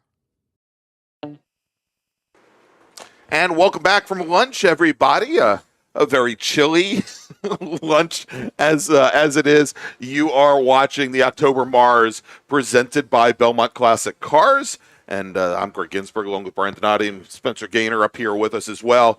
And we are getting ready to start to wind things down here. We have 4 races remaining. We've got 3 Mid-Atlantic Road Racing Series feature races and 1 more bracket race to go. Brian, as we've just put up on the screen here, coming up next is our small bore, primarily production race, but also GT Pinto and Spec RX-7, STL, and T4. We had a great STL race yesterday for a time. Why don't we run down the starting order? All right. So it looks like we're going to have 20, maybe even have a little bit more going here. But it looks like we're supposed to have scheduled 20 starters. Let's go ahead and starting off in the 20th position. From Bristow, Virginia, that's the 24 of Alex Cumming. Starting in the 19th position. From Millersville, Maryland, that's the 199 of Ben Sarley. Starting in 18th. From Woodbridge, Virginia, that's George Ortiz, and he's in the 127. In the 17th position. From Raleigh, North Carolina, the 27 of Rick Starkweather. Starting in the 16th position. From Leesburg, Virginia, the 152 of Garrett Bowser. Starting in the 15th position. From College Park, Maryland, that's the 14th of David Mapes. Starting in the 14th position. From Chambersburg, Pennsylvania, that is the 22 of Stephen Miller. Starting in the 13th position. From Durwood, Maryland, that's the 90 of Carolyn Bayer Broering. Starting in the 12th position. From Bethesda, Maryland, that's the 40 of James Stem. Starting in 11th position. From Middletown, Maryland, that's the 111 of Carlos Schooler. Starting in the 10th position. From Durwood, Maryland, that's Chuck Allard, and he's in the 50. Starting in the 9th position, in the number 82 from Gurney, Illinois, that's Robert Cahall. Starting in the 8th position from Charlestown, West Virginia, the fastest Pinto in the East, that's the 11 of Bruce Shelton. Starting in the 7th position from Gloucester Point, and I don't know the state, but I would assume that's Pennsylvania or maybe even Virginia, but it's Gloucester Point. That's the 83 of Michael Unger. It's Gloucester Point, Virginia. There we go. Okay. Starting in the 6th position from Oakland, New Jersey, the 89 of Michael LaMena. Starting in the 5th position from Christiansburg, Virginia, that's the 182 of Ted Cahall. Starting in the 4th position from Scranton, Pennsylvania, the number 98 of James Pinato. And starting in the 3rd position from Morgantown, West Virginia, the 18 of James Lindenthal. And starting on the front row and starting in the 2nd from Lodi, Ohio, the 08 of Aaron Johnson. And starting on the pole in that Caterham 7 from Wingina, Virginia, the 65 of Minor Wilcox. All right, and Brian, what a race it was yesterday in E-Production. It was literally James Lindenthal's race to lose in his 2nd gen RX-7. And on the very last lap, and literally the very last corner, loses the rear end of the car, heads to the gravel trap. Minor Wilcox, who had been trying to chase that machine down for an entire race, as Wilcox started from the back of the pack and worked his way all the way forward. Wilcox finally had worked his way up, was right behind the 18 machine, and I guess the stress got to the 18 car, or it might have had some. We had heard some reports that perhaps it was putting down some fluid. Yeah. And Lindenthal had an earlier spin in the race. He may have had some mechanical problems there as that race ended. He was either that or we talked about the points with Paul Marconis. We're thinking maybe Paul Marconis was standing outside of turn 10 because that's actually where it happened. Paul Marconis was out there with the James Lindenthal machine little doll and put some voodoo magic on it. That's right. So, all in the name of winning a Mid-Atlantic Road Racing Series championship. Yeah. And there you go. So it looks as though Minor Wilcox, Brian, I mean, I know the Lotus is or the Caterham is very, oh, actually it is out there. Yep, he is out there. I literally did not see the Caterham come off the grid, and I thought that Aaron Johnson in his Honda S2000 was going to be your pole sitter. I mean, Minor, he literally drove right underneath us in his Caterham. Literally. Oh my gosh. And so, the other race, and I talked about what was a great race in STL for the longest time, is we saw early on where Mike LaMena and Ted Cahall were battling it out for the lead early. And there was a third player in that race as Jimmy Pettinato in his STU BMW. The two Miatas just seemingly they'd find ways to get around Pettinato. They'd use Pettinato as a pick. They'd use, Pettinato as a pretty much a blocker. I mean, anything that they could do to use that BMW to affect their race. And then about midway through the race, we had Cahall get around Jimmy Pettinato's BMW. And then Mike LaMena tried for, I think, like 3 laps to get by. Yep. Could not do it. Finally, we just saw LaMena start to fall off the pace a little bit. Yeah. And from there on, the race was done. But, while it lasted for about 5-6 laps or so, it was a great, great fight. Yeah, at that point, you start using up your tires. And I know it's only a 15-lap race, but you start using up your equipment a little bit and get back through. I think at one point he was able to get back up to Pettinato, but at that point it was a little late. The damage per se had been already done. Been done, where, yeah. Ted was able to pull away for that STL. All right, as the lights are out on the pace car, and we've got that Pontiac driven by Graham Taylor bringing the field up the hill towards the bridge. It was a pretty easy run yesterday for Chuck Gallard, winning by a number of seconds in H production over Carlos Schooler. Bruce Shelton, as you mentioned, the fastest Pinto in the East, as opposed to a Gremlin. He had a number of seconds on David Mapes, who was out here yesterday as well. And Alex Cumming, not much of a race for him, as he was our only Spec RX-7 driver. As the field is on the front straight, and there we go. Green flag is in the air. Dave Sterling giving the command, and the race is underway as we see that Caterham 7 of Minor Wilcox once again sticking all the way to the inside. That's where he's going to turn in. Johnson in the Honda S2000, though, pulls right up alongside the Caterham, Brian. Yeah, and then you've got Lindenthal and Pettinato. They're side by side as well going through turn 1. headed back through, but Minor Wilcox able to separate himself a little bit from Aaron Johnson in that 0-6 machine. But then now Penato is going to move up into third overall, now put Lindenthal back. So if Lindenthal wants to get this E-Production win today, he's going to have to chase down Minor Wilcox instead of Minor Wilcox chasing Lindenthal down. That's right. And we then saw Michael Amena and Ted Cahall. They were nose to tail. Back right behind the Lindenthal machine there for the lead in STL. A little bit further back, Chuck Allard already with an advantage over Carlos Schooler as he had a couple of STL machines between he and the rest of the H production field. Yeah, it looks like LaMena and Cahall really didn't get a good start other than our front four cars there with Wilcox, Johnson, and Penato and Lindenthal. They seem to be able to pull out a little bit further. Like the two Miatas just didn't really get a good jump on there. That kind of stacked up a little bit of the field going down into one, and then that allowed our front four cars to get a little bit. But now as we look at it coming out of turn 10, you've got Cahall right there with LaMena about two car lengths back. That's your battle for STL lead. They have caught back those front four as Minor Wilcox starts to set sail down into turn 1, Greg. That's right. And then we have the red and white, the second Honda S2000 in the field.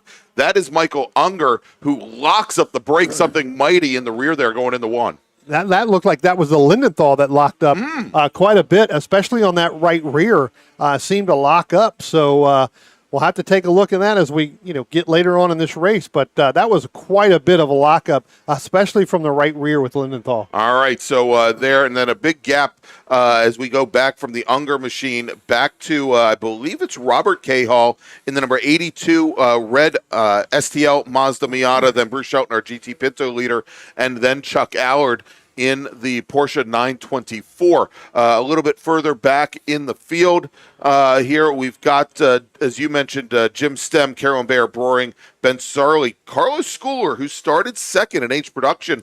Brian, it looked as though he may have lost a number of positions in that orange Toyota MR2. Yeah, dropped back a little bit again on that start, and I think a lot of that had to do with, as I said, you got the two Miatas there with LaMena and Cahall. They didn't get a really good start. That kind of checked up the whole entire field. Yeah. And then Schooler just not able to get anywhere, and so now he's really dropping back from where he first started. All right, well, coming down the front straight now, it is, again, Minor Wilcox in that Caterham, but rather than being the 18 of Lindenthal, Aaron Johnson in his open-top Honda S2000, the silver S2000 now, about 3 car lengths back from Wilcox's Caterham. James Lindenthal, he is still trying to find a way, much like the Miatas did yesterday, Brian. Lindenthal still trying to find a way to get around Jimmy Pettinato. That E30 BMW M3, lots of straight line speed, and the inline 6 with a lot. Actually, the M3, that machine is a 4-cylinder car, pardon me, but still a lot more grunt out of the corners than the rotary motor that Lindenthal is driving, and you can see that coming out of turns 1 and 2, where he opens up almost 3 car lengths on Lindenthal. Yeah, Lindenthal's car seems to take a little bit of time to really get going here. We'll have to see as the race goes on, but 8,000 RPMs. Just doesn't seem to have what he had yesterday early on. And again, You're right. Chillier temperatures here. That car may not just doesn't like the chillier, colder temperatures, especially off the start. So it'll take time to get a little bit more heat in the tires. That may come in a little bit there. All right, yeah, and we'll see here as they come out of turn 10. We just had Johnson give a little whiff, drop the right rear wheel there at the curbing coming out of turn 10. Maybe lost a little bit of momentum, but for the second day in a row here, Brian, as we shift back past our top 4, and we'll see them coming down here in just a moment going into turn 1. That battle for the lead in STL, Ted Cahall now has opened up almost a 15 car length advantage over Mike LaMena. LaMena now, actually I wouldn't call it 15. I would probably put it at around 10 car lengths or so. But it is a substantial gap, and maybe LaMena did something to hurt that car, that he just doesn't have the pace that Cahall has, and he doesn't seem to have the pace that he had yesterday. Yesterday, LaMena's fastest lap, a 126.5, And right now he is running, hey, well, what do you know? He's running a 126.6. Yeah. So, Well, I think that, Mike could be pacing himself, right? I That's know true. we're going 5 more laps there, but, there is a difference in some of these drivers where, you get to a 20-lap race and it's more of, hey, I can pace myself for a little bit, just keep them. We talked about this earlier with Sam Schechter and Morgan Burkhardt in the SRS, but if you can just, pace yourself to get at least to the halfway, and then it becomes good. You don't run the tires off. You don't burn up the brakes. The handling of these cars don't change, ever so slightly while you take care of your equipment. So, all right. So a little bit back and further in the field, we talked about Carlos Schooler not getting a good jump to start this race. I think we just saw him make a pass on Jim Stem's Volvo, so I think that will probably move him back up to second in H production, where he might have gotten around both Carolyn Bayer Broring's VW and the big white Volvo of Jim Stem. Now, I am getting word that although Chuck Allard's Porsche not having issues right now, and Allard is getting a good draft right off the back of the Pinto of Bruce Shelton as they go out into one, and as they go into one, Chuck Allard, he's going to pass Bruce Shelton to take over a position. The other Porsche that's in the field, that is the number 22 Porsche 944, pardon me, is Stephen Miller. He's just been given that soundboard. And we've got an issue, I think, with Chuck Allard, seeing a lot of white smoke out of the back of Chuck Allard's Porsche as he came out of turn 2 heading towards turn 3. Yeah, a little bit more going up over top of the hill and heading down into turn 5. We'll keep an eye on the cameras there as that starts to head down to see if he's got any more. But there seems to be a little bit more than normal, coming out of that car. Still going through turn 5. Right now doesn't seem to be too bad, so we'll have to keep an eye on that. But you talked about Carlos Schooler. Carolyn Bayer Brewing got back around Carlos Schooler and James Stem, so put her in the second place in H production and move Carlos Schooler back to third. And it does look like now, Greg, Lindenthal has gotten around James Pinato. All right, so that'll move Lindenthal up into third position, but more importantly, he is still about 2.5 seconds back from Aaron Johnson in the battle for second in E production. I think it's more than that, as the Mazda has just come out of turn 2 as Johnson is rounding turn 3, and we do have some of our corner workers now commenting about the amount of smoke coming out of the back of the 50 machine. We saw just a lap ago going down the front straight where the number 50 was able to get by the Pinto of Bruce Shelton, and then almost immediately coming out of 2, running into 3. We saw a lot of smoke, and it seems to be, Brian, more when that car is loaded up, and I'm wondering if it's maybe just an overfill or something along those lines. That's exactly what I was just getting ready to say, and it looks like it more and more. It happens really, again, when he's off the throttle a little bit, just kind of blows back through there. So it could end up happening that is going to be there. But it may have worked itself out. I didn't see any in turns 1 or turns 2 and 3 coming up.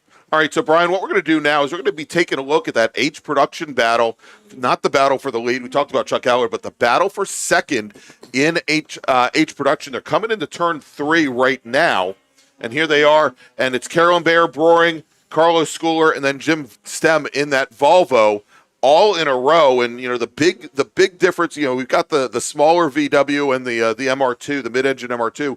That Volvo from Jim Stem, certainly not the best handling of the 3, but it can run like a bloody locomotive once it gets in a straight line. So once it gets going. Yes, once the turbines start moving there. I think I can. Exactly.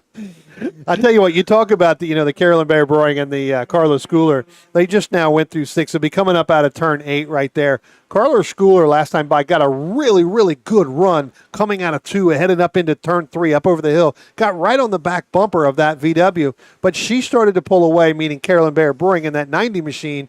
They're just now coming out of turn 10. She is able to get through the back half of this course just that much better, but the straight line speed a little bit, Carlos is able to pull right up as he's going to get the draft, and she's trying to break that draft for Carlos Schooler. She moves to center of the track. Carlos Schooler almost ran out of the racetrack. Yeah, so Carolyn went from center of track to just a touch to the left of center of track, and Carlos Schooler figured, I've got my left wheels on the very edge of the pavement right now. I better let out, and it was actually very good positioning by Carolyn Bayer Brewing to make her one move. And the big deal is you watch that Volkswagen Golf. It is, a very well handling car, but it is very tall. It's very boxy. It puts a big hole in the air. And Carlos Schooler in that little MR2 was able to use that draft. I think he just went the wrong way. If he'd gone to the inside, he would have had 3/4 of a track and might have had a pass. Yeah, you keep an eye on it as they come down the hill now into turn 5. Carlos Schooler really trying to put the pressure on her going through there. She got through turn 3 and turn 4 last time really, really well. But you're right. She is pushing the air, and that's allowing that, that lower gravity car there with Carlos Schooler to really get up underneath that draft. All right, and just behind that battle for second at H production, we've got our leaders, Minor Wilcox, and maybe Spencer, we go and take a look at this. It's Minor Wilcox and Aaron Johnson in that open top S2000. He has really closed things down on Minor Wilcox as they come under the bridge right behind the H production battle. Johnson now right on the back bumper of Wilcox's machine as they come onto the front straight. They both get past Jim Stem. They're coming up on Broering, and Schooler, and there they go across the start-finish line. They are starting lap number 9. And let me do this, Brian, because we haven't done it yet. Let me make a first call to the grid for our next group. Attention in the paddock, bracket racers, Sprint Bracket Road Racing Series. Please head to the grid. Your race is next. Bracket racers, race group 6, please head to the grid. And I'm getting word from Brian, from one of our spies. I'll call him, he's not a spy. Martin Burke. He's talked about that it's oil loss, and it is the same thing that Chuck had happen at the MARRS Labor Day Spectacular. He knows the problem, just hasn't been able to fix it yet. Yeah. Well, hopefully he'll be able to get it soon. He's got all winter to get it done. So, you talk about that H production in that battle for second place. Carlos Schooler was able to get around Carolyn Bayer Brewing. Wow, I'm going to get that out. And that happened because of Minor Wilcox and Aaron Johnson picked up that draft, moved out to driver's right. As she was letting them go by, Carlos Schooler moved and went side by side down into turn 1. There we go, and they're actually coming up the hill now, and with Schooler now coming under the bridge, he has opened up about a 6-car length advantage over Carolyn Bayer Brewing. So a good run for Schooler, and this may be all that he needed to maybe put Carolyn in the rearview mirror. Jim Stem about another 8-car lengths back from there.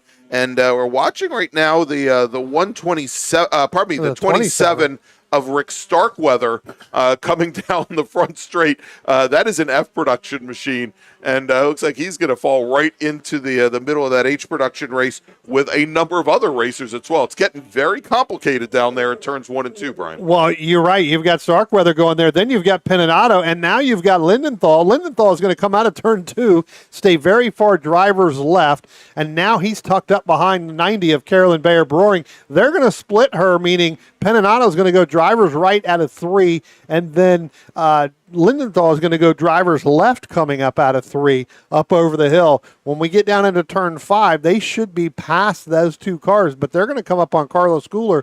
But then you've got to throw in the F production there, Greg, of Rick Starkweather and George Ortiz and the Miata, the really 27 and the 127. Yeah, they're just kind of there. It's like nowhere to go at that point.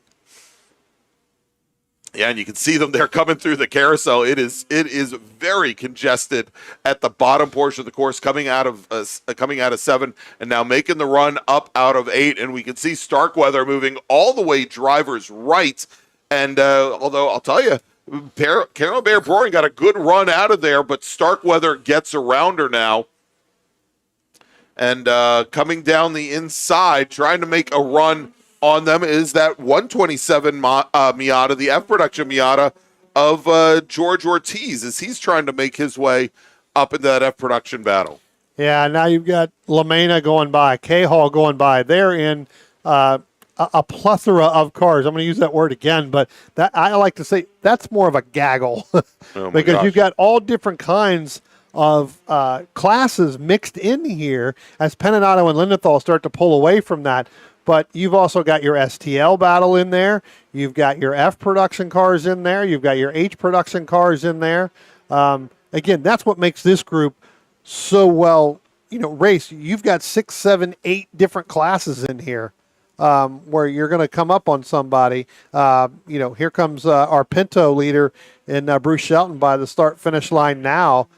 He's kind of running by himself, and our overall leaders are right behind him, Greg. All right, so Stephen Miller brings his Porsche 944 onto the pit lane. He just had an off down at the bottom half of the course, actually backed into the tire wall. It sounded like the glass hatch on that car might have been loose and open. So we'll see if he can get somebody on the pit lane to get that closed for him. But his race might now be finished. All right, Jimmy Pettinato now coming down the front straight, and he's been in that fight with Jim Lindenthal again. Not for class position, but for third place overall. And Pettinato once again gets around the E-Production Mazda RX-7 of Lindenthal. Yeah, two cars, pretty good battle there the entire time. And you're right, gets through. Jimmy gets out of turn 2 a little bit better than Lindenthal in there. And then you go back to, obviously Ted Cahall in that 182. That's your STL leader. Then LaMena a little bit further back from that. But, Carolyn Bayer Brewing now, she is right behind Carlos Schooler. It's about 10 to 15 car lengths in between them, but she's starting to work her way up back to the back bumper of Carlos Schooler in that MR2.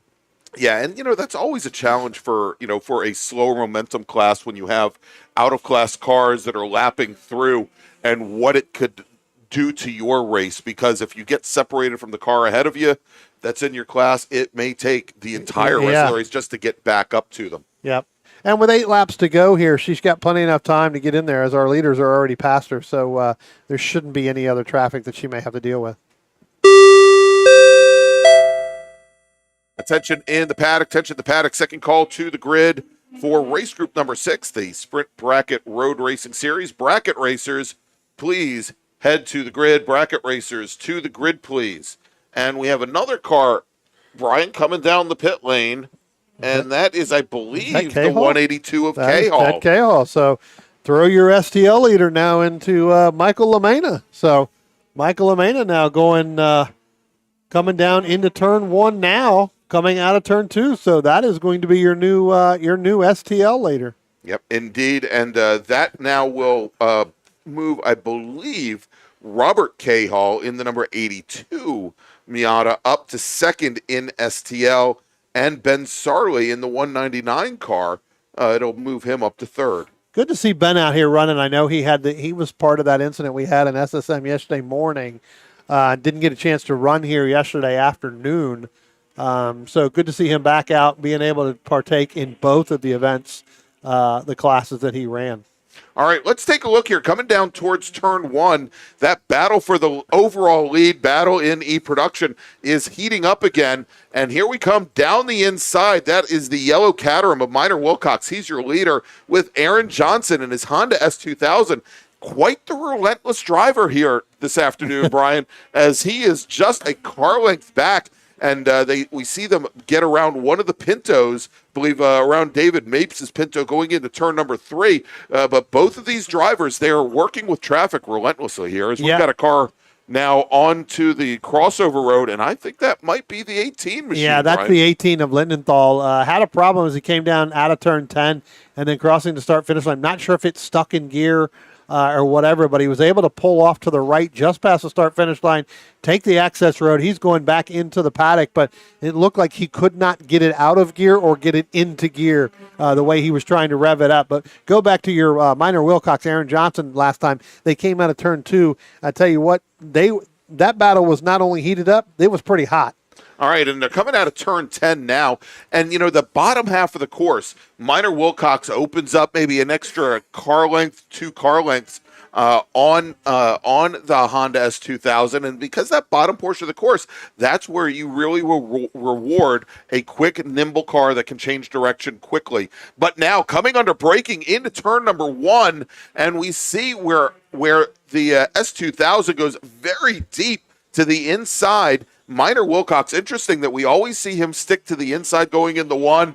Minor Wilcox defending turn one from the outside, from driver's left, almost daring Aaron Johnson to go deep into the corner, and Johnson couldn't go quite deep enough. Yeah, and then as they came out of turn 2 and then went up the hill up into turn 3, they both got stuck in behind the 82 there of Robert Cahall in that STL Miata. So they both had to get on the brakes there pretty hard, which allowed Aaron Johnson to close that gap even further as they come down in through turn 5. And really coming out of turn 6 here, you'll see that gap is about a car length to a car length and a half.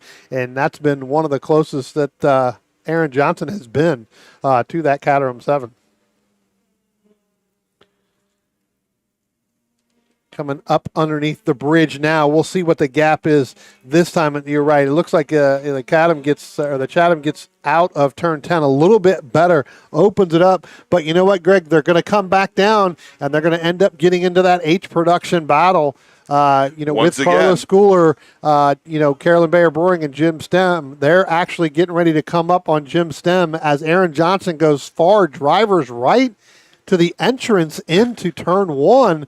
Looks like he's trying to do, a different line than Minor Wilcox, but that actually hurt him that time. Yeah, and Brian, that really surprised me because he was about 4 car lengths behind. He cut down to the inside, tried to take a very shallow entry into turn number 1. He certainly wasn't close enough to affect the pass.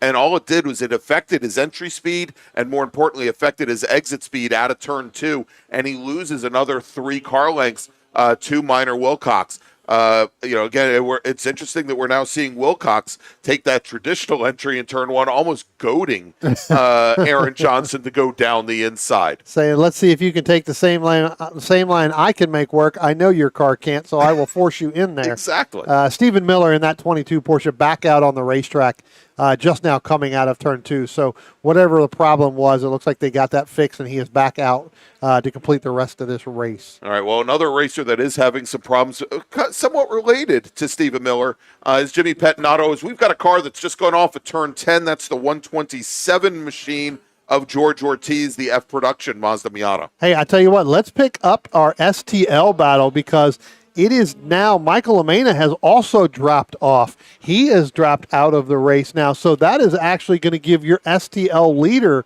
to Robert Cahall and Ben Sarley. So Ben Sarley now moving up into second place in STL behind Robert Cahall. And by looking at this, the Lamena and the Ted Cahall cars are out of this race. That only gives us 2 cars left in STL, Greg. All right. Well, we'll try and pick up where they are on track and see where the Cahall car is. There's so many Miatas. You never know what class they're in. Let's see. There's the 199 machine that has just gone past us, of Ben Sarley. And so that means that the red Miata is going to be, I think, probably down in 5 somewhere. Yeah, it's quite a bit. It's actually almost 30 seconds ahead. Yeah, Brian. So a long way for Ben Sarley to go, but right now he's in the spot for a podium. Yeah, I think the 82 just went through. I believe. I think that's him coming out of 6 now, headed up through turn 8 now. So. But yeah, 30 seconds gap. I didn't see Michael Lamena come down on pit road, so unless something happened out where he is still out there somewhere and parked off the side, I have not heard anything or seen anything. So unless we just missed him where he pulled in. All right. So we've got 3 laps remaining here, and there is the 82 machine just now crossing the stripe. Robert Cahall currently running 5th overall, your leader in Super Touring Light. Now working his 17th lap, and should mention that Wilcox and Johnson have lapped through the entire field at this point here, as we'll continue to watch the field come through, and we'll try to pick up. We did see that H production battle for second has really been stretching out. We do see where our leader in H production, Chuck Allard, for whatever reason, those oiling issues that he had earlier, again, not seeming to really affect the car right now. He's running 8th overall, and a great lap times for him. He's come a little bit off of his previous pace. He's now running in the mid-133s, where he had been in the mid-29s early on in this race. But let's jump and take a look here. Coming down the front straight, going down into turn number 1. Again, now as we have just 2 laps remaining here for our production car race, Minor Wilcox this time staying all the way to the inside. He's going to force the Honda S2000. Aaron Johnson, who just made his fastest lap of the race, was actually slightly faster than Wilcox that time by to go to the outside. Well, he forced Aaron Johnson to go to the outside, which is a lot faster for Aaron Johnson. It's when Minor Wilcox was running the outside there, the normal traditional entry into turn 1. It just seemed like Aaron Johnson couldn't get back on the throttle and had to wait on the car a little bit longer to get through the center of the apex there of turns 1 and turns 2. Now he makes him run the traditional line, and he seemed faster. He's right on the back, right on the back of the gearbox there. I mean, it's like he's playing the Jedi mind tricks on Aaron Johnson, and Johnson seems to be falling for it each and every time. But here they come out of turn 6, out of the carousel, heading towards turn 7. We'll see if the Caterham can open up more of a gap.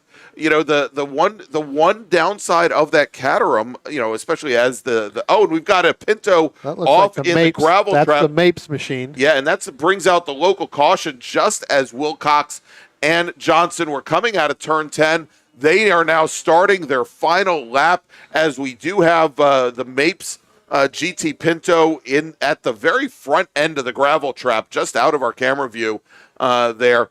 But let's continue to watch now as Johnson coming up right to the back bumper, or what back bumper there is of a Caterham 7 on Minor Wilcox. I was going to say that the one disadvantage that Caterham has is straight line speed, and is primarily an aero deficiency. Right. You've got those big bicycle fenders in the front, and of course the open top. You know, but Aaron Johnson's S2000 also not the most aerodynamic vehicle out there currently. But we'll continue to watch this as big brake lock up from Minor Wilcox going down into turn 5, the Caterham, and we've got a local yellow now down at 5, and I think that's what brought it out.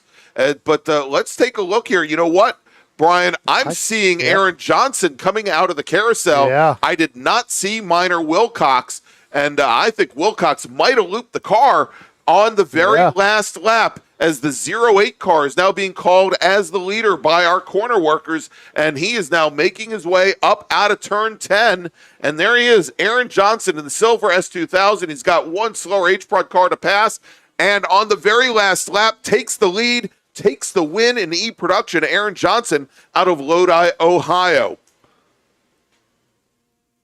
And here comes Minor Wilcox now coming up out of turn 8.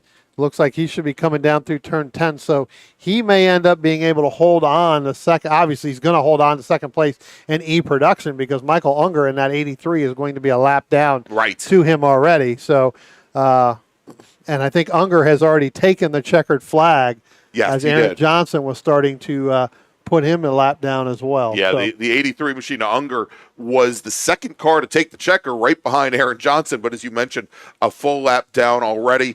And here's the call that I got from our spies down in the carousel. Is that it was actually Aaron Johnson who locked up the brakes there, and they think that Minor Wilcox might have looped the car, looking in the rearview mirror to see how close that S2000 was. But regardless of why he did it, he did do it. So let's take a look here, and again, we'll run down our winners by class here. We'll start off with E-Production. It was Aaron Johnson, Minor Wilcox, Michael Unger, your top 3. Stephen Miller, as we mentioned, he came back to rejoin the action. He finishes just off the top 3, but 3 laps down.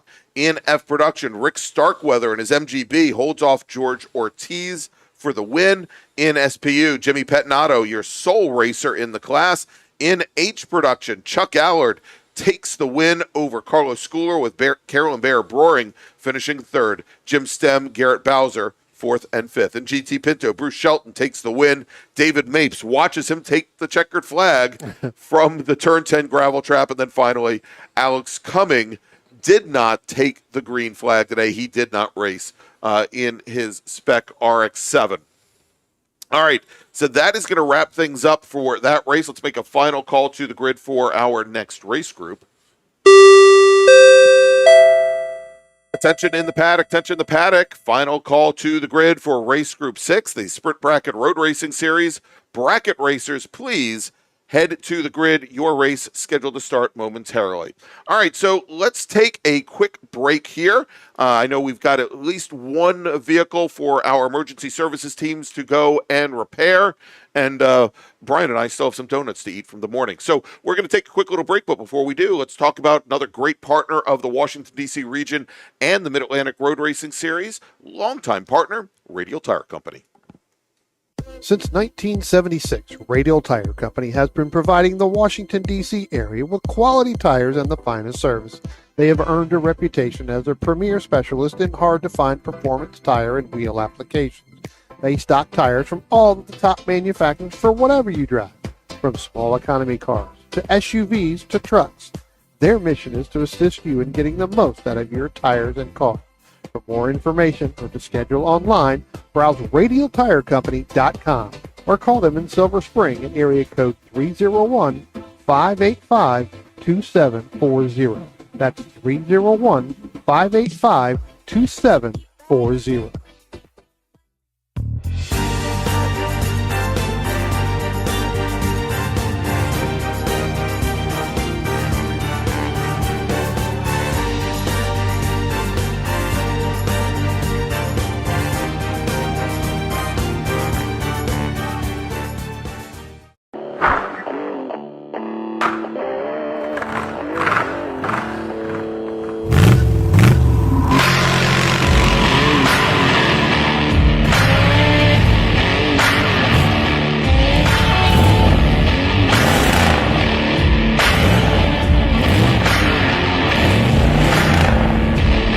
Hey dog.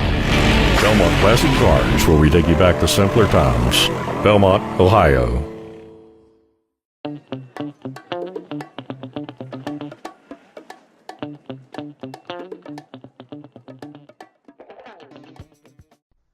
If your building is leaning, leaking, or cracking, you need SRG. Structural Rehabilitation Group specializes in the repair and rehabilitation of existing structures and structural elements. We offer our clients single-source structural engineering solutions for their construction-related problems. Our services include investigation, evaluation, repair design, construction observation, and contract administration. We take your problems and deliver practical and cost-effective solutions tailor-made to your specific needs. With over 60 years of experience, SRG is committed to ensuring that our clients are satisfied and that they receive the best value for their investment in terms of quality, aesthetics, and performance. We will care for your building like it's our own. So remember, if it's leaning, leaking, or cracking, call SRG. That's 301-300-8700, or see us on our website, srg-llc.net. Since 1976, Radial Tire Company has been providing the Washington, D.C. area with quality tires and the finest service. They have earned a reputation as a premier specialist in hard-to-find performance tire and wheel applications. They stock tires from all of the top manufacturers for whatever you drive, from small economy cars to SUVs to trucks. Their mission is to assist you in getting the most out of your tires and cars.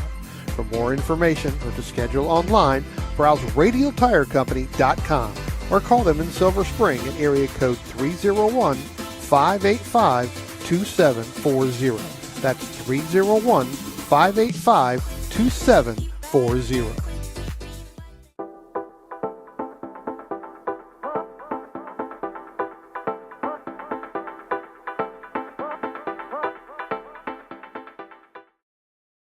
If you like what you see today, become part of the action by joining Sports Car Club of America. Whether you want to drive, flag, or just have fun with cars, SCCA membership opens the door to all kinds of motorsports to feed your obsession. Along with 65,000 like-minded members ready to be friends. Ask someone trackside how to get involved or visit scca.com for more information. OG Racing carries just what you need to get on the track, from driving suits and shoes to helmets, data and video systems, to your favorite brake pads from Performance Friction, Hawk, and Paget. OG Racing has built its reputation during the last 22 years by providing the best customer service in the motorsports business, and their depth of inventory is second to none when it comes to safety equipment. That's why OG Racing has been the highest volume Sparco dealer for 17 years. Come visit their 12,000 square foot showroom and warehouse located in Sterling, Virginia. Call them at 1-800-934-9112 or order online at ogracing.com.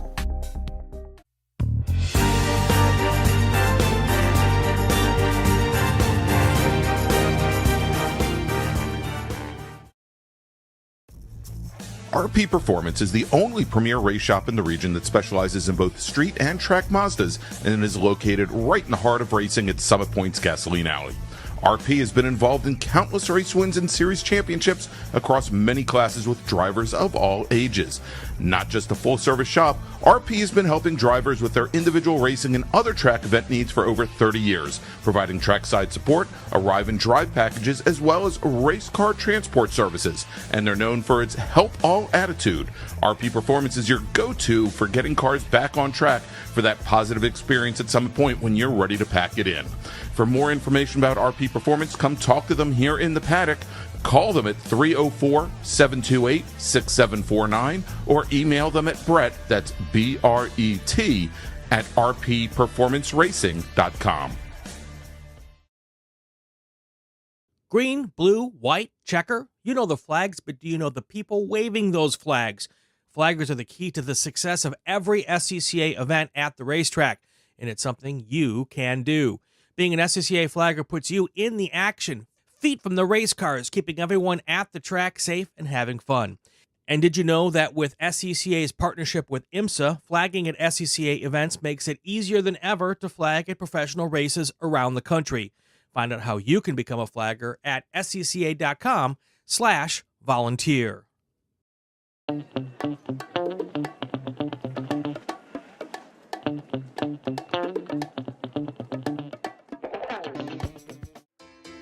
The DC region would like to welcome the Autoverse to the MARRS family.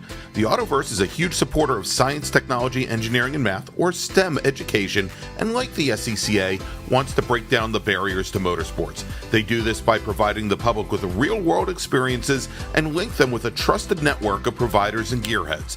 To find out more, find them online at theautoverse.io, and if you're here at Summit Point this weekend, stop by their display in the paddock, say hi, and ask them about their upcoming events. The Autoverse, 4 wheels, more fun.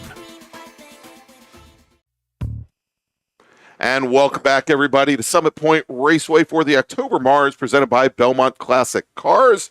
I'm Greg Ginsberg along with Brian Donati and Spencer Gaynor. And we have a few guests up here. They're going to be joining us in a few moments for our final bracket race, Sprint Bracket Road Racing Series race of the weekend, our second 10-lap race for them here this afternoon. And Brian, why don't we run down the starting order before our camera at the start-finish blows over? Well, I tell you what, Greg, we're going to do things a little bit differently here. We have taken the bracket in race group 6 and we have inverted. That sounds painful. Which is we've inverted the field. So we're going to start off at 16th. So 16th is going to be the 18, who is normally your pole sitter here, but he is going to start shotgun on the field. That is going to be 18 of Corey Markovich from Martinsburg, West Virginia. Starting in the 15th from Gibson Island, Maryland, that's the 81 of Stephen Shue. Starting in 14th from Annapolis, Maryland, that's the 7 of Keith Frazier. Starting in the 13th position from Charlestown, West Virginia, that's the 05 of Bill Smith. Starting in the 12th position from Arlington, Virginia, that's Joe Bell, and he's in the 78. Starting in 11th position from the 155 from Freehold, New Jersey, that's Alan Rothman. Starting in the 10th position, where this change inversion doesn't really affect him because he's starting 10th no matter what, right? He's from Scottsville, Virginia. That's the 43 of Frank Alessi. Starting in 9th position from Gum Springs, Virginia, the 83 of Nick Shively. Starting in the 8th position from Jefferson, Maryland, that's the 55 of Murphy Nichols. Starting in the 7th position from Fredericksburg, Virginia, the 180 186 of Jennifer Romes. Starting in the 6th position from Annapolis, Maryland, that's the 114 of Tim Frank. Starting in the 5th position from Tacoma Park, Maryland, that's the 68 of Jed Prentice. Starting in the 4th position from Severna Park, Maryland, the 74 of David Cook. Starting in the 3rd position from Catlett, Virginia, that is the 92 of David Albrecht. And starting on the front row, starting in the 2nd position from Hampstead, Maryland, is the 20 of Robert Garrick. And scheduled to start on the pole from Ashburn, Virginia, is the 40 of William Simpkins. And we know he had problems, so he is not starting on the pole. So that actually will move everybody up. So Robert Garrett is actually your pole sitter. All right, and so a couple to make things even more confusing for us, the 74 of David Cook took to the track behind Corey Markovitz, so that moves him towards the tail of the field. And then starting tail end Charlie today is going to be Jennifer Romes. Rather than starting 7th as scheduled, she's going to be starting, I guess it'll be 17th. All right, so we also have joining us here in the booth another one of the famed Alessi, the Alessi clan. We've got David Alessi here with us, correct? Hey, Greg. Thank you for having us up here. Absolutely. So thanks for joining us. Obviously, you've got your favorite horse in this for this course here today. But Dave, as we get ready, the field is on to the front straight, and Beth Burkhardt looking the field over. She pulls out that green flag, and we are underway here with the Chevy Corvette of Robert Garrett jumping out to an early lead. Why don't you tell us a little bit about I guess the gestation of bracket racing? Obviously, after it's been a couple of years since we first started running the series here, and it continues to grow. What would you say is the impetus behind that? Well, I mean the series itself serves so many purposes. All the cars that don't necessarily fit into somewhere else.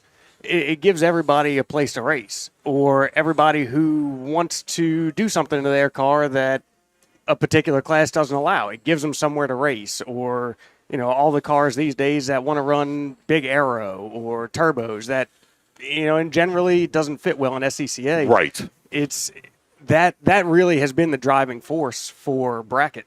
So, Dave, correct me if I'm wrong. As long as they meet the SCCA safety standards, they could actually bring the car out here and run in bracket. There is no classification. So, as long as they meet the safety portion of it, so say from NASA or anything else, you could bring this car out and run it in bracket. Correct. So, bracket runs IT safety rules. So, as long as you meet improved touring safety, the rest of it is up to you.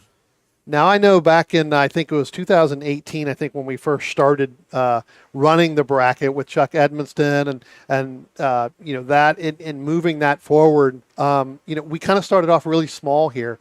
And then as we got to, I think 2019, we kind of scaled it all the way back, right? We kind of did away with it. And then as we got to 2020, we got through the COVID years and got through that. It's kind of morphed into, one of the biggest classes we have. I mean, we're getting anywhere from, 15, 20, 25 cars, I think, at one point. I think the biggest field I think I've seen was 31 cars. Yeah, I think at Labor Day we had 33 entries maybe. Yeah. I don't think everybody ended up showing, but I think per MSR we had 33 entries. Yeah. All right, real quick, guys, let me make a call here to the grid for our next group, since this is a bit shorter race. Attention in the paddock, attention in the paddock. First call to the grid for race group number 7, Spec Miata and SMT. Please head to the grid. Spec Miata and SMT, please head to the grid. And so, Brian, we haven't really talked about it much over the weekend as far as how these races are formatted, these bracket races. And I guess probably the closest analogy that we have is drag bracket racing, where it's obviously a little bit different, where in drag racing you are identifying what your target time is. You're telling the officials what your target is, and you try to stay that you don't break out of that time. You don't run faster than your target. In bracket racing here, the Sprint Bracket Road Racing Series, we have a series of time slices, for lack of a better word. Each slice 2 seconds in length, and what you want to do is you want to stay within a bracket through the course of a race. It really honors consistency in racing, that the people that you are competing against are the people that are running very similar lap times to you. Right. And David, talk about that, because, again, and we've discussed this kind of over, above and beyond a little bit every year. But once you get into that bracket, you can't go lower bracket. So if you run a slower time, you can't drop back to a bracket. You can only improve by going up the brackets. Right. You can move up. You cannot move down. So, and that's where a little bit of strategy comes in. If you qualify in, say, the A2 bracket, but then the rest of the weekend, you don't ever hit that time again, you're running in the A3 time slot, you are still in A2.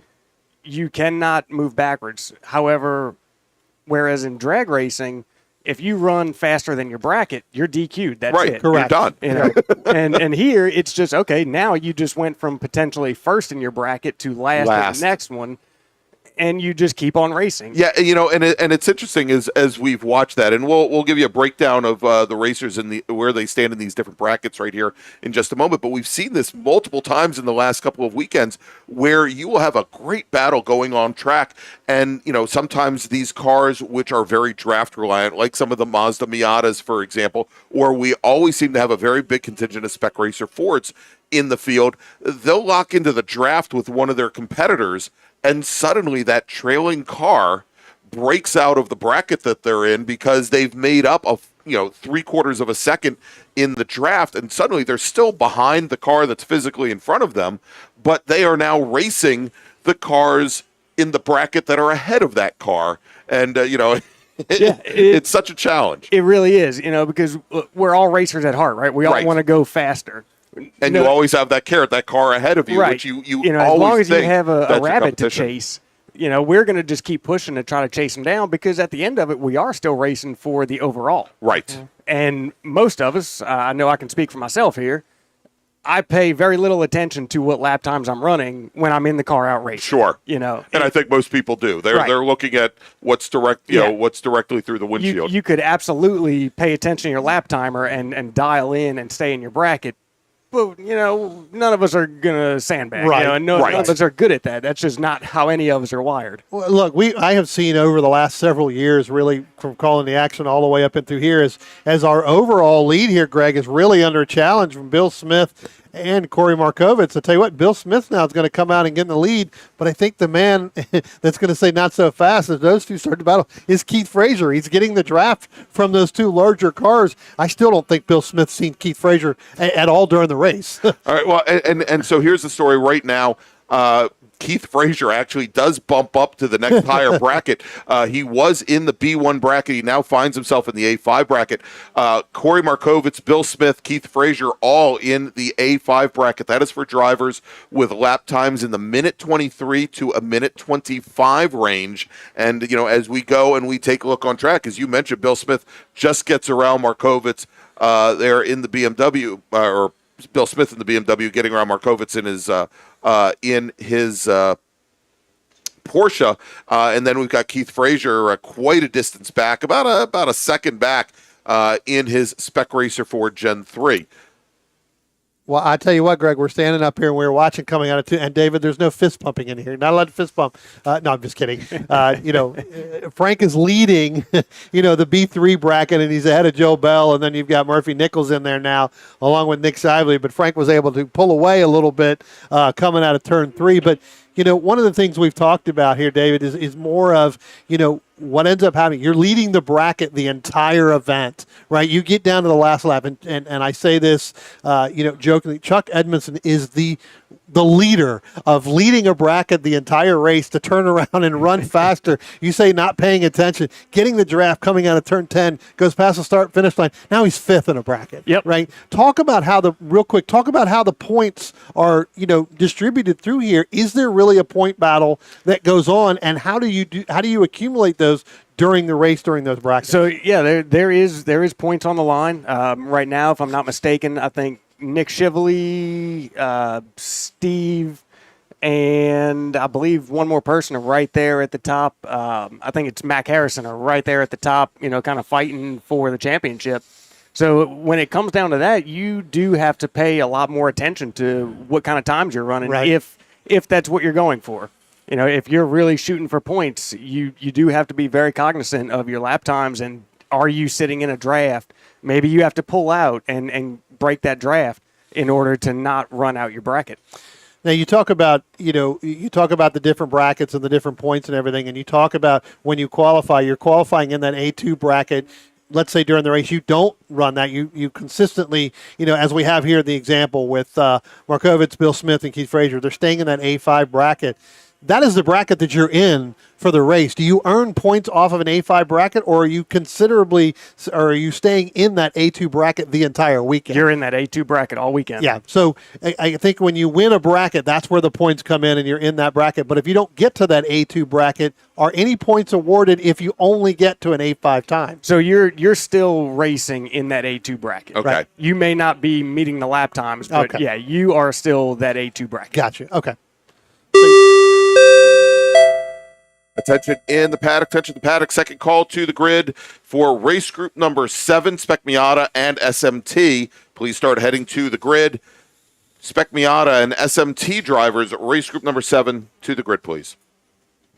And I think over the last couple of years, there's been some confusion there, when we talk about it, during that. So when you go out and you qualify in the mornings on a Saturday, that's the bracket you're in. That's the position. But as you get through the race, you're still in there. Now we know that you're in that bracket, whatever it is you dial in that time frame. You can only go up. You can't go back. So, Right. okay. And it makes it a little confusing when you look on MARRS points and it breaks it all down for you. Sure. Right. And it shows it just based on what times they're running For right that now. particular Yep. session, exactly. It's one of those, you got to play a little math in your head and try to figure it out. Somebody, Ted K. Hall, we need some programming. Well, I think that's where, it comes, look, everybody kind of knows where they are consistently in their lap times, right? They know what their cars, especially when we get to October, they know what we're going to, what their cars are going to be able to do, what they can do. Obviously, you want to get faster the more seat time you get, through the season. And in most cases, that does happen. A lot of these, especially the SRF guys, they use this as a double dipping because in some cases, look, they're using it as tests to figure out what they can find. So if their race is afterwards, or, in this case, it was before. So they're not really learning or gaining anything from that advantage. It's just about seat time, getting out and running it. Oh, absolutely. Specifically with the SRF guys, this is the only other place that they can double dip. Correct. So, Right. it makes sense for them to do it. Not only do they get a little more seat time, a little more test time on the car, in some cases, their race will be the very next one up. So they get to take their car that tires are warm, brakes are warm, and they get to start their next race not on cold tires, not on correct. cold brakes, and that gains them an advantage right there. And you talked about, obviously Steve Martin, Mac Harrison, 2 entrants. They're not even here. They're not Right. running, right? Right. So kind of weird. You got your 2-point leaders there battling for Yeah. They're not here, so they're banking on that. Well, and you get 9 drops for the points. Okay. So 3 races a weekend, essentially 3 weekends, weekends. you get 9 drops. Okay. So even if you're not here, that you can use that as a drop or not be there. Okay. All right, so the next time our leader on track, who I believe is Corey Markovitz, and his Porsche 911 comes across the start-finish line, he'll get that 1-to-go board. So these 10-lap races definitely starting to run down a little bit. Markovitz showing is the only driver right now, and I know we've talked about sticking in the different brackets over the course of the weekend. He's the only driver at the moment who's in the A4 bracket, time-wise 121 to 122, where we've got Keith Frazier and Bill Smith still in that 123 to 125 range. I had a question and I completely forgot. Oh, so here's a question, and of course this is something that as far as planning for next season, as the series has been very popular, we know that one of the reasons, and I I know it wasn't the only reason, but we're running these shorter 10-lap races and splitting them up over the course of the day was to support EVSR and their electric vehicles that, as they had been the series sponsor for a number of years. I know we don't have them here at Summit Point any longer. I'm wondering if there's any thought to going to slightly longer form races. I kind of like these short format races. I think it works very well for the format here. It does, and yes, that that was predominantly done for EVSR, and that very thing has been a topic that we've discussed multiple times this weekend, actually. Sure. You know, it also, though, such as right now, right, we are, what do we got to go? We got one to go. We're 9 laps in, and everybody is pretty well spread out. Right. So in a 20-lap race, now these guys are going to be doing 10 laps all by themselves. Basically, they're just as a DE. Right, exactly. That's right? not a competition So any longer. it really does staying in your help bracket. shorten it up, make it a very, very short sprint race before everybody gets spread out, and Right. you get a lot more action. You get a lot better wheel-to-wheel action. Yeah. Nope. I can definitely see the reason, and we know that. Well, for example, coming up with you, we've got somebody with a with a sweatshirt for an organization that that absolutely has made a very popular series out of running multiple short races over the course of a day. All right, is the checkered flag now being shown for Corey Markovitz, driver of the number 18 Porsche? And all following cars will take the checkered flag. So we were just talking, and we don't want to turn this into into an advertisement for Grid Life. Hey, if Tom O'Gorman is listening, thank you, I appreciate that. But I'm sure that something like that also played into the decisions to go that route. Yeah, it definitely does. And the shorter races again, and like the invert, right? They're fun. Right. Like, we're all out here to have a good time. Let's mix it up. Like let's all be a better driver, and that's one of the ways we do it. Exactly. We're not limited to the constraints of a regular MARRS race and a regular SCCA regional race. You have a lot more flexibility, and hopefully some of that variety will bring more drivers into the series. And that's the idea, right? Any car, any tire, any motor, come out, come have fun. You have safe racers, and all you got to do is pass tech. Yeah. Now, of course, we already introduced David. Why don't you introduce yourself? So my name's Trey Albrecht. Of course. Been bracket racing now 2 years. Mm-hmm. I love the community, and it's fun to do Honda things with your friends. I was just going to say, I think we're missing a green Civic or two out on course. Well, right I was now, going to say, wait a minute, we're missing. You can't be in two places at once. Well, that's not Trey on course. No, I know. I'm just saying. All right, so that's going to wrap things up on course. Let me do this. And let me make a final call for our next group, and then we'll just run down the time slices where drivers ended up on track during this 10-lap bracket race. Attention in the paddock. Final call to the grid for race group 7, Spec Miata and SMT.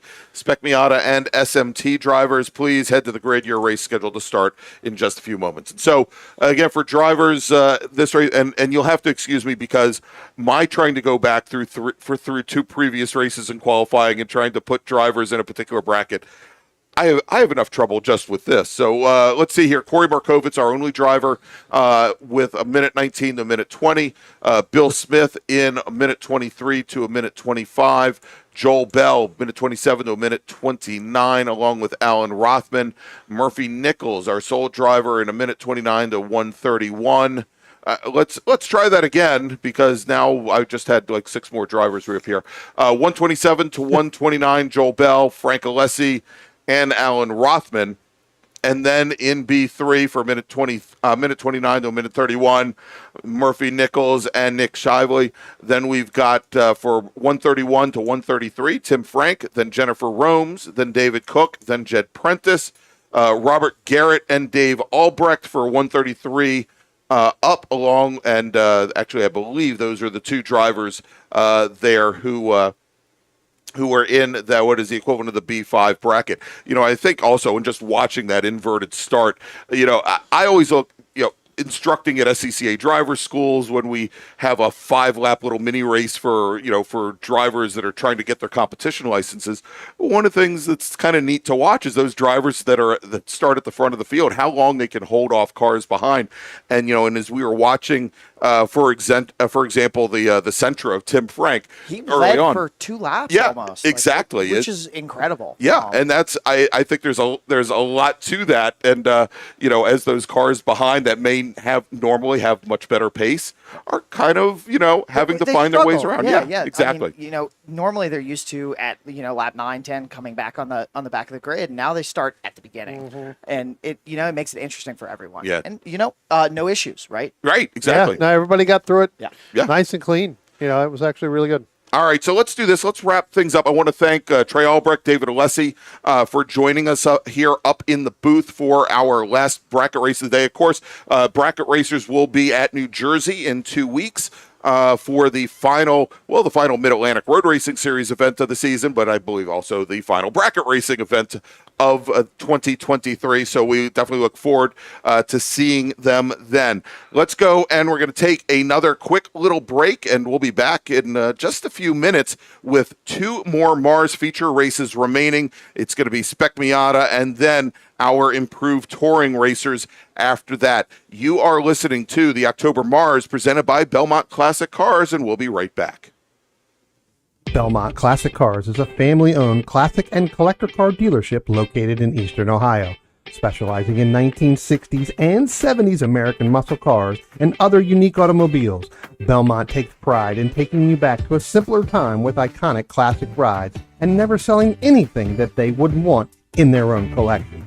To see Belmont's extensive inventory of classic cars, visit their website at belmontclassiccars.com or find them on Facebook and Instagram at Belmont Classic. RP Performance is the only premier race shop in the region that specializes in both street and track Mazdas and is located right in the heart of racing at Summit Point's Gasoline Alley. RP has been involved in countless race wins and series championships across many classes with drivers of all ages. Not just a full-service shop, RP has been helping drivers with their individual racing and other track event needs for over 30 years, providing trackside support, arrive and drive packages, as well as race car transport services. And they're known for its help all attitude. RP Performance is your go-to for getting cars back on track for that positive experience at some point when you're ready to pack it in. For more information about RP Performance, come talk to them here in the paddock. Call them at 304-728-6749 or email them at Brett, that's B-R-E-T, at rpperformanceracing.com.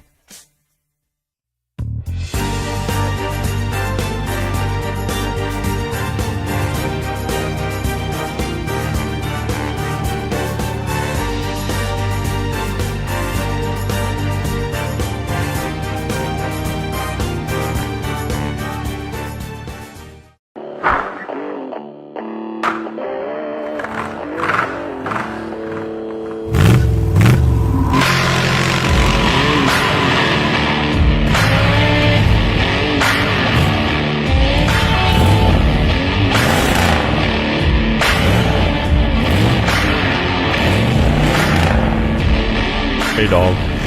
Belmont Classic Cars, where we take you back to simpler times. Belmont, Ohio.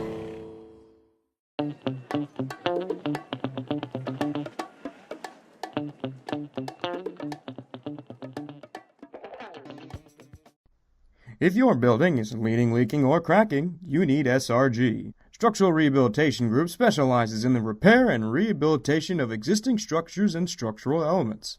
We offer our clients single-source structural engineering solutions for their construction-related problems. Our services include investigation, evaluation, repair design, construction observation, and contract administration. We take your problems and deliver practical and cost-effective solutions tailor-made to your specific needs. With over 60 years of experience, SRG is committed to ensuring that our clients are satisfied and that they receive the best value for their investment in terms of quality, aesthetics, and performance. We will care for your building like it's our own. So remember, if it's leaning, leaking, or cracking, call SRG. That's 301-300-8700. Or see us on our website, srg-llc.net. Since 1976, Radial Tire Company has been providing the Washington, D.C. area with quality tires and the finest service. They have earned a reputation as a premier specialist in hard-to-find performance tire and wheel applications. They stock tires from all of the top manufacturers for whatever you drive, from small economy cars to SUVs to trucks. Their mission is to assist you in getting the most out of your tires and car. For more information or to schedule online, browse radialtirecompany.com or call them in Silver Spring at area code 301-585-2740. That's 301-585-2740.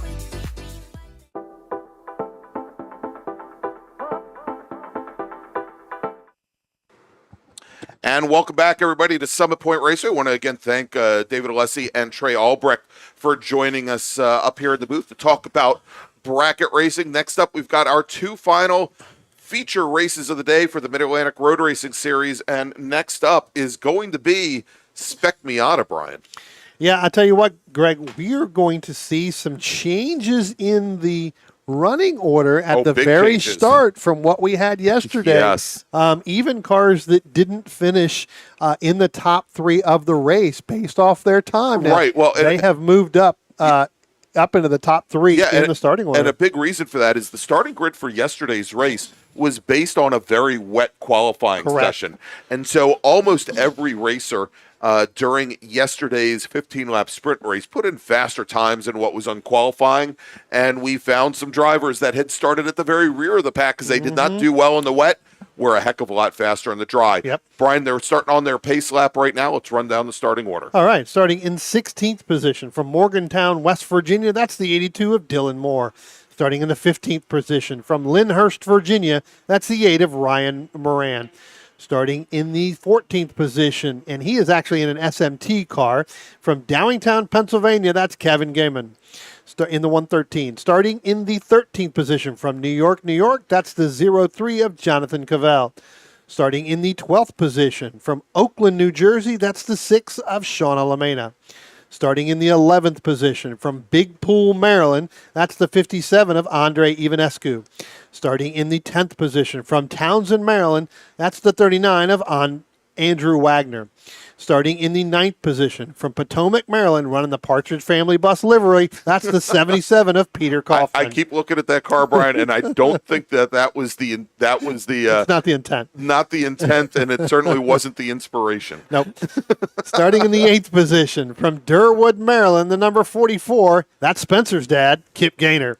Starting in the 7th position from Gurnee, Illinois, the 182 of Robert Cahall.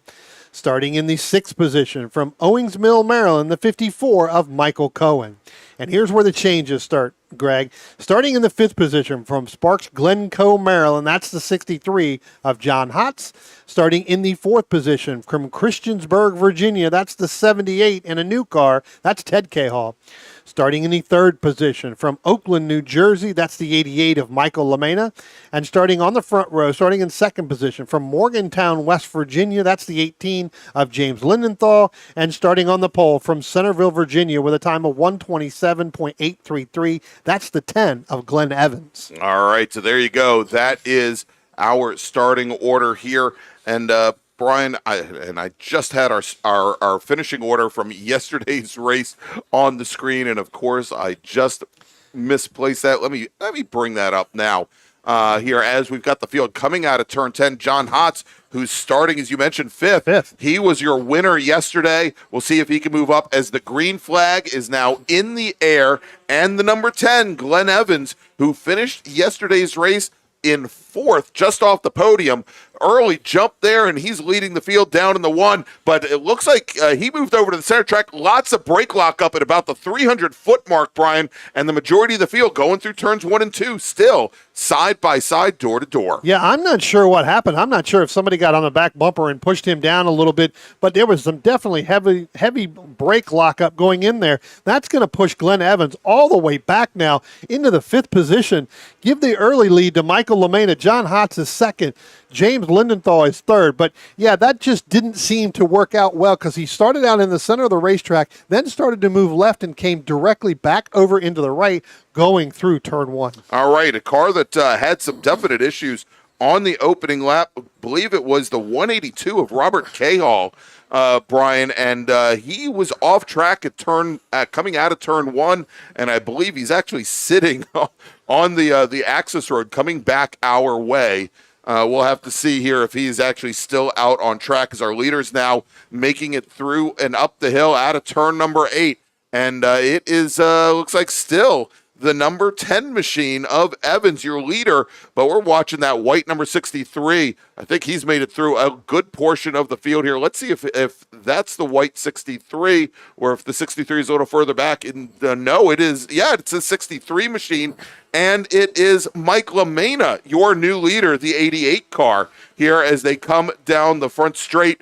Glenn Evans now falls back to 5th from starting on the pole. I tell you what, those two will work together, meaning Mike LaMena and John Hotz, to try to pull away from this field to battle it out in the end. But James Lindenthal has other avenues there. He is going to try to hold on to it. Ted Cahill sitting there in 4th position.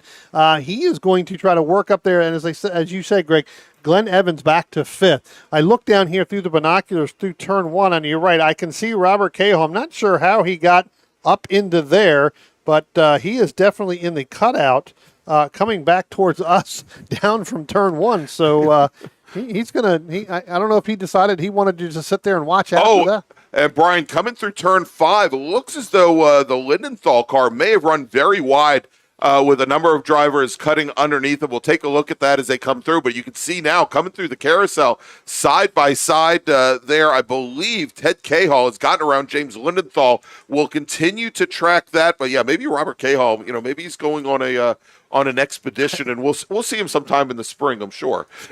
Well, it may be the spring till he gets out of there. But let's take a look back here. And you're right, Greg. Now as they come out of turn 10, John Hotz is your new leader with James Lindenthal in 2nd. Michael LaMena is going to drop back to 3rd with Ted Cahill in 4th, and still Glenn Evans in 5th. Then you've got Kip Gaynor. Then you've got Michael Cohen. Those two will work together to try to get up. So, Greg, this race is not over. Even though Hotz is out in front, you still got Lindenthal and Michael LaMena. They're going to try to run him down. Yeah, now we saw a hell of a battle yesterday with definitely elbows out early on in the race between Michael Cohen and Andre Ivanescu. That was yesterday's race, the 15-lap feature. So far, we've done our best, Brian, to keep them separated, because apparently they don't play very well together. Ivanescu now currently sitting back in 10th. He's got Andrew Wagner, Peter Kaufman holding him off, basically pushing him, holding him off from getting up to Michael Cohen's number 54 machine. Well, Peter Kaufman's going to protect Michael Cohen's backside. Backside always, yep. yes. So he's going to protect always that, covering the rear, yes. Yep.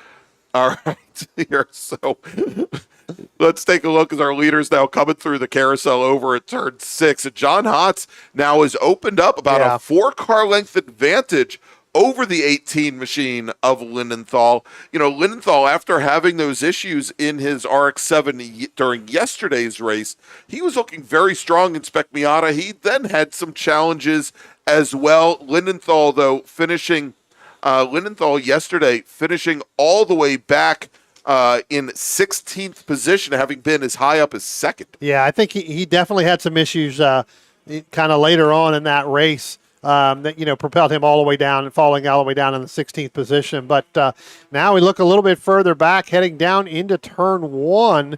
You're going to see Michael Cohen. He looks like he's going to make he's going to try to make a pass on Kip Gaynor in that 44 machine. We'll see whether or not Kip can do the over/under there. But Michael looked like he really had a good run going in, and just as I said that's exactly what happened coming out of turn 2.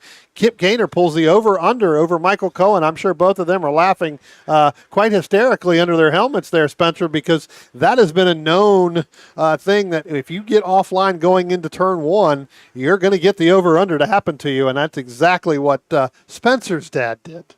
All right, so Brian, I've got word from turn 2 that either Bigfoot has appeared or it's actually Robert Cahill wandering out of the woods over towards turn 2.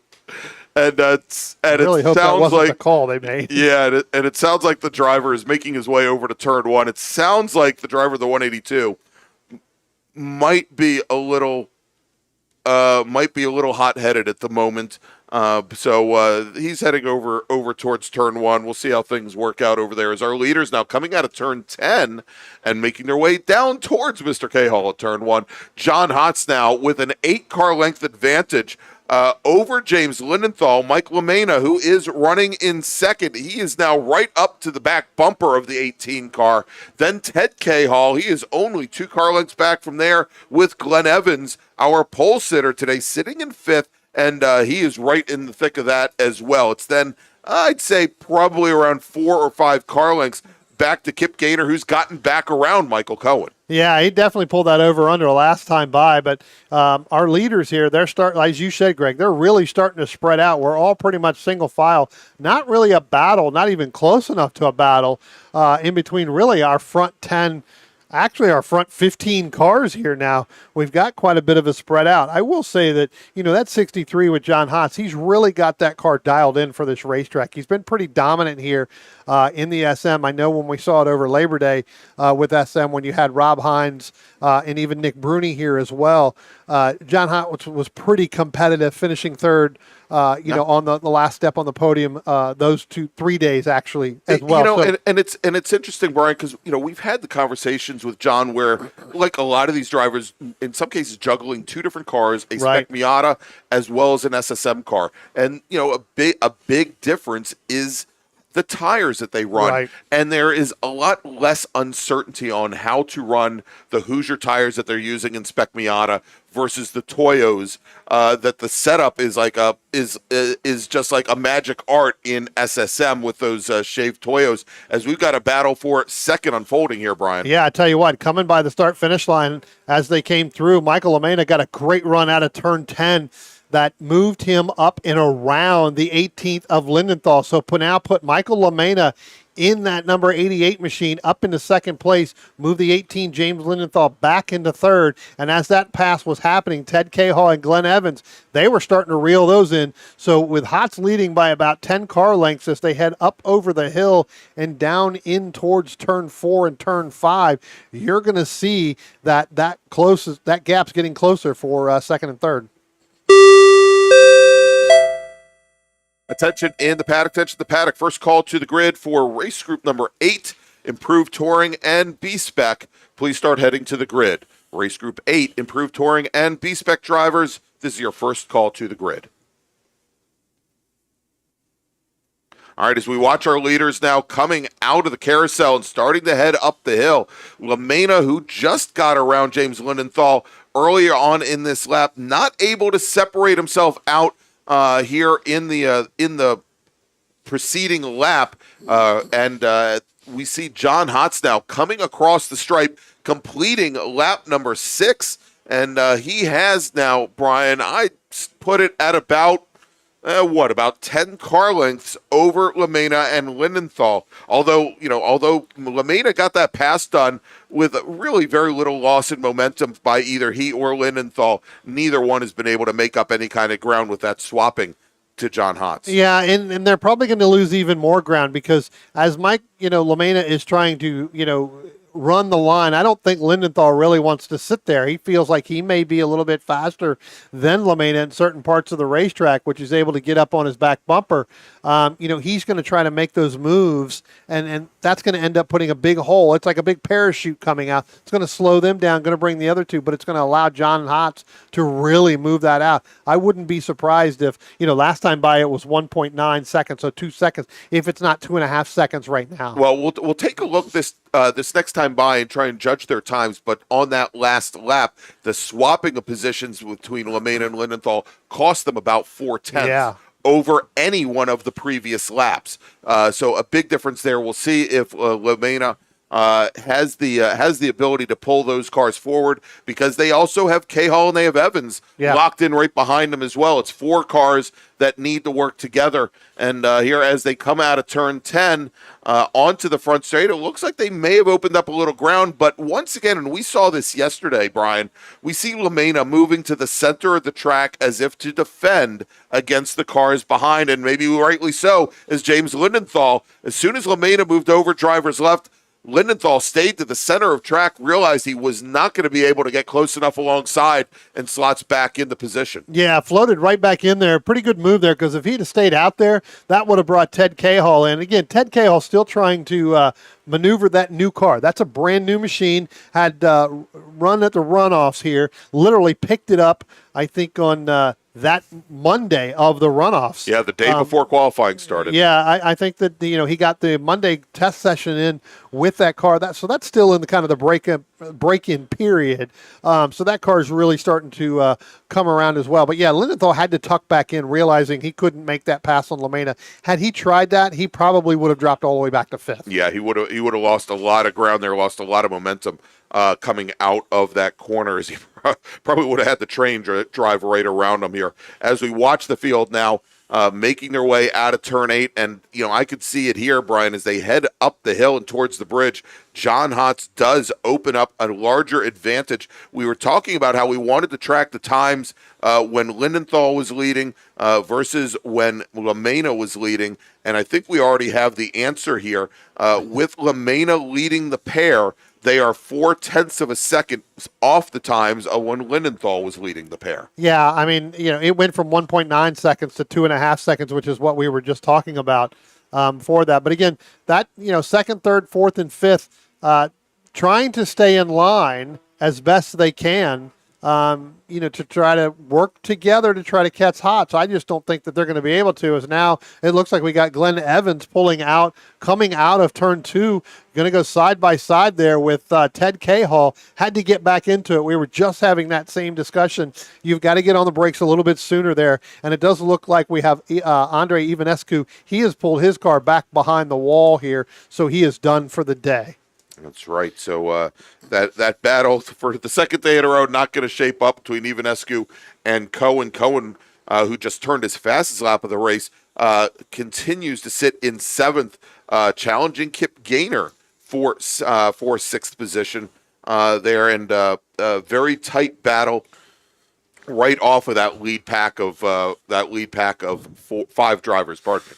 With Glenn Evans coming out of turn 2 the last time by, Greg, and we talked about going side by side there, and you got to get on the brakes a little bit sooner than you would running the traditional line or the main dry line going through turn 3. What that's done is that has separated both him and Ted Cahall, and now we take a look a little bit further back. Here comes Michael Cohen. He's going to go side by side with Kip Gaynor. That's for 6th. Kip going to go ahead and give it up, get in behind Michael Cohen, not really wanting to go too long side by side. And he'll try to work the over-under as they come through 1 and 2. Kip's pretty good through turns 1 and 2. All right, but it looks as though Cohen has the car very well positioned, and he holds off Kip Gaynor as they go into turn 1, as they come out from behind the trees. Yeah, Cohen has that position locked down. Now, sorry, Greg, you may get a call on the radio here. It looks like Glenn Evans may have spun going down in through turns 1 and turn 2 when they came out.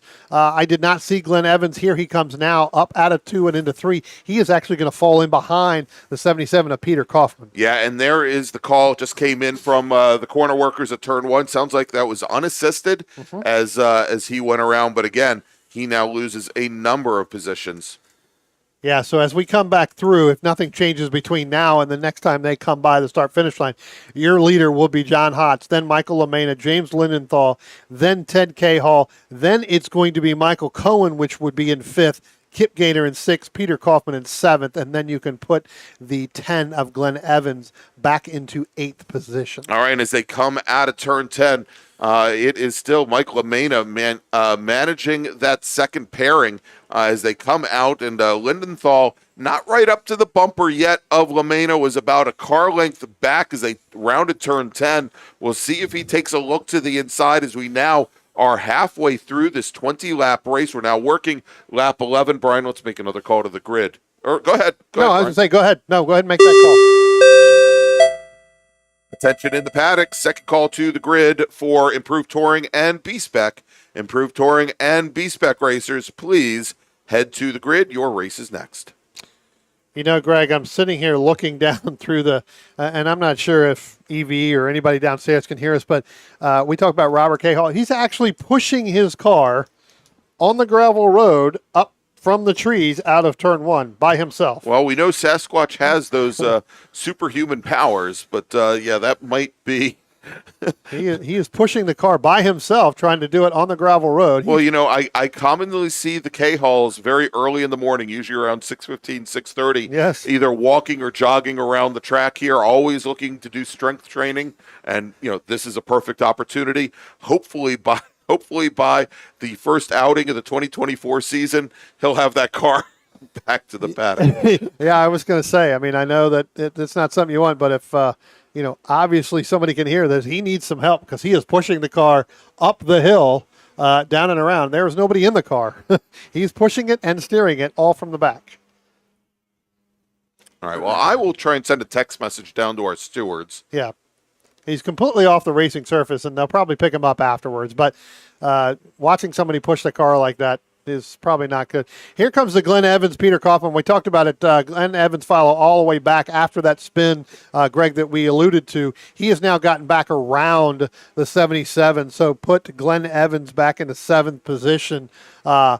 Through there. But now we've got a battle coming out of turn 3, Greg, heading down. Spencer, let's see if we can pick that up going through there. Yep, you've got that on the cameras, and we'll see it as they come down the hill to turn 5. Michael LaMena and James Lindenthal, they were literally side by side, both in the same position for that second spot.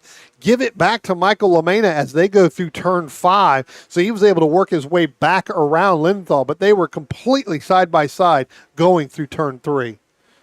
All right, and he is still pushing. Now, Brian, I will tell you that there was word that when he was walking over to turn 1, they were to relay the information to him that there was going to be an emergency services team to tow him back after the race was over. He didn't want to wait. Didn't want to wait.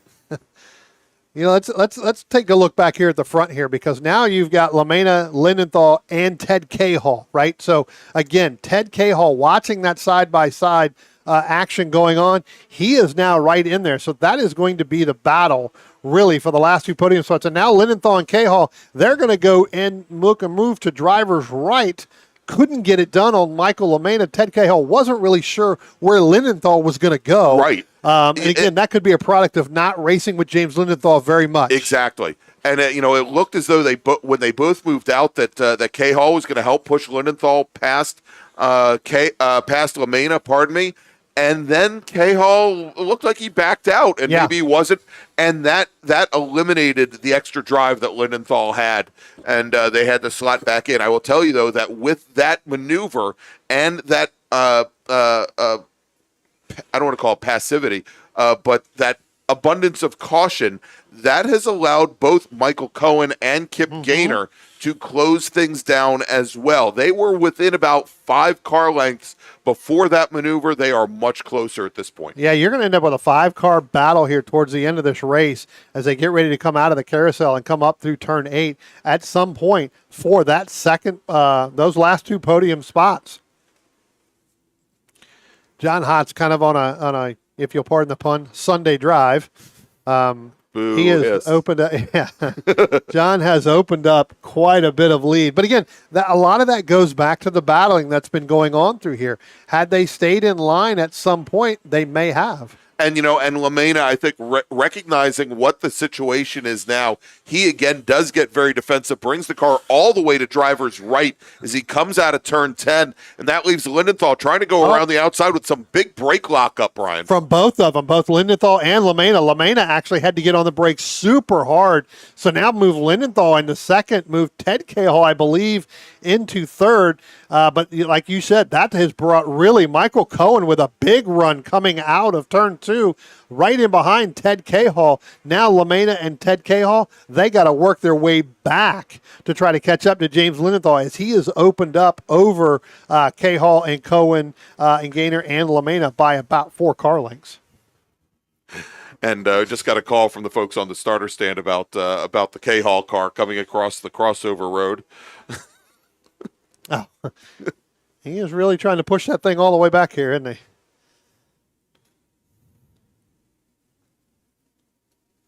Let's take a look when they come out through here, when they come up out of turn 8, Greg. I tell you what, like I said, you had a lot of brake lockup with Michael LaMena and James Lindenthal. Lindenthal was on driver's left, going the long way around turns 1 and turn 2. Michael LaMena got the car in sideways, got the back end loose, but was able to get back on the gas just a little bit quicker than Lindenthal. He's going to move back up. He's actually in the draft right now. It's Ted Cahall that's going to be the loser of that battle where he was closer to that. He's dropped back now. He's going to have to hold off Michael Cohen and Kip Gaynor in there. So here's your top 7, or here's your top 6 right now as they run. John Hotz, James Lindenthal in the 18, Michael LaMena in the 88, Ted Cahall in the 78, 54 is Michael Cohen, and then 44 is Kip Gaynor.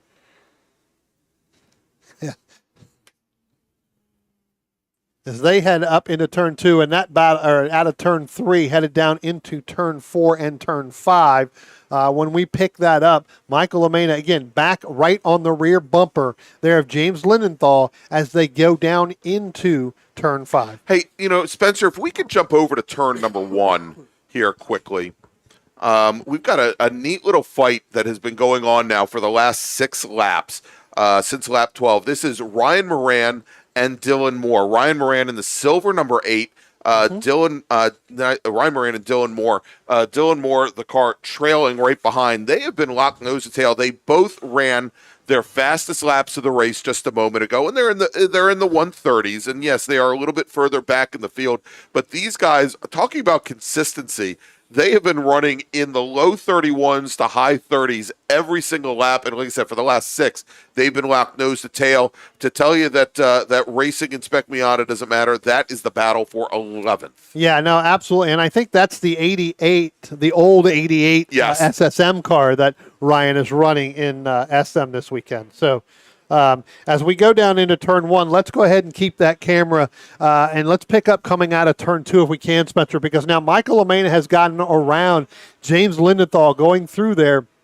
And we'll see whether or not he was able to hold it. And indeed he is. So move Michael Lamena back up to second place over Lindenthal. And now Ted Cahall sitting there in 4th, still trying to fight his way back. But Michael Lamena making the move really at the start-finish line to work all the way through. Yeah, and Brian, if we take a look here, he just ran his fastest lap of the race. Michael Cohen in the white 54 machine. He's right in that as well. He's sitting right at the tail end of that battle that as Lindenthal, Lamena, and Cahall have been fighting it out as we suspected. Maybe it took a little longer than we thought it would, but Michael Cohen is there, and Kip Gaynor's not all that far behind. No, again, these guys are going to continue to battle there, all the way to the end with 5 laps next time by when John Hodge comes through, which, again, completely opened up a huge gap as they are battling.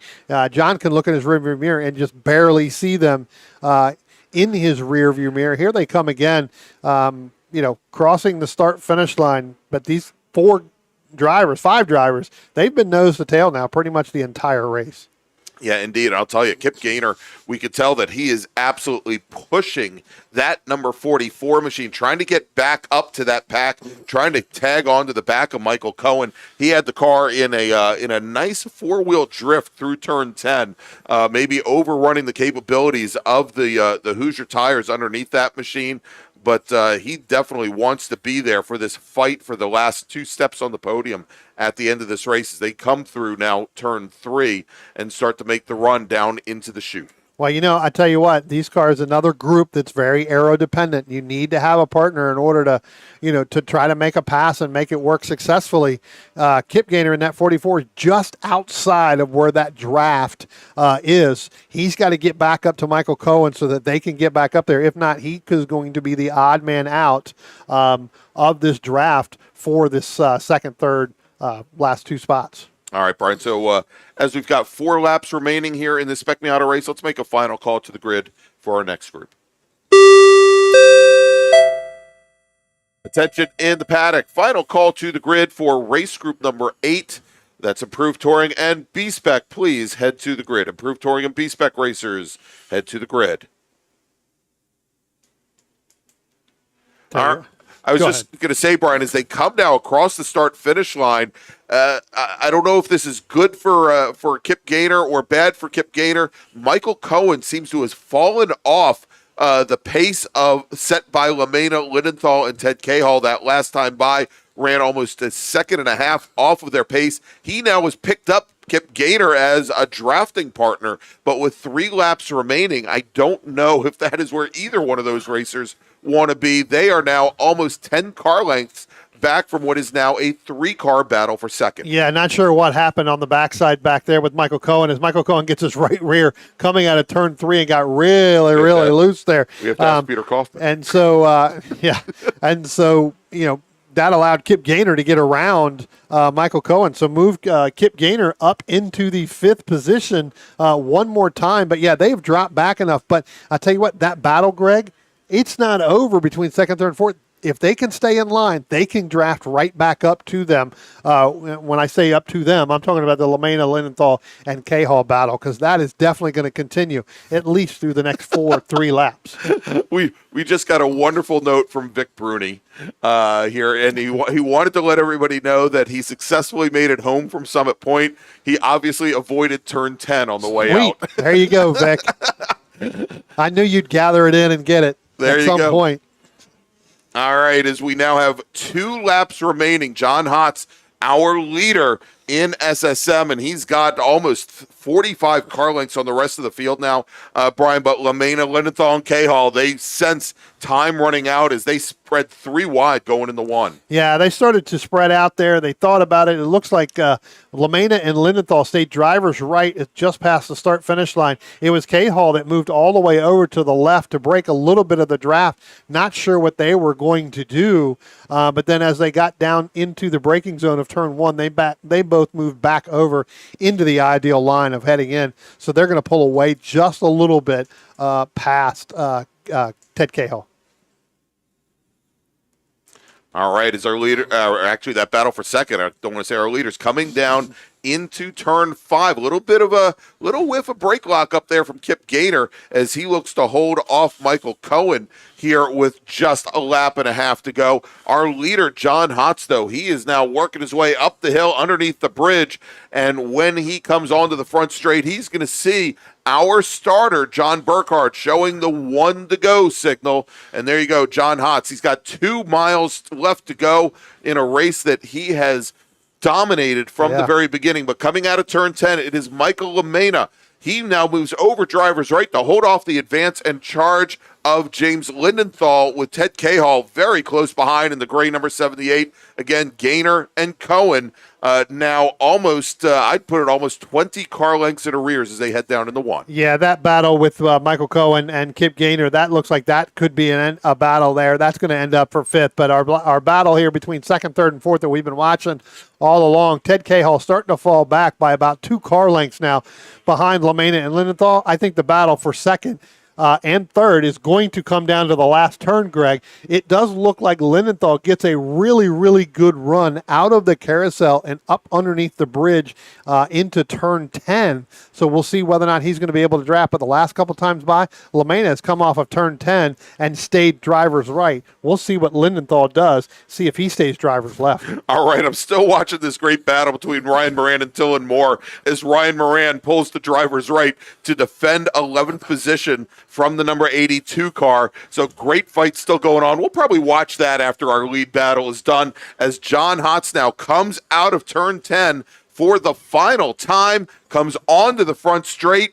John Burkhardt, he's got the checkered flag. It's in the air, and he is now waving it for the winner of Spec Miata for the 2nd day in a row, John Hotz. Coming out of turn 10, it's Mike LaMena with James Linenthal. Linenthal moving all the way drivers left.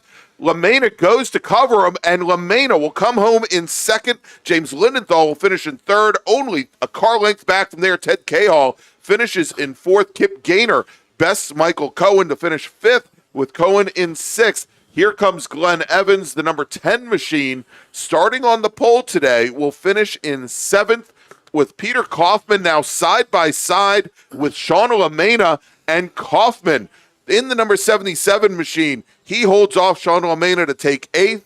LaMena finishes 9th. Andrew Wagner should finish in 10th. Here comes that battle with Ryan Moran, and it looks like that is going to be Dylan Moore. They're going to come up underneath the bridge right now. Let's continue to pick that up all the way through. Here they come out of turn 10. Ryan Moran still leading by about a half a car length, but Dylan Moore gets a good run out of there. He's right on the back bumper. Not sure if he's going to be able to pull it. He tries to make a move down to driver's left. Give Ryan Moran that 11th position, but I tell you what, you're right, Greg. That was a great battle the entire race that we barely picked up but a couple laps. Yeah, I mean, starting from a lap like 3 or 4 and going for 16 laps or so, great fight between those two racers, and you could see the racecraft, and you could see how much it meant to both of them there as they crossed the line. Andre Ivanescu in the 57 machine, of course, he retired after only 6 laps. So Dylan Moore, the last driver to take the checkered flag. Great race here in Spec Miata. Let's make one final call. I said the last call was the final call. Let's make one final call for our last group. Attention to the paddock. Final call to the grid for our final race of the afternoon. That's Improved Touring and B-Spec. Please head to the grid. Improved Touring racers and B-Spec racers, please head to the grid. All right, let's take one final break here during our great race weekend here from Summit Point Raceway. And let's talk about a wonderful partner of the Washington, D.C. region and Summit Point Raceway, and that is RP Performance. RP Performance is the only premier race shop in the region that specializes in both street and track Mazdas and is located right in the heart of racing at Summit Point's Gasoline Alley. RP has been involved in countless race wins and series championships across many classes with drivers of all ages. Not just a full-service shop, RP has been helping drivers with their individual racing and other track event needs for over 30 years, providing trackside support, arrive and drive packages, as well as race car transport services. And they're known for its help all attitude. RP Performance is your go-to for getting cars back on track for that positive experience at some point when you're ready to pack it in. For more information about RP Performance, come talk to them here in the paddock. Call them at 304-728-6749 or email them at Brett, that's B-R-E-T, at rpperformanceracing.com.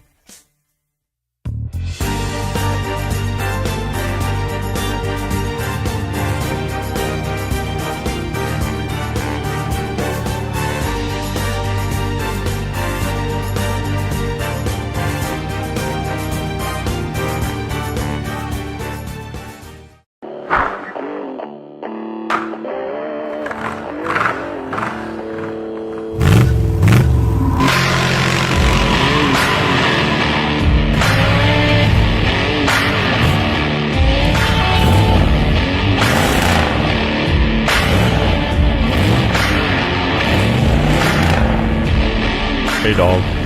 Belmont Classic Cars, where we take you back to simpler times. Belmont, Ohio.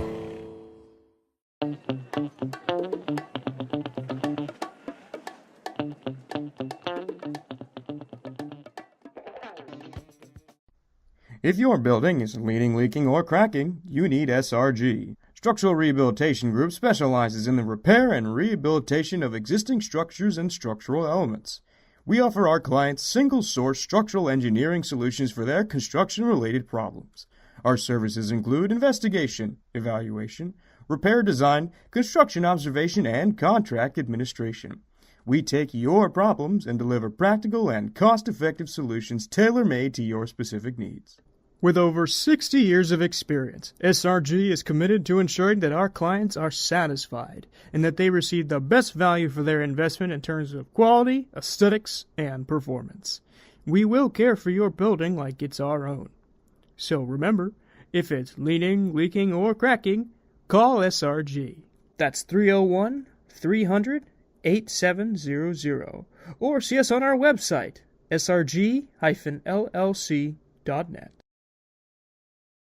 Since 1976, Radial Tire Company has been providing the Washington, D.C. area with quality tires and the finest service. They have earned a reputation as a premier specialist in hard-to-find performance tire and wheel applications. They stock tires from all of the top manufacturers for whatever you drive, from small economy cars to SUVs to trucks. Their mission is to assist you in getting the most out of your tires and car. For more information or to schedule online, browse radialtirecompany.com or call them in Silver Spring at area code 301-585-2740. That's 301-585-2740.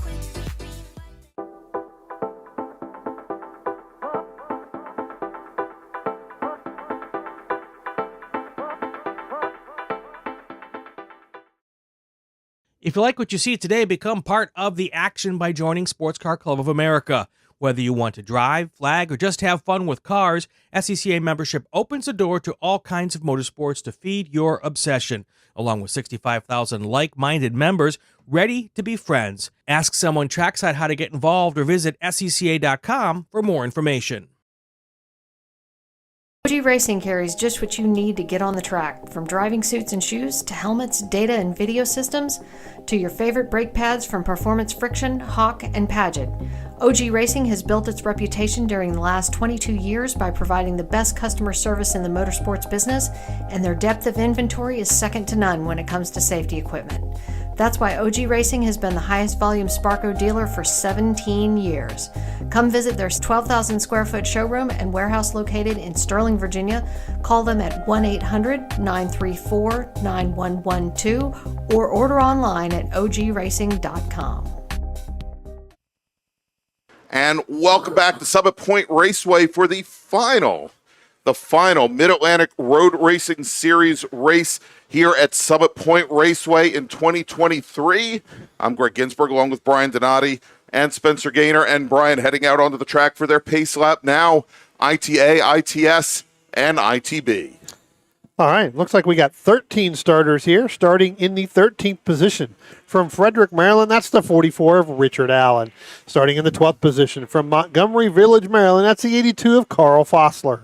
Starting in the 11th position. From Pasadena, Maryland, the 89, that's Alton Fryer III.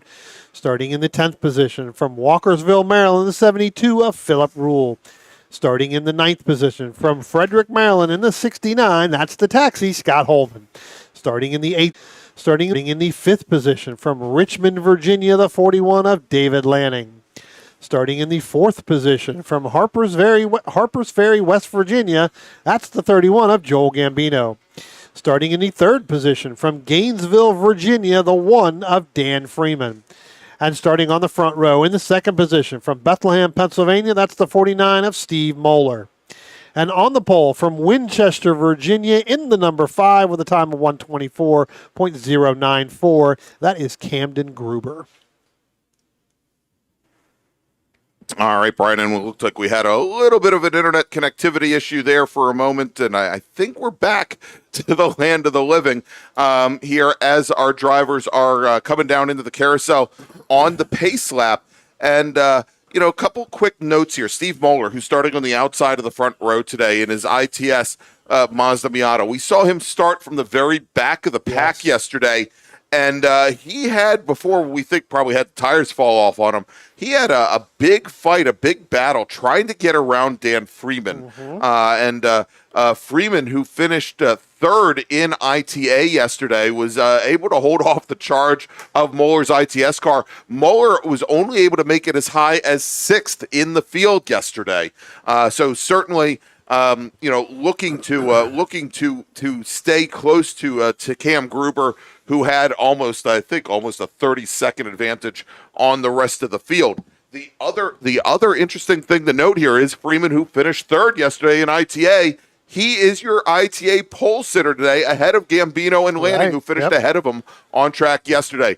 Our starter, that is Dave Sterling, looks over the field as they come down the front straight, and there you go. Green flag is in the air, and it is pretty darn close there between Gruber to the inside and that bright red Mazda Miata and Steve Moeller's black Miata over on driver's left. I tell you what, they both went side by side all the way down in there, and now they're still going to be side by side, as now it looks like Freeman's going to stick his nose in there, and it looks like it could be Camden Gruber may get out in front. Steve Moeller's going to be second, but Dan Freeman sticking the nose in there. Let's see whether or not he's going to be able to make that stick as they come out of turn 2 and heading up through there. He is not going to be able to make that stick. Moeller is going to try to get right back on the back bumper of Camden Gruber as they head over the top of turn 3. Yeah, and as they did, it was still a good start by Freeman, as he had opened up about 2 car lengths on Joel Gambino and David Lanning directly behind. Now, there was at one point yesterday where Steve Moeller had gotten around Dan Freeman, and I think that ITA pole sitting time that Freeman set during yesterday's race might have been as a beneficiary of that draft from the faster Miatas. We've got a car off and around coming out of turn number 5, trying to get the number there as the yellow flag has now been withdrawn. And it was the 76 machine that spun center of track. And actually, I don't think that's 76. Okay. I think that might have been the 78 of Alex Cumming in his ITA Miata. Yeah, we'll have to... and we just got a correction from turn 5. That's what it was.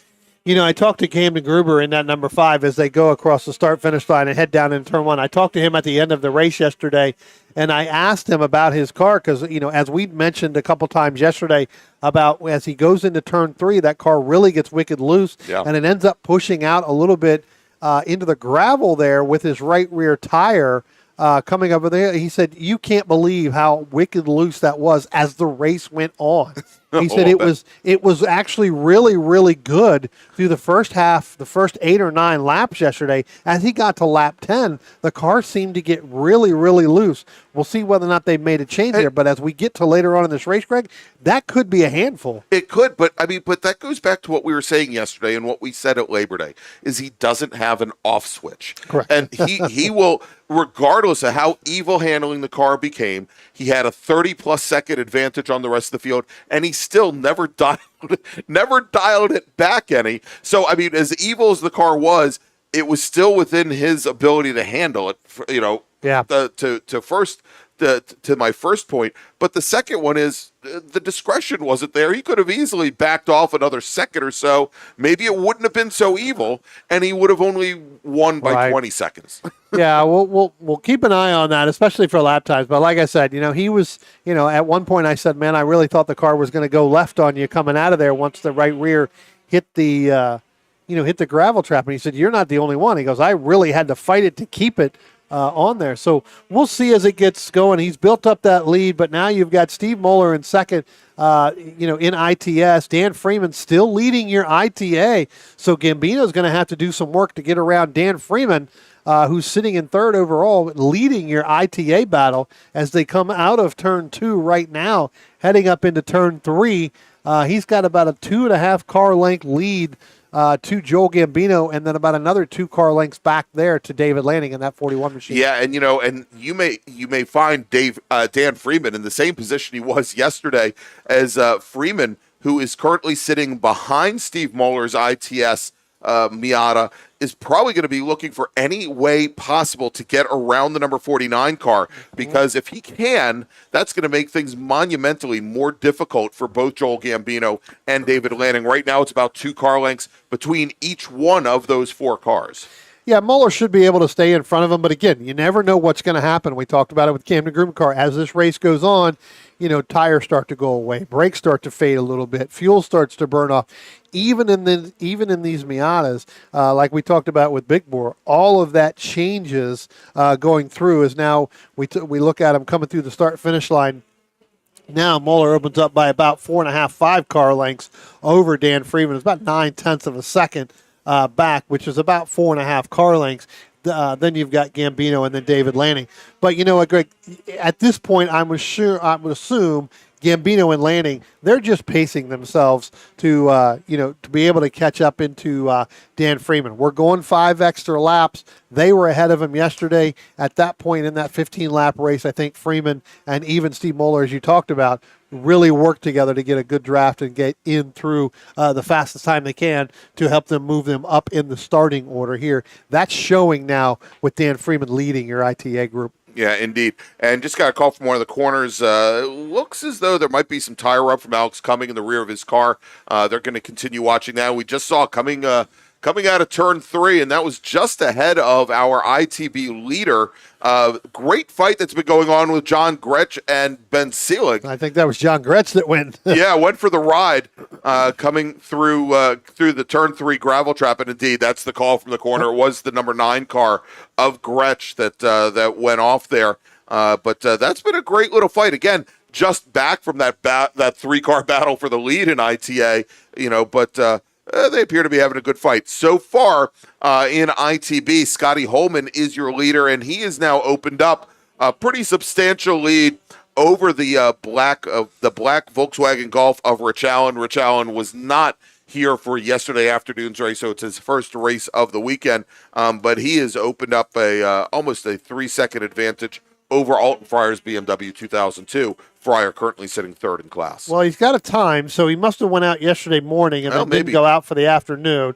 He's about 18 seconds off, so I would assume that either that is from yesterday's race. And actually, as we look at the sheet, It shows qualifying. Yeah, so it was yesterday morning in the wet. Yep. So he went out yesterday morning in the wet and didn't go out in the afternoon. So probably had some challenges there during qualifying. So able to get that back out and get running here today, going through there. But pretty impressive start, like we talked about with Dan Freeman leading that ITA group. Again, worked really extensively yesterday with Steve Moeller. Moeller staying behind him, not able to get around.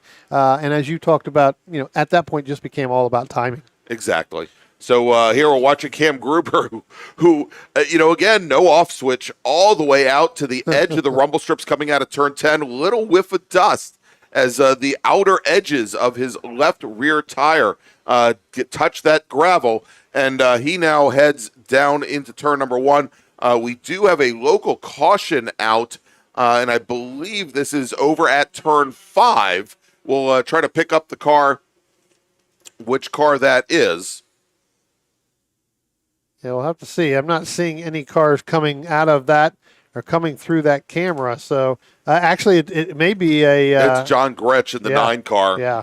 And he is now sitting in the infield there between turn 5 and turn 7. It looks like his race is now done. Yep. And it looks like they have removed. Well, it looks like they're going to hold it back up there for a lap or two if he's definitely on the infield. And now the local caution comes down. Yep. And back to green flag racing just in time for Steve Moeller and our top 3 runners in ITA to come down through the chute as we have a car that is in the gravel trap, Brian, over at turn 10.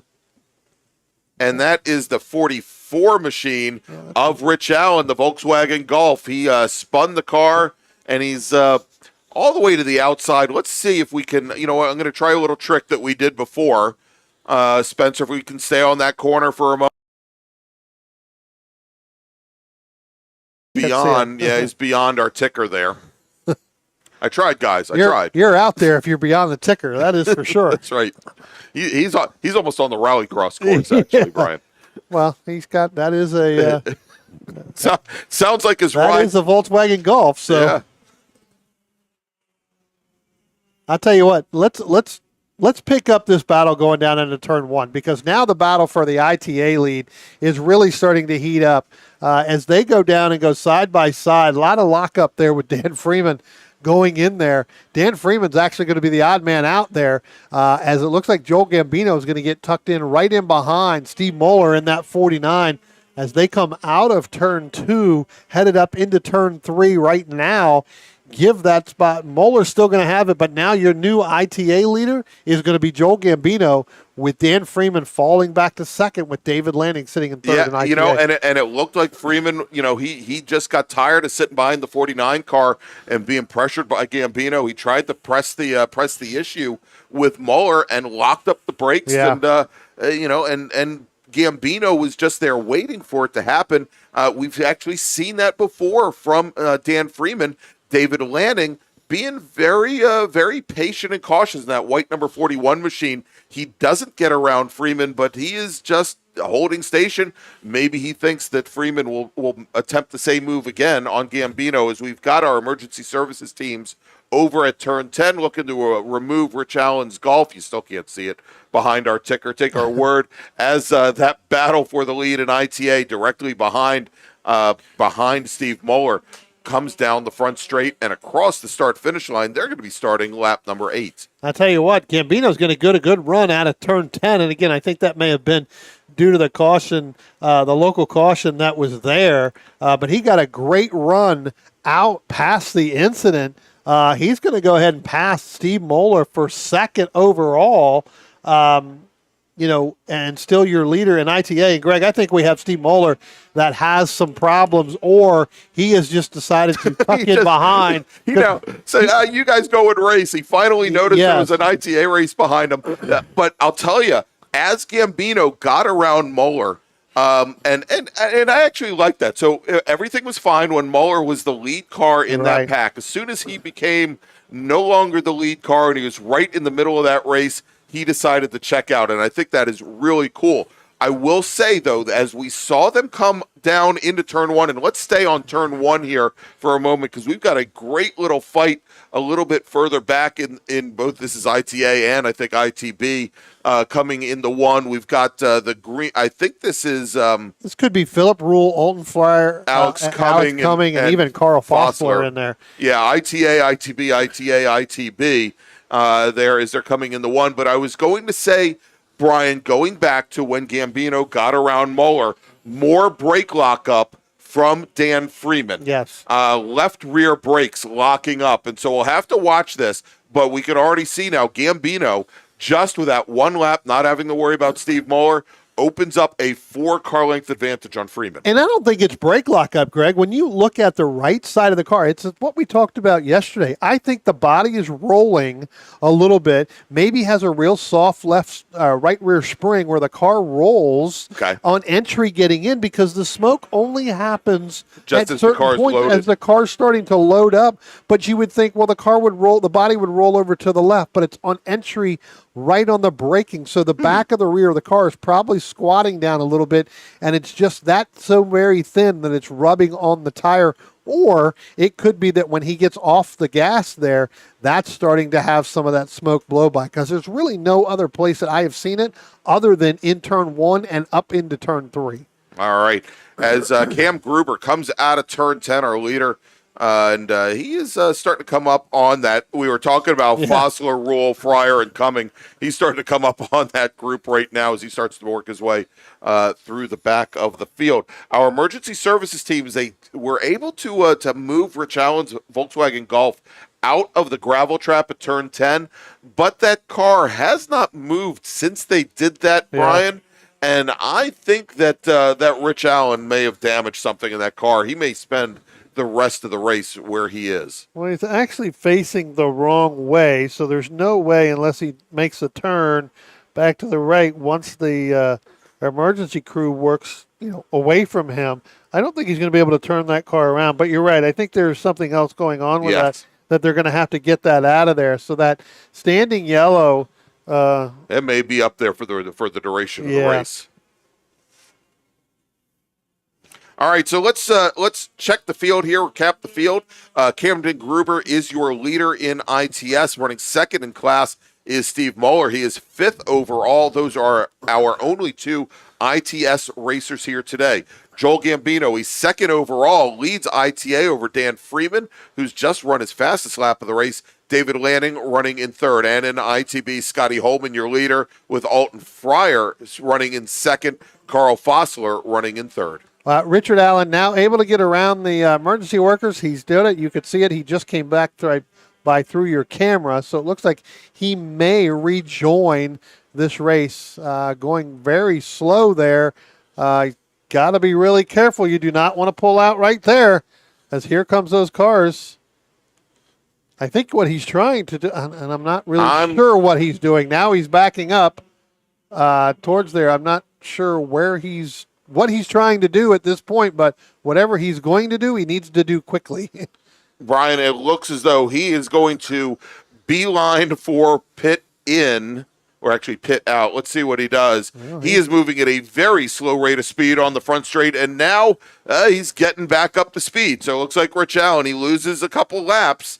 He is now showing as being 5 laps down. Making the right-hand turn right here, the crossover, and coming in. So evidently did not want to make the right-hand turn to go down in the pit road, but crosses the start-finish line. And actually, Greg, he's cutting the course. So he's taking the old go-kart line here where he has made the right-hand turn past the start-finish line, going up and over the hill, sitting there waiting in between turns past the start-finish line. Now he's backing up. So I don't know how discombobulated he is, but I'm not sure what he's doing. Yeah, Rich Allen has raced here at Summit Point for, I don't know, a good 30 years, but maybe we need to get him a map. I don't know. Oh, now he's getting out of the car. So he parked the car and he's getting out. So it looks like some issues. He's going to leave it there for some time. I'm not sure why he didn't make the right-hand turn into the... Yeah, maybe he felt that the car didn't have it in him, so... Yeah. Okay. Richard Allen out of the race because he's out of the car. So let's pick up back up to the action again. Yes. Looks like Joel Gambino's really opened up in our ITA battle there over Dan Freeman and then David Lanning. David Lanning about a car length and a half as they head down into one. And you've got Steve Moeller sitting there in fifth overall, second in ITS. He's actually sitting there watching this race. Yeah. I was gonna say maybe he'll give Lanning a little bit of a shove. I don't know. He hasn't given him the chrome horn, but David Lanning is sitting there trying to size up Dan Freeman here as they come through turn 3, and you have to question whether or not and how long it will take before Lanning recognizes that Mueller is passive there. He's not going to make any kind of move. And and a matter of fact, here as they came down the hill going into 5, you could see where Mueller even backed off a little bit more. And I think that's to give Lanning the understanding that he's not challenging for position right. on track. You go and fight your race. Yep. Yeah, I mean, look, he could be out there saying, "Hey, look, I'll try to help you here." Yeah, I was going to say, no, if he could give him like a bump draft of give him like an extra 10 miles an hour down the front straight, maybe that's something to do. Neat little fight still going on here. This is not in class. Philip Rule in the bright blue, number 72, Mazda Miata. Carl Fossler in his ITB Porsche. Fossler now moving to the inside, going into turn 1.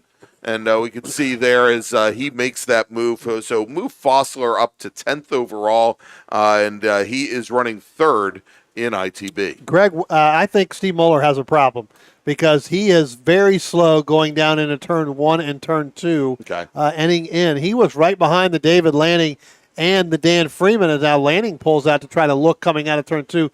But Steve Mueller has backed off. He is just now coming out of turn 2.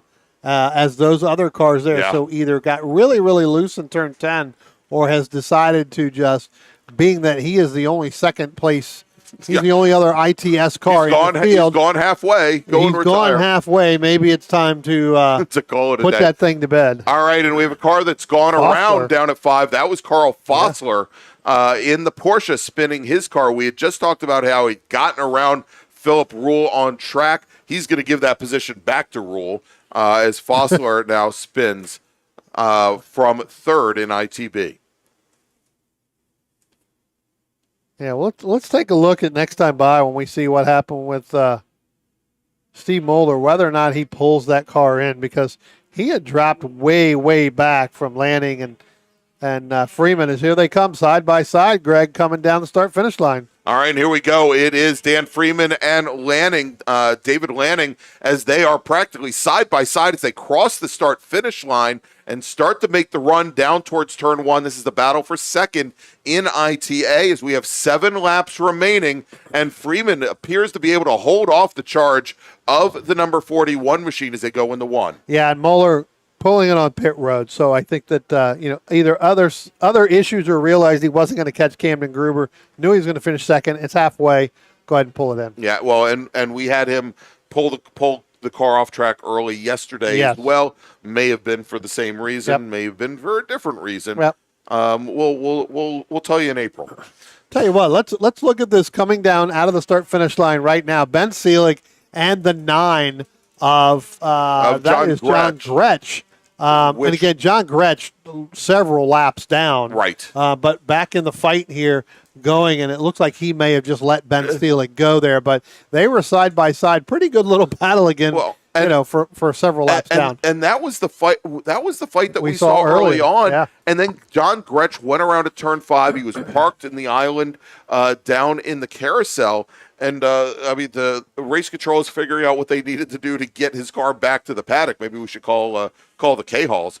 But apparently John Gretsch back on course, and he's fighting with the same driver, Ben Seelig. The only difference is he's 5 laps down from Seelig currently. Yeah, maybe he got out, pushed the car, and came through and saw Bigfoot. Pushed the car and got it to where he could and get back in it and go from there. But look, it's one of those things. But this battle for 2nd place in ITA is continuing on. Really coming up out of turn 2 now. Between Dan Freeman and David Lanning. Lanning tried to get side by side with Freeman in the center of 1 and 2. Couldn't do it. Had to tuck back in. And they're going to come up on the on another group of cars right there. All right, coming out of turn 10 now, Camden Gruber, our leader. He's going right past that little fight between Selig and Gretsch. As Camden Gruber, he's down to maybe he did back off, Brian. He is a full 2 seconds off of his previous pace. He's running a high 25. He's gotten down as low as a 123.898, and I figure we owe it to ourselves to see what the ITS record is here.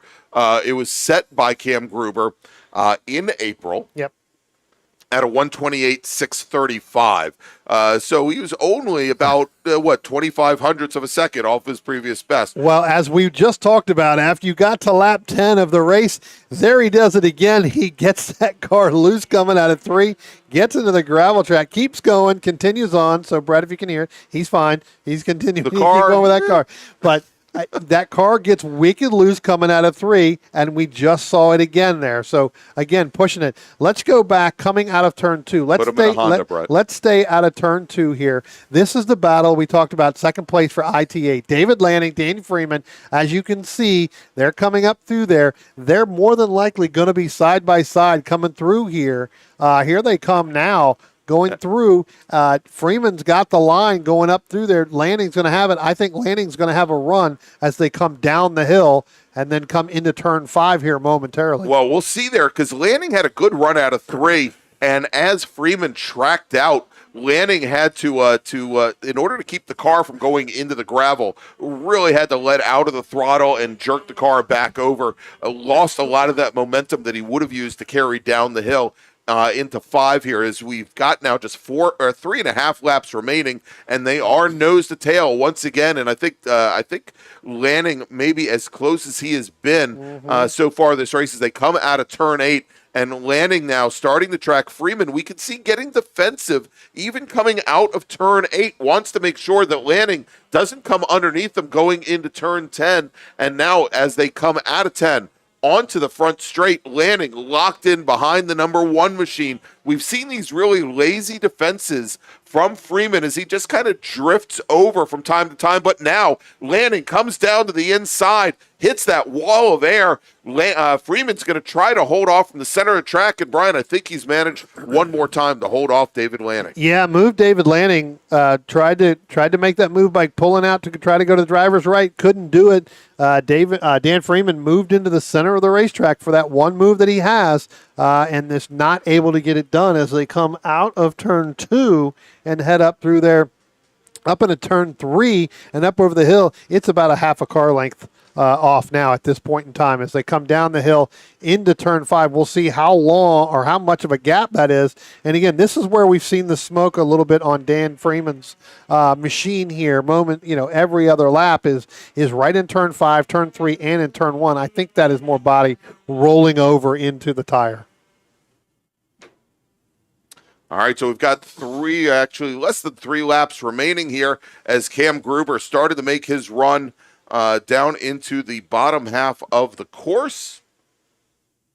But let's watch now. Coming out of turn 8, underneath the Toyota bridge into turn 10. There it is. That's the battle for second in ITA. Dan Freeman and David Lanning locked once again, nose to tail. Great run out of 10 by Lanning, and he is right alongside the number 1 machine as they come across the start-finish line to start their third, and with now 3 laps to go, as they start lap number 18, and as they come into turn 1, Lanning, he's got the positioning on Freeman, and David Lanning now moves to the lead moves to second in ITA. Yeah, really good move coming out of 10. Got the run, as you explained there.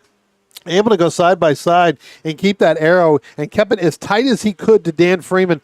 That actually allowed him to make that pass going down into turn 1 by staying kind of side by side there, stalling Dan Freeman out, in order to get through there, but had to move him in to the center of the racetrack. And it's been pretty clear. Freeman has a lot more straight line speed, I think, than David Lanning's Mazda Miata, but that great run, allowing him to pull alongside and using that side draft to really help considerably, and then we saw it as they went into one. The Lanning, he waited and waited and waited before turning in, and he just held Dan Freeman out there.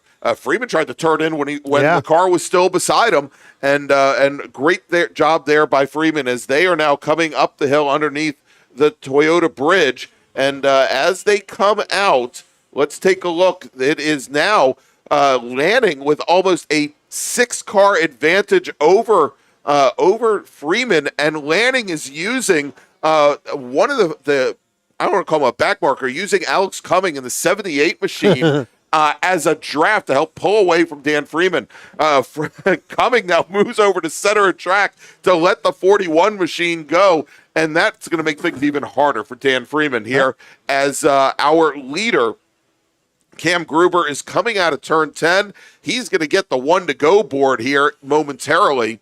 And there it is, 1 lap to go here for the October MARRS. Cam Gruber, your leader, starting and making his way down to turn 1. I tell you what, great move by David Lanning not to try to go too wide with Alex coming down into turn 1. Stick in behind him and just push him down out of the way, then move over back to driver's left to get on line to get into entry into turn 1. That actually separated him even more from he used the draft coming out of turn 8 to go up the hill where it was the biggest advantage, and Freeman just did not have an answer for it. Freeman did not get a good run out of the carousel, and by that point he was out of Lanning's draft. Right. Oh, absolutely. So really good move there. Go ahead. All right, so we should mention, of course, that Joel Gambino, he is your ITA leader. But now coming out of turn 10, it is David Lanning. He's going to be starting, much like Gambino just did, last lap here at Summit Point. Dan Freeman still having trouble getting around the 78 machine of Cumming. Cumming there, we saw him coming out of 10 rigorously, trying to get wave Freeman by, and Freeman just did not have the pace, and maybe he's got his tires going away as well as Cam Gruber, our ITS leader, comes out of turn 10. Checkered flag is in the air, and Cam Gruber is your winner in ITS. That means Steve Muller, now it is official, will finish second in class. We've got Carl Fossler crossing the line. He will finish third in ITB. And we'll see here as we wait for our ITA leaders to come around on their final lap. Also, our ITA leaders to come around on their final lap. And then we'll run down the final score here. Coming out of turn 10 now, it is Scotty Holman in the number 69 Mazda Protege, the taxi. Coming down the front straight, comes across the line, takes the feature race win here in ITB. And now, coming out of turn 10, it's Joel Gambino. He has been your leader since a little less than halfway, Brian. Yeah. And he takes the win now in ITA in the number 31 Mazda Miata, David Lanning. He'll come across the stripe. Great move by him with 3 laps to go. David Lanning will finish second. Dan Freeman will finish in third, and I'm fairly certain, Brian, I saw a little bit of black smoke coming out of the tailpipe of the Freeman machine. So they may have had some mechanical issues there, some engine issues in the last couple of laps as he continued off the pace. Dan Freeman lost almost 3 seconds in the last couple of laps from his previous pace. As I think everybody has made it across, so let's run down the order here by class. Again, it's Gruber and Muller in ITS. In ITB, Scotty Holman is your winner. Alton Fryer finishes second. Carl Fossler will finish third. Rich Allen finishes in fourth. In ITA, it's Joel Gambino with David Lanning and Dan Freeman, your podium. Ben Seelig will finish fourth. Alex Cumming fifth, and Philip Rule and John Gretsch. So, Brian, that wraps up the MARRS Series events here at Summit Point Raceway. Let's just take a look. We do have one more event on the schedule coming up. That is going to be in 2 weeks at New Jersey Motorsports Park Lightning Circuit. Going to be the same place to find us. If you're not at NJMP, you can find us on the WDCR Washington, D.C. region YouTube channel, youtube.com/@ WDCR, and we'll get more information for you about that as we come up on it. We want to also mention here, coming up this Tuesday night at 7 p.m., it is the annual meeting of the Washington, D.C. region. It's going to be at the Hilton Baltimore BWI Airport in Linthicum Heights, Maryland. You can find out more information about that on the D.C. region website, WDCR-SCCA.org. We will also be sending out notice. I believe that meeting will be covered on Zoom as well, so you don't have to drive all the way out to BWI if you don't want to. I know I'm not driving there from Charlotte. But why not? But why not? All right, so Brian, before we wrap things up here, any closing thoughts for the day? No, I tell you what, another great season wrapped up here at Summit Point. I know we've got one more. Unfortunately, I will not be there. I will be on business travel, but I will be watching the stream. So I look forward to seeing that. Look forward to seing those races. I'll try not to let you down. I know another fantastic racing, great finishes, great drivers out here, great staff, great volunteers that come out here and work this event. It was a little chilly this morning. I tell you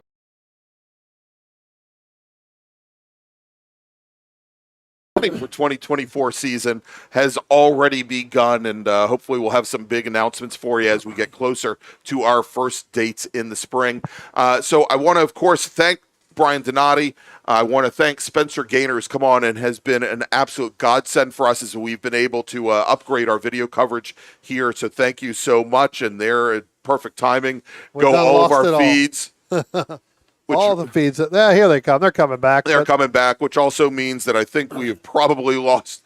We have lost our ability to stream. I'm trying to pick that up here. Give us 1 second, and we'll know in just a moment. Is that not wonderful to have things break at the very last minute? Hey, we're back. There we go. All right. So, again, want to thank Spencer. Just as I say, what a godsend he has. All of our cameras go out. I'm blaming it on you. But thank you so much to Spencer Gaynor and all of our great sponsors here that bring you the Mid-Atlantic Road Racing Series and help support the Washington, D.C. region, and also help support our efforts up here in the booth. So thanks so much. We'll see you at Jersey in 2 weeks, and we'll see you back here at Summit Point Raceway in the spring. Now let us finally tell you about some of our great sponsors and wrap everything up. Belmont Classic Cars is a family-owned classic and collector car dealership located in Eastern Ohio, specializing in 1960s and 70s American muscle cars and other unique automobiles. Belmont takes pride in taking you back to a simpler time with iconic classic rides and never selling anything that they wouldn't want in their own collection. To see Belmont's extensive inventory of classic cars, visit their website at belmontclassiccars.com or find them on Facebook and Instagram at Belmont Classic. The DC region would like to welcome the Autoverse to the MARRS family. The Autoverse is a huge supporter of science, technology, engineering, and math, or STEM education, and like the SCCA, wants to break down the barriers to motorsports. They do this by providing the public with real-world experiences and link them with a trusted network of providers and gearheads. To find out more, find them online at theautoverse.io. And if you're here at Summit Point this weekend, stop by their display in the paddock, say hi, and ask them about their upcoming events. The Autoverse, 4 wheels, more fun. Since 1976, Radial Tire Company has been providing the Washington, D.C. area with quality tires and the finest service. They have earned a reputation as a premier specialist in hard-to-find performance tire and wheel applications. They stock tires from all of the top manufacturers for whatever you drive, from small economy cars to SUVs to trucks. Their mission is to assist you in getting the most out of your tires and cars. For more information or to schedule online, browse radialtirecompany.com or call them in Silver Spring at area code 301-585-2740. That's 301-585-2740. RP Performance is the only premier race shop in the region that specializes in both street and track Mazdas and is located right in the heart of racing at Summit Point's Gasoline Alley. RP has been involved in countless race wins and series championships across many classes with drivers of all ages. Not just a full-service shop, RP has been helping drivers with their individual racing and other track event needs for over 30 years, providing trackside support, arrive and drive packages, as well as race car transport services. And they're known for its help all attitude. RP Performance is your go-to for getting cars back on track for that positive experience at some point when you're ready to pack it in. For more information about RP Performance, come talk to them here in the paddock. Call them at 304-728-6749 or email them at Brett, that's B-R-E-T, at rpperformanceracing.com. If your building is leaning, leaking, or cracking, you need SRG. Structural Rehabilitation Group specializes in the repair and rehabilitation of existing structures and structural elements. We offer our clients single-source structural engineering solutions for their construction-related problems. Our services include investigation, evaluation, repair design, construction observation, and contract administration. We take your problems and deliver practical and cost-effective solutions tailor-made to your specific needs. With over 60 years of experience, SRG is committed to ensuring that our clients are satisfied and that they receive the best value for their investment in terms of quality, aesthetics, and performance. We will care for your building like it's our own. So remember, if it's leaning, leaking, or cracking, call SRG. That's 301-300-8700. Or see us on our website, srg-llc.net. OG Racing carries just what you need to get on the track, from driving suits and shoes to helmets, data and video systems, to your favorite brake pads from Performance Friction, Hawk, and Paget. OG Racing has built its reputation during the last 22 years by providing the best customer service in the motorsports business, and their depth of inventory is second to none when it comes to safety equipment. That's why OG Racing has been the highest volume Sparco dealer for 17 years. Come visit their 12,000 square foot showroom and warehouse located in Sterling, Virginia. Call them at 1-800-934-9112 or order online at ogracing.com.